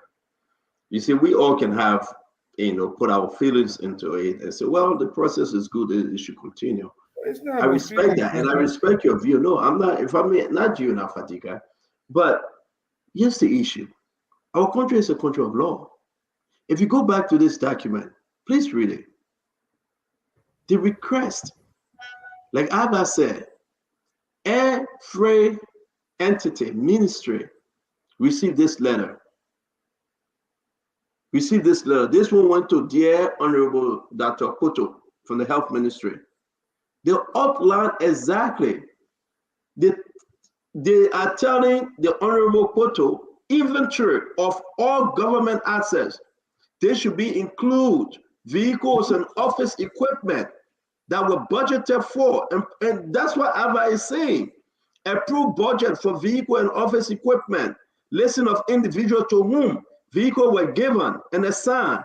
List of those that have not turned over government properties. They outline it. They give it to the ministry. Hold on, Fadika.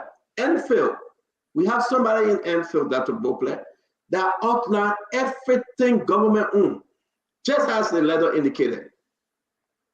Abba, guess what happened? They took that document and they gave it to asset recovery. So now you have the paper. Now you know Sam Jackson worked in Ministry X. And under Sam Jackson, he received 2 vehicles. He left. He left with those 2 vehicles. Whether he bought them or he didn't buy them, he left with them. Sam Jackson is still in the country. The minister just told you that Sam Jackson received 2 vehicles. You need to go stand on the street and stop the car Sam Jackson driving. You know that you have evidence that he received 2 vehicles. You know very well that he never turned in those 2 vehicles when he left. Can't you invite Sam Jackson?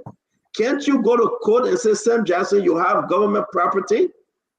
Turn it in? No. I'm asking you a question. Let me come in. Let me correct you a little bit. Can I come in? Abba, let me correct Stanton a little bit. Go ahead. Okay, so Stanton, right there, you said the person have the facts, the information, right? Read the letter. Not what I said. Read the letter now. Right. In that case, they can seize that vehicle, right?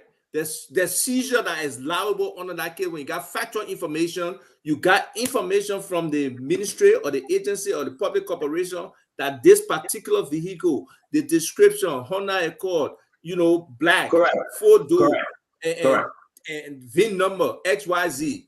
You can seize that car because that is government property. That's not a problem. Thank you, Abba. Then if you have the same vehicle for Patrick Sudu, knowing very well the Labrador National Police through GSA, you got document that he bought the vehicle for $5,000. Why then you went on the street to arrest the vehicle? They were not supposed to arrest that vehicle. Arrest my case. If they wanted to investigate, I arrest my case, Your Honor. Your Honor, arrest my case. The defense lawyer just agreed with me. Arrest my case. I believe I you should disagree with you guys. That's about me arresting my case. And that's my argument. I'm not saying that it's bad. I'm saying the process in which it is carried on, we have to revisit. Okay. That's why let me ask Fatiga one question. Fatiga, let me ask you one question. Go ahead.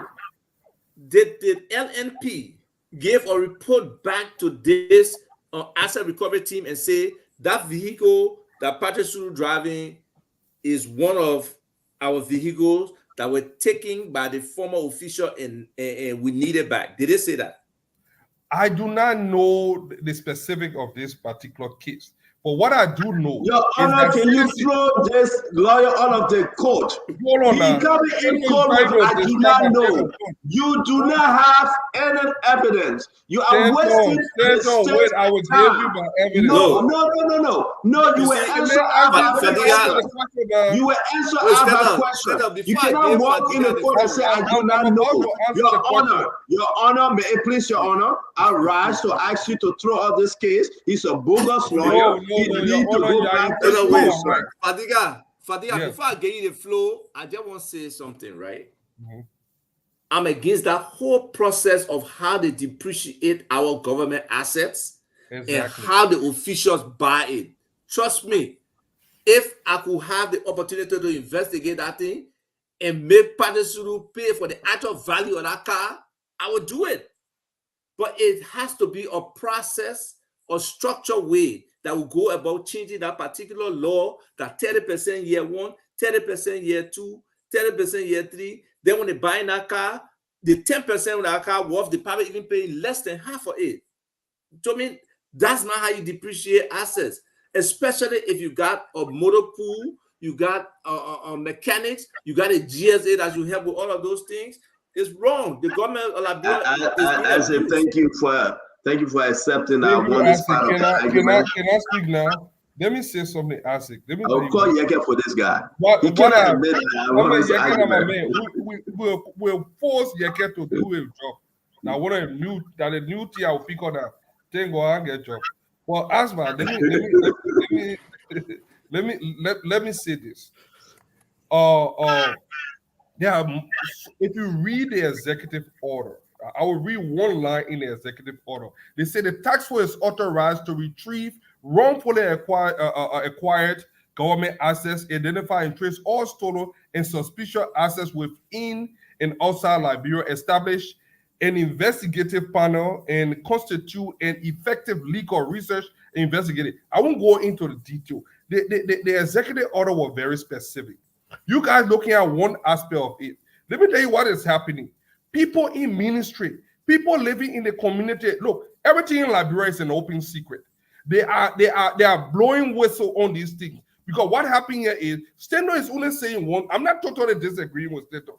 Some of those people are not in the country. Let me tell you something. A lot of people from the past administration were fleeing the country right after they lost the election. A lot of them are not in the country. I can tell you the former DEA boss is not in the country. There are a lot of rumor and other different allegations that were leveled against him. And there are other people like that all fled the country. What will you do? If you want, look, another thing the GSA have not done was to track down government assets, was to put in some tracking mechanism. There's no way. All the cars, vehicles do not have. In fact, we're even launching a system now to be able to track government vehicles. There's no way to track those cars. So we are relying on people within the community that are blowing these whistles and saying, you know what, Minister X hit this vehicle somewhere back on Puebla Road, behind the old building there, go there, you'll see it. Some of the guys are dismantling the cars, scrapping it up. So that's one aspect of it. So those people that are not in the city and where we have to actually hunt and chase it, the recovery team can also do that. There's another one. If the person is in the city and we know where they are, we have their address and everything, and the GSA can prove that they were once given these government assets, yes, we can do it legally. But a lot of those assets are not just sitting there for government to retrieve. These people have, and another thing again, I will close on this. Corruption in Liberia is an organized crime. One person do not steal money in Liberia. I'm telling you, it's a long paper trail. Look like the vehicle that Patrick City purchased. He may have done it legally on paper, but the process, these guys knew they were living from power. So what did they do? They devalue government assets and then purchase it themselves. All the paper trail look real. Patrick bought that car in 2021, Fadiga. Patrick bought that car in 2021. How can we identify that it's an identical vehicle? Because the paper says so, Picking. I beg you, the paper I'm says not so. saying what It's not about the time you bought it. I'm not talking about the timing. It is important. You can identify it because it has its VIN number. I'm talking about the value, not the identification. The value. How okay, can you so now purchase 60,000? So now you're asking the question. You're asking the question that how you call him? You're asking the question that Eduardo was asking. Fadiga. Hold on, Fadiga. Hold on, beg you. Our country is a country of law. If they devalue the car from 2016 to 2024 today, that car is, how old is the car? 8 years old. He bought it 2021. How old the car was then? From 2016 to 2021, 5 years. 5 years old. Yeah. Okay, so let's just agree. The car was a used car, by the way. Greco Como bought the car as a used car. So you cannot rent the car to be 60,000 car. Greco Como didn't pay 60,000 for the car as a used car. What is the current value of the car and how much did he pay for it? Fadiga, wait, I beg you. So at the end of the day here, Fadiga, it's not for Patrick or me or Spoon or anybody to say the D value the car. No. He got legal document. Go ahead, bring Mary Bro, your auntie. Ask her why she devalue the car. Question Mary Bro. Question the director that signed along with Mary Bro. Huh? we have enough Question things to them go because around. they issue him a document, Ava, and say the car is yours. You bought it for 5,000 or for 2,005. Why you can bring Mary and question her? Central, I You said think that's the corruption only is an car? You think that's the organized only crime car in out Liberia. there? I said it. Corruption is an organized crime. There were more. Look, the last administration they didn't follow process and procedure. A lot of the things that were done was Yeah, on so the let's head. correct Let's it. say this. So let's correct it. But let's bring Fatima. Fatima Okay, got to correct it. come. Yeah. Conor Gray got to talk. Then we all leave because it's after 12 in Liberia. Fatima, please speak, and Conor Gray. Oh, thank you, CEO, and all of the rest of the panelists and all of the viewers around the globe. I think we need to come to terms that in nation building, there are a lot of sacrifices that people make. And if Jose Numa Bwaka is going to be a president that will be remembered, first of all, he's only going for one term as per uh, Honorable yesterday's yeah, the Minister of Information. And so he has the opportunity to truly change Liberia. He's not fighting to be re-elected. He needs to put laws on the book that will impact the lives of common Liberian, the market sellers, the young children. He needs to put laws on the book that will ensure that if he says asset recovery, people go to court, they get court orders, they follow, they follow the law and they recover government assets. He needs to actually take bold decisions. He needs to be seen as the leader of this rescue train that has come to rescue Liberia. And anybody who stands in our way, he needs to take a stand and make sure that the person is held accountable. One of the pillars of this rescue mission was accountability. We reported that we were going to hold folks accountable. He said that drug and alcohol is a major part of his drug elimination and eradication of drugs in Liberia was a major part of his government. And he was going to put everything into ensuring that Liberia was drug free, but that also has components. Some of the components of that will be a rehab center, or El Liberia will be a revolving door for drugs and alcohol. He also talked about, making sure that the youth that are just walking up and down, they will have places to go. Building this country to look like at least the 21st century. This is the oldest republic on the continent, and we barely have anything to show for it. We have professionals all over in all aspects, all parts of any career, path of life. We have professionals that can do these jobs, that can ensure that Liberia is lifted from the ground up. In order to build an economy where it benefits the people, you have to start from the ground up. You can't start from the middle or the top. You have to start from the grassroots. Have to make sure that we're putting money into hospitals, we are putting money into education, we are funding. He needs to make sure the budget is bold, that every aspect, everything that he said he was going to do, he put it in there, because he is now running for no election. This is the perfect opportunity for him to impact change. Change does not come overnight. It took people in this great United States, it took freedom fighters, people who sacrificed their lives to ensure that America was free and Black people were walking today and owning properties and being the best version of themselves. And so in Liberia, it would take people that would stand bold and tall. I don't care if they tell you, oh, you're looking for a job. Liberia, not for you alone. I was born in Liberia. I was born in Vartown. My newer strings were buried in Samuka Town. So you can't tell me, say, I can't go to Liberia and work if I wanted to. I'm equally as educated. I'm equally qualified. And I can have a major impact on my country. And if I choose to do that, so be it. If I'm doing it for the American children here, I can go and do it for the Liberian children when I do it, I will feel even better because they don't have people to do it for them. So we all come here every day to just lend our voices, to amplify the message of change, to ensure that Joseph Boakai, the father of Liberia, gets it. We decided we did not want George Weah because we did not like the direction of our country. And so if we choose a different path, we all need to work together. And our lawmakers, we need to hold them accountable. They need to come. We depend on them to uphold the law, to make changes in the constitution, to do things that will make sure Liberia is lifted. So our people are looking to you guys. So when you come on the platform, we expect you guys to come here and say things that will uplift the nation, not to strangulate the economy or strangulate people or strangulate, aspects of the government.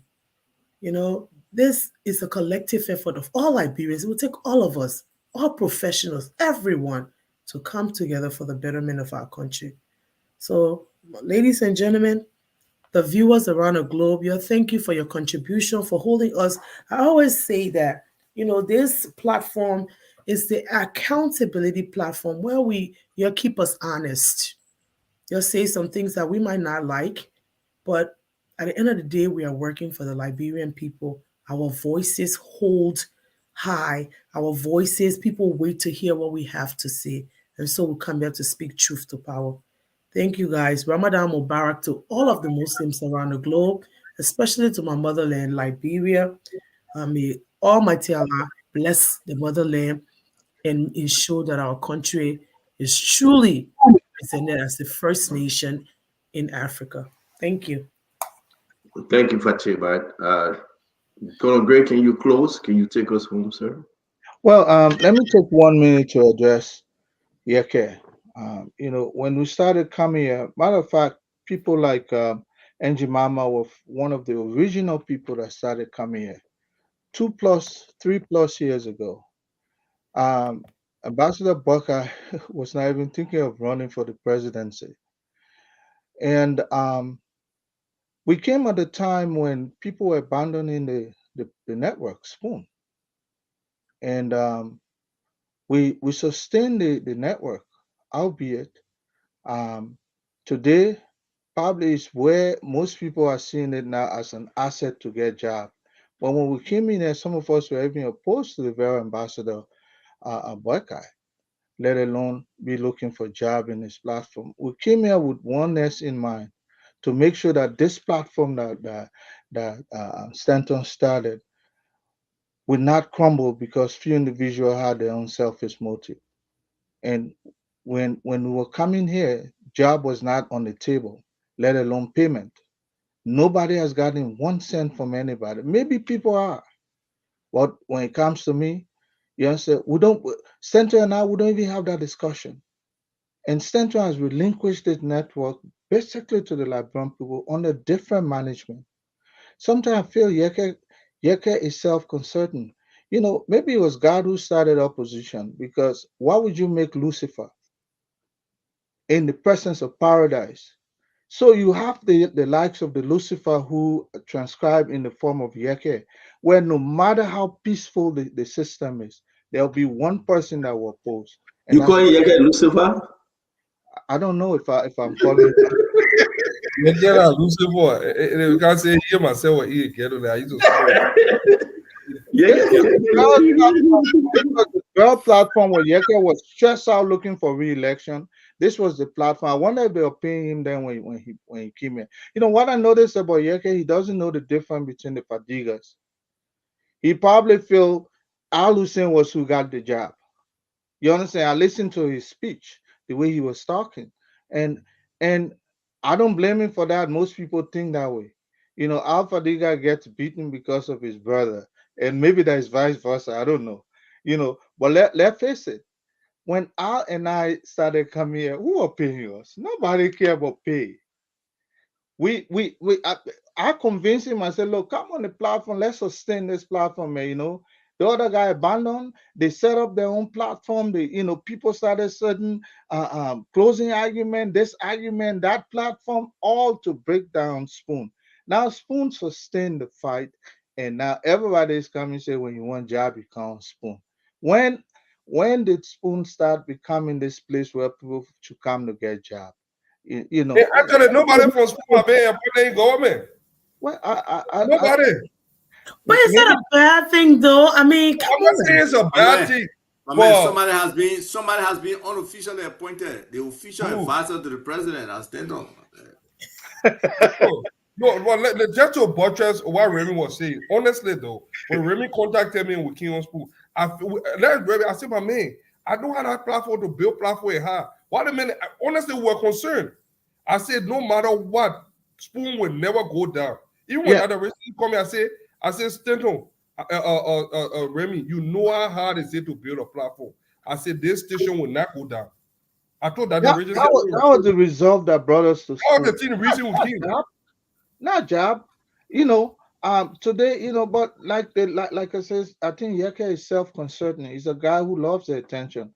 If you can find a way to ignore him, he will just go crazy. And you know, I think that's how we should do it. Because you know what? Even if God were in the executive mansion, Yeke will oppose him. Because Yeke is that other guy that was thrown out of heaven, you know. And Senator, I don't want to call the name before you start calling him. Yeah, because you know what? Yeah, No give matter do a what press conference on you tomorrow. no, the thing about it is, this man was who made the vow that he will arrest President Weir if is not elected anymore, and there is a prosecution for him. There is a way to get him prosecuted because of past action. That was it. He was so vehement, he was so eloquent about that. Now we all didn't support those kinds of way of talking, but that's the Lucifer way of disseminating information. But let me say this: in the asset recovery team has an enforcement mechanism based on the executive order. Read it. You know, in policing, Exactly. there is something called exigency. You understand? And when you're trying to develop evidence, there are two ways you can develop evidence. There is material evidence, there is preponderance. Material evidence is the fact that if I just wake up tomorrow morning and $13 million appear in my account, that's a material evidence for the FBI to move on my account and say, where is this money coming from? Findabondo falls under that. That's material evidence. You have this fleet of cars. Somebody that will know could not even afford motorbike. That is preponderance also there. So when an enforcement mechanism such as the asset recovery have reasonable suspicion, 30 million appear in my account, that's reasonable suspicion. You impound. You understand? Until you can prove where you get the 13 X amount of fleet of cars or the $13 million for, the onus of proof is on you. That is how enforcement mechanism works. You know, so we all can come in, you know, sometimes I wonder whether Liberia will ever change because we're fighting each other unnecessarily. Heaven was a peaceful place until one Lucifer guy showed up. And it became this place of chaos. That's how we see we're just fighting each other. That's how Ghana was. That's But how you see, Colonel Gray, Lucifer was already in heaven. He didn't just show up. he show up. He was a good angel. No, Colonel Gray, let's get the Bible straight. Lucifer was an angel, a good angel, a man that led the prison worship. So he never showed from anywhere. Lucifer came from within. He was part of the group, and he was cast out. You want me to talk? No. The angel Lucifer existed. The Satan Lucifer showed up. You understand? So that two personalities we're talking about. When I say I don't know where that Lucifer show up, it means that bad Lucifer. Where he came from, nobody, you know, God created him, maybe. God wanted our position. But I'm only saying that, using that as an analogy, you know. But to be frank, this issue about Liberia, sometimes that's how Ghana was until one dictator showed up. Sometimes too much law, and we're not even following the law. This team has an enforcement mechanism. There is exigency. If I were going to go arrest drug in your house and I saw heap of money sitting on your counter, I don't need any law enforcement tool to say pick it up. It becomes an exigency, it becomes an FOC, fact of the crime. You understand? So you got to prove to me that money there is not part of the drug dealing you're doing. This lady is a reasonably suspected of siphoning money and then have this fleet of car. That's the law. They have enforcement mechanism. You impound it until you can come and prove. You see that money there, my inheritance I gained from my father Pabondo. He gave me that money, and that's the money I used to buy this. Otherwise, the onus is on her. So let's start making Yankai waiting, going to Supreme Court. Look, if you go for that 47 condemonium, that's the same way the Supreme Court will come by and say, you know what, until you can prove it, or until you can do this, instead of holding it as a material evidence, you understand? They will tell you give it to Joria. That's how we break the law. So Liberia is going to be very, very difficult to straighten up because I don't see where we're going with this. Yeah, but my brother, let me ask you a question. Does she have right to go to the Supreme Court? Who?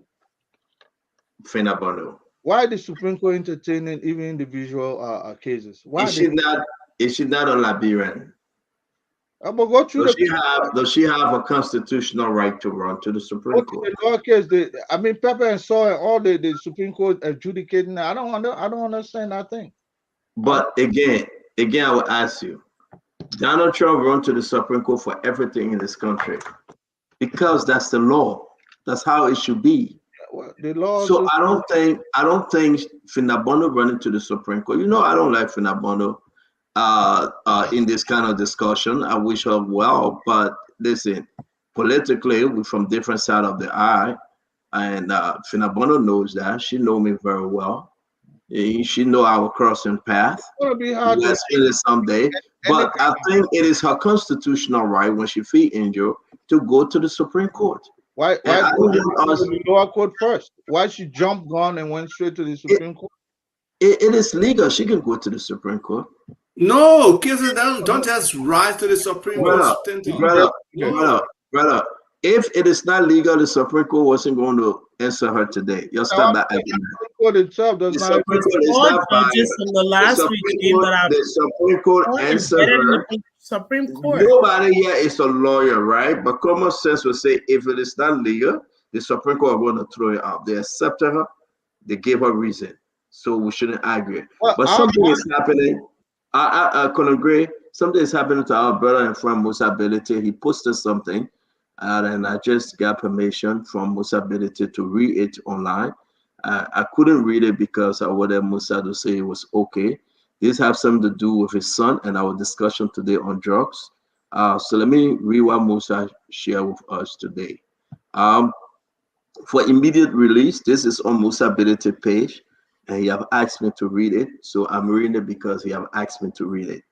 Moreover, Liberia today, the Liberia Drugs Enforcement Agency, LDEA, delivered the distressing news that our son, Peach Berete, has been apprehended on charges related to illegal narcotics and firearms.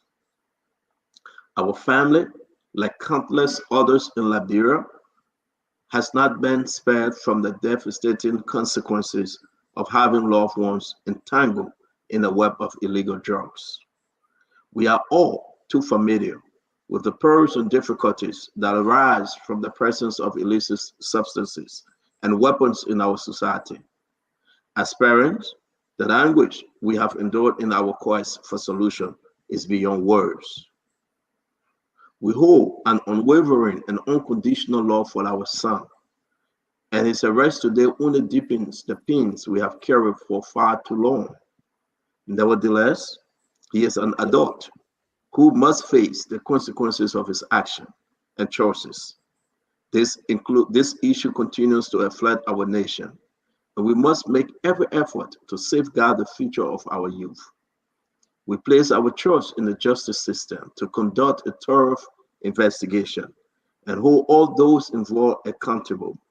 Our prayers go out to the victims, families, and loved ones who have been affected by this toxic plague infiltrating our community, Honorable and Mistress Musa Hassan Iriti. Just Well, what we're discussing about, just what we just come from discussing. This is like And maybe look, 11 minutes ago he posted this. my well, respect for Musa, my yeah. respect for Musa goes up because of that. You can hear the pain from a parent, Yep. but at the same time, you hear from somebody who feels justice should be done. He's not saying my son didn't do this or whatever, because there's probably some history there. People don't just jump up one day and get Correct. involved with drugs and stuff like that. So, like he said, there's pain. I can feel it. I have a child. I have young people I've gone through who have experienced some of this drug thing. Some of them I was able to talk to and to stop. Others just continue. So my heart goes out to the Ability family and to all those other families out there that are suffering from this thing. Look, my friend went to bury his mother in Sierra Leone. Instead, I will try to ask him for the pictures to share with you. His nephew, who was like a system engineer, he went and met the young man under the influence of Kush. The look of that young boy, I mean, it was so heartbreaking to the guy. He fought, got him into, a rehabilitation system for like 2 weeks. If you see the picture of the young man after, it's getting close to where he was before. So people can be rehabilitated, but it takes commitment, it takes family support, it takes push and pressure for them to get there. And we don't have a lot of that in Liberia, unfortunately, for many of our young people. The families don't have enough to push and make a difference. They give up too quickly. The system is not there to help them. And hopefully, this rescue system can rescue those people. And if I can just add something from a social worker's perspective, I think we all know that in an African family, they don't see mental health issue and drug addiction as some real serious crime. It's a shame you're belittling. They don't see it as an addiction. The thing is just children being bad. You're trying to destroy the family. You're trying to destroy the reputation of the family. They abandon you. They walk away. But I'm so glad that I'm seeing mothers. Like I told you guys when I went to the first round, I saw this kid that came to vote onto the old row, and he was just walking around, moving. He couldn't stand still. And he said his mother came from Buchanan and told him, "You got to vote for your future because the drug that you're on." He said 2 days he didn't sleep, and you could see him suffering. And he was talking about his mom said he should go and vote for his future because his mom left from all the way Buchanan to advise him to vote for his future so he can get off this drug. The drug problem is not only that an individual wants to do it. Sometimes they get hooked in. It's an addiction. You have to try. You have to struggle. People have been struggling with it. And I told you guys, I said, as you see, maybe it's not only the DEA. He has a personal history with this drug addiction.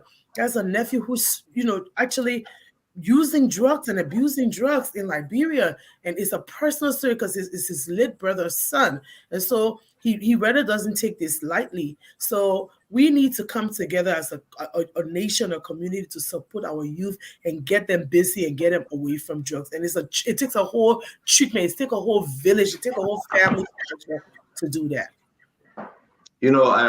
I don't know. Listen, this is hard. No matter what Musa would say, this is very hard for him. I think he's just trying to gain strength. It's hard for the family. We wish them well. His son looked just like him. I mean, people running with there's some picture online. He resemble his dad so badly. Like you can take them to be the Fadigas, you know. Imagine yeah, seriously. I'm looking at the picture. Imagine your son that you spent everything off for short to drugs. But we pray and we just pray to God that God can bless the family, man. To be frank, this is hard.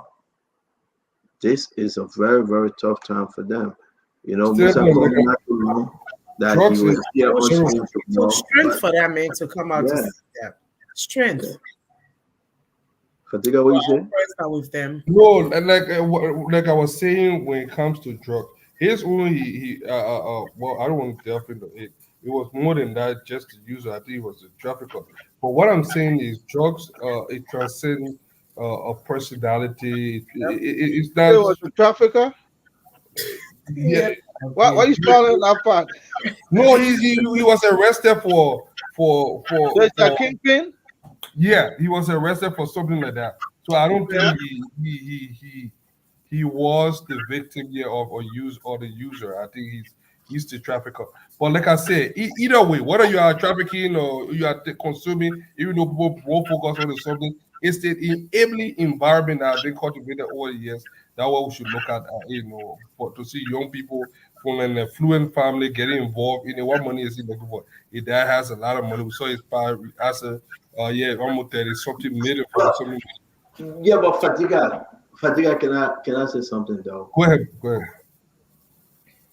It's a possession. It didn't say traffic and drugs. So Well, am I maybe I'm ahead of the missing story. words? Am I missing? I mean, because I don't know about the drugs thing, possessing it, and what you call traffic. If you possesses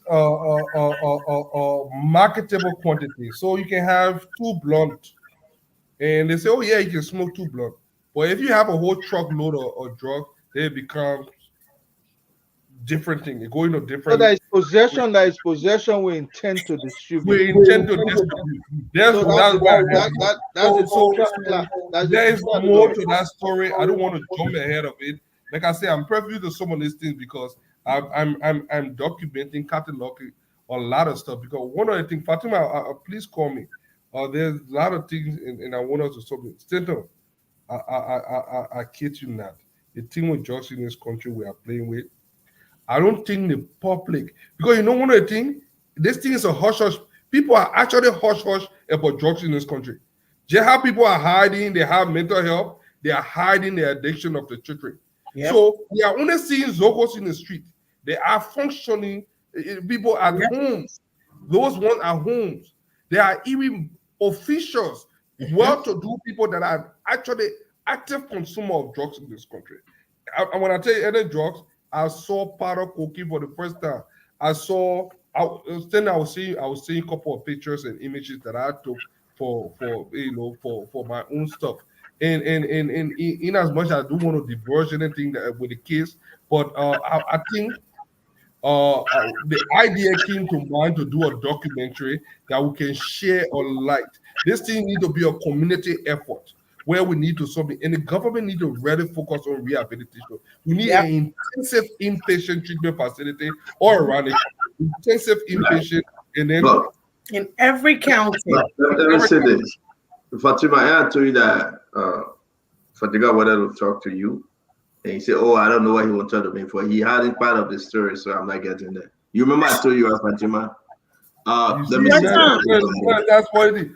You, my man.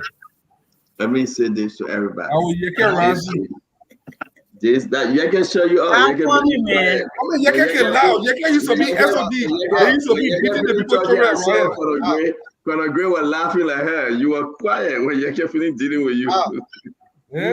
You need a psych. You need a secure psych control unit. Not that's what I'm saying. Not just any unit, but you need a secure unit. That's why I say the intensive. You committing them there. Compare compliance. You have to be healed before you. So let's get guys again. Thank you very much, Conor Gray. Nelson, can you come on? I want to say thanks to everybody. Please reach out to Musa Ability and his family. It's a tough time. I do believe that as a family, they will fight this through. I do believe they will get over it. But let's pray for the young man. I pray for the young man. I just hoping and praying that God can redirect him and make him to do that which is right. Again, whether we're going to have Musa on the show tomorrow, we'll talk more about it. To all of you, join us again tomorrow. It will be a very, very interesting show. Have a good night. Thank you. Hey, cousin. Hi, cousin. How are you? I'm good. How are you? Adiga. Goodbye. I'll see you. I'll call me. Bye. I got me call you, Jenna. All right. I love you. All of viewers. I thought I just happen to have a super fast internet from the CIA headquarters. Wow. Just get the people. All right, folks. I will talk to y'all, man. Great show. Wonderful show. Reb, I will call you too. We got to talk. Yeah. Great. Bye Fatu, bye. Yeah. don't mind the poor man. I love the way you put that show that thing to rest today. Yeah, But I got my man. Who did the job behind me? Epic Kroma. They tell you say it's not the okay, old. man. It's They not tell you okay. say the young one the old. The young one the old. I got my man. My own set. Gonna agree, but I tell them.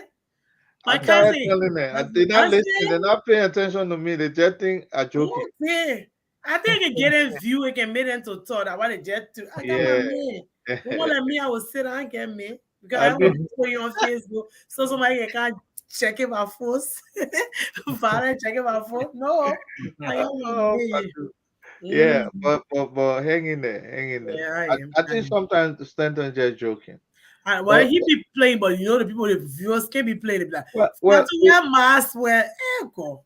for somebody to kind of say we're getting paid Oh well. yeah, I want pa. Yeah, get back get jet top. I will cash it. I can me call him say I will deal with him. Yeah, I don't take him seriously again, man. I think maybe he too wants to be president, so he's doing it. Everybody wants to be On president. that note, you're good night. The viewers, you guys are the best. You're rock. You keep us honest. You're keeping us going. We thank you. We appreciate you. We love you. You're rock. I'm telling you, I went to Europe. The viewers, they came from all works of Europe. They were like, we saw Fatima here, and they came. I mean, it made me so proud at my niece's funeral. But I just want to say to the viewers, you keep us honest. You keep us going. I love all of you. What Vermont, what Pena, what Biker. Thank you. Thank you. Thank you. Yeah. Thank you. By Thank the you. way, Kazi, I love you too much. Bye. Love you. Okay. Bye bye. Yes, sir. what news, man? Yeah, the most powerful corner. Well, I mean, if I want job, I'll be like, bro, my brother. Every day they'll see me at the mansion there. But I sit there, sit down in my left corner. Everybody talking about job. This job, everybody look. My days of working for government is almost over. The only thing I intend to do one day, I want to be one of the most private entrepreneur to run the biggest prison in Liberia. Biggest prison system. I'm telling you, penitentiary, private penitentiary, so that people can straighten up that country by force. But anyway, the spoon is there. So you guys are ready now. You guys are ready for the evening show, right? Yeah, Yeah. we'll go off and come back later. But Yeah. but Just one. Sentinel, why were you not hot, man? You that Nah, cool? my man. Yeah, I get the thing on almost 80. Yeah, Yeah. you ever had I think I've been sick, man. Wow. I've been calling him Yeah. and make him pick up. I say, yeah, they man not picking up. I was checking on you because I did 2 or 3 times. Oh yeah? I don't know which number I've been calling, but I've been calling. Yeah, my man. Maybe you've been calling pinging number, I'm not know about. We figure. Yeah. My number always up here. No, the number I've been calling that number though on that my 612 business number. Well, put my number up. You gotta can you please put a number up for the corner? I My have number it. is I have it. Let me show you this right. this my number. If you want me to pick up, just send cash after the number I'll pick up. 4206. Yeah, that's the number I think I've been calling. That's the only phone I can answer though. And I don't have my number from people. Everybody should have it. That's the only phone I can answer. You know, that's the only number I like. 4206. Yeah, 609-649-4206. I don't know if I can't have my number. Why people had a number? I don't know. Colonel Gray. People had a number so badly, but I can't. That's my number. Call me. Let me see if it will come through. Man, the number I get probably that way you're not picking up because that's my private number there. You calling me directly or on WhatsApp? Directly. Oh, that number 612. That's my private number I'm an announcer. there. I got it. Colonel Gray. But I sent you a number. I sent you a number. I got Yeah. it. I got it. Then this is the other number, right? Let me see something. Wait a Let's not forget that put a man number. Hey, you calling me on 508? Did I see you? No. All right, that's somebody else called me 508. The person's coming from Worcester, 508 304 You know what? 0252. Yeah, well, this is your number. Your call has been forwarded to an automated voice messaging system. What's the that number ending what? The same number. What you mean? I got my phone right in my hand. So people say I don't answer call. Listen. Yeah, I okay. answer call. Great, I got it. This is the 763 number. Yeah. Great Admiral. Yeah. Okay. I So got it. those are, one is private, the other is everything. People So say, oh, we call you, don't answer. Hello. no, You see, how would I answer that person that call me and is talking in the back? Hello? Hello? Hello. Yes, ma'am, darling. How you doing, darling Cummins? You see, the person hang up. So you want to call me and they're hanging up. But again, the other person, listen, the person never say in God I trust. You expect me to know who's that? Is your name in God I trust? If you don't answer, then they say they make an answer. But again, that's my number. I time. Y'all stop calling me. I'm taking call. I just give. you put your number up. Yeah, but man, that's the number, man. My number will be up. Listen. After the show, you know what I do? I go to where they say "Do not disturb." I just You said it. that. So it I gives think me some rest. that can happen. It goes straight to your voicemail. Yeah, give me some rest. Look at my lady Jones. My lady Jones, I see you. Who that? General? People calling.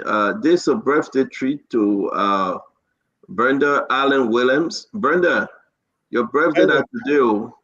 You know her? Huh? Today is Brenda Allen Williams. Birthday is today. This is from cousin Peabody, Bernadine Peabody. She want to say happy birthday to you, and it's from me too, because Bernadine say you are our cousin, so wish you happy birthday. Yeah. Again, want to say to my cousin. Somebody say you selected me on answering. I am. Yeah. I mean, you answer the phone here, you for is our time, man. They say you answer only money calls.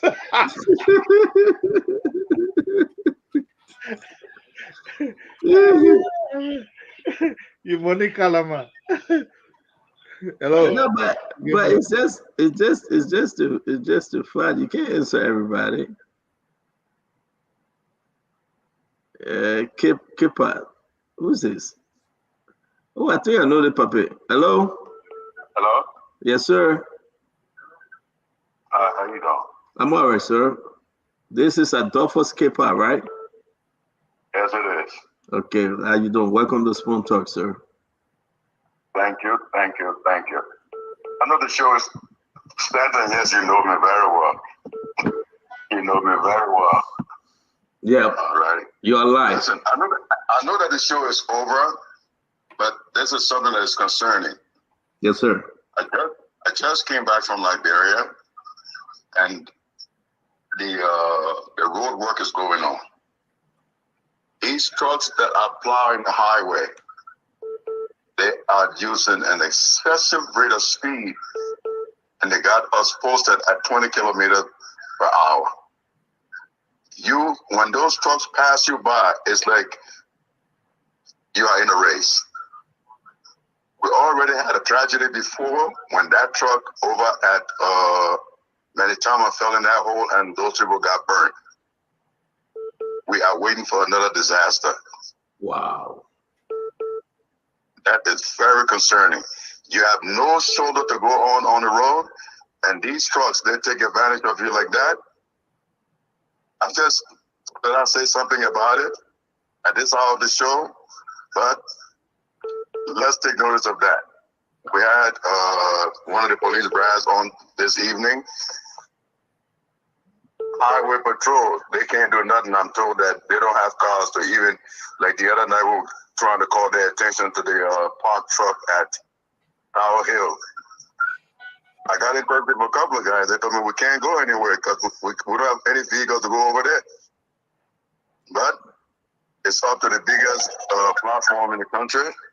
Spoon will say something.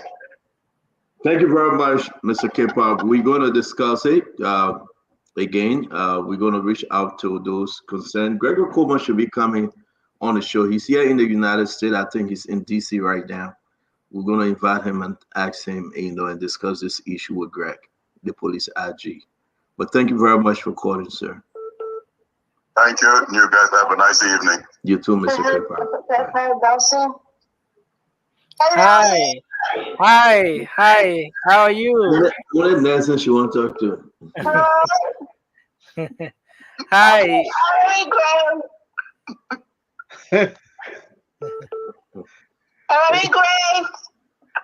Have a good evening. Oh, have a good evening. Somebody asking me for fasting. I'm Christian too. I can fast. What are you talking about, man? You know that Lenten season here for us Christian. That person. But guys, Colonel Gray, I'm out though. The picking got to go to get ready for his show. I want to ask yeah. Let me let you go, man. Have a good night, man. Well, it was a great show today. I listened. Yeah, we're gonna have a better one tomorrow, like always. It was a great show. I want to say thanks to Edwin Snow, man. What happened? I just want to leave it at that. Thanks to Edwin Snow. Man.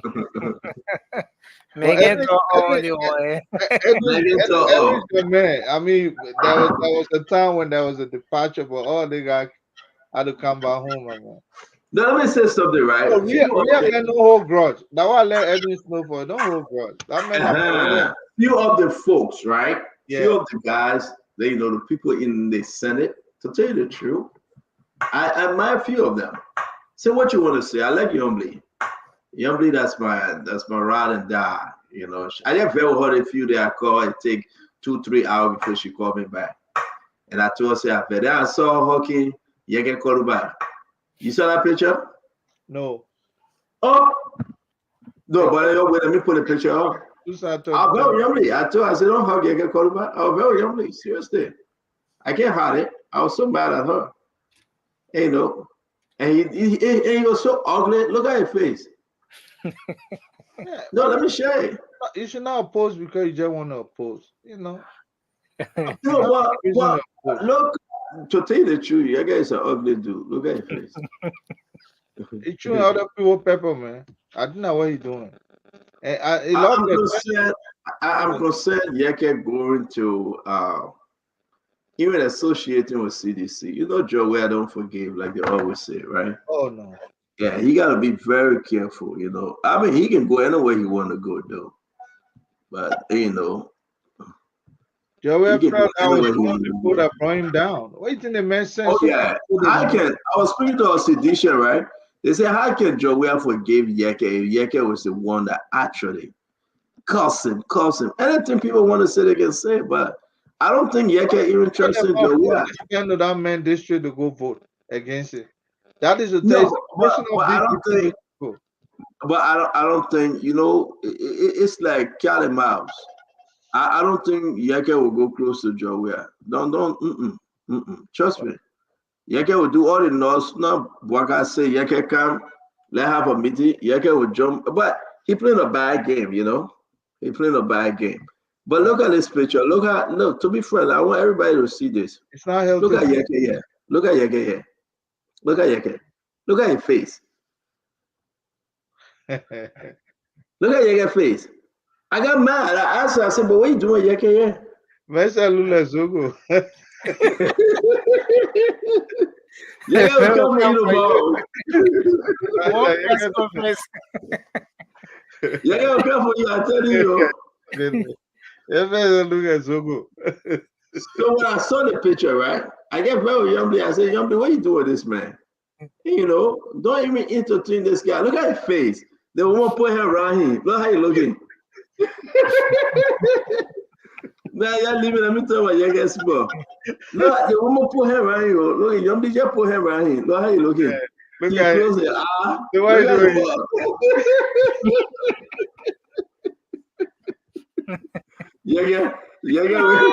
the you with zero also, Bob. By the way, they said the woman was having that. It was the occasion. The occasion itself was somber. You know, I think he had gone to the woman memorial, husband's memorial. I think they where that picture came from. I don't know. Okay, I agree. It can be anything, but she should have taken a picture of Yeke. I get very well for that. Oh man, Biggie man. Yeah. Somebody No, show but up. look at the man face. Look at the man face. No, you know what? As a matter of fact, Nelson, give me 1 second. Let's zoom in Yeke face. Yeke, when you come in on spoon, you should not be coming with t-shirt. But anybody can wear t-shirt, but you only Yeke alone with t-shirt business. Man. Anybody can wear t-shirt. Bedroom t-shirt. The man start coming with sing like one time he came no shirt. He had to say, let me put on my shirt. You remember? My man, you please stop calling. We're not taking call, please. Nelson, can you take my phone number down? I want to show Yeke. I want to show Yeke. I want to show Yeke. Seriously, gonna great before you go. Let's show the real Yeke. Look at the guy face. Yeah, oh man. No, Yeke, my man. And Yeke tell me said Joseph Barker gave me $1 million. I want everybody to see Yeke face. You know, the woman take her good clean hand, her fine hand, and put it on Yeke back. Then you think the woman massage her back now. Then look how he do it face. Why Yeke say finally now with Costa? He and Costa they moving. I mean, but everybody going back to Costa. Costa, everybody friend now. Okay. I mean, you can't get very Costa forever. No, I'm not saying that. I'm not saying people should get better with anybody. Yeah, Costa, everybody friend. Yeah. I mean, what happened between Costa and Uncle Joe? Between Costa and Uncle Joe, you know. Wow. But look at Yeke here. Look at Yeke here. Look at.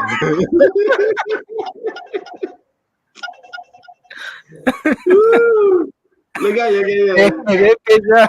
They picture bring up also gonna press conference. Look at that man. Yeke that far. Oh man, look at Yeke face, man. There's a problem. There's a serious problem. If you see the picture in the night and you're going home, you will run.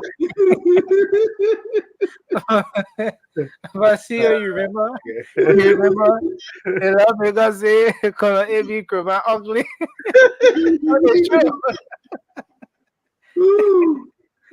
You get a fire. Oh, man. You get an ugly dude.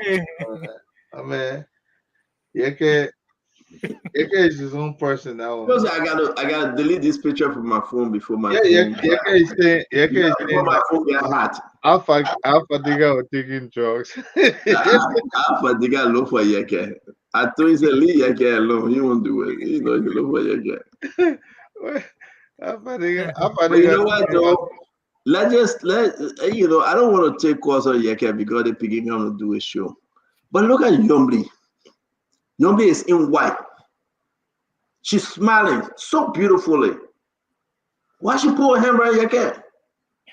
And he closed his eyes. And Yeke blushing too. Or look at him. My man, let me put the red one up. Look how he closed his eye. You know why I say that? For the first time to pull hands around you, man. Yeah. Yeke said that, but wait, you get that baby. Yeke having fun, man. Yeah. Now all you get one, people my baby city. Now all you get one. You get just one people will say, hey, Yeke, you okay? There you go. I mean, they say Yeke is a beautiful soul. Who lied to themselves? Somebody says, CEO, beauty is in the eyes of the beholder. Of course. So Yeke is beautiful. Guys, you have a wonderful evening. His headphone. We have to give you a small medicine. You He have a said, yes, wonderful evening. Jim's good deal. But gentlemen, I see you guys, man. Have a good night. I could agree. Have a good night. All right, Nelson, take care, man. You got to do your show. Bye. Okay, sir. Okay, sir. All right, Chief. Yeah. No. Well, folks, again, we say thank you for being here tonight. Thanks to all of you for watching Spoon Talk. Thanks to our folks across the internet on YouTube, on Facebook. We appreciate you a whole lot. Thanks for always being here, taking up time to watch the show. Thanks to you in Radio Land. You you're always making sure you charge your batteries, you get your radio ready to follow the program. Thanks to the partner radio stations that are always relaying the program. Thanks to Gibi FM, thanks to Trust FM, thanks to Trend Radio, Premier FM, and a host of other radio stations across the country that will most time relay the program even without telling us. We appreciate you. And yes, we'll be here tomorrow with another edition of the program. You can make up time to join us again on Spoon Talk tomorrow. Spoon Talk, as you know, has absolutely no borders. This is where Liberians get to gather every single day to know what's happening across the country. So thanks for being here tonight. Just before I go, let me say happy birthday to a media colleague, a brother, Matthias Labendi. You're celebrating your birthday today. Happy birthday to you. I wish you all the best as you celebrate today. So have a good night. Coming up shortly is the late night show, the late night politics on Spoon. You can make up time to join us. Until then, I'm Nelson Collen. Have a good night and bye bye for now.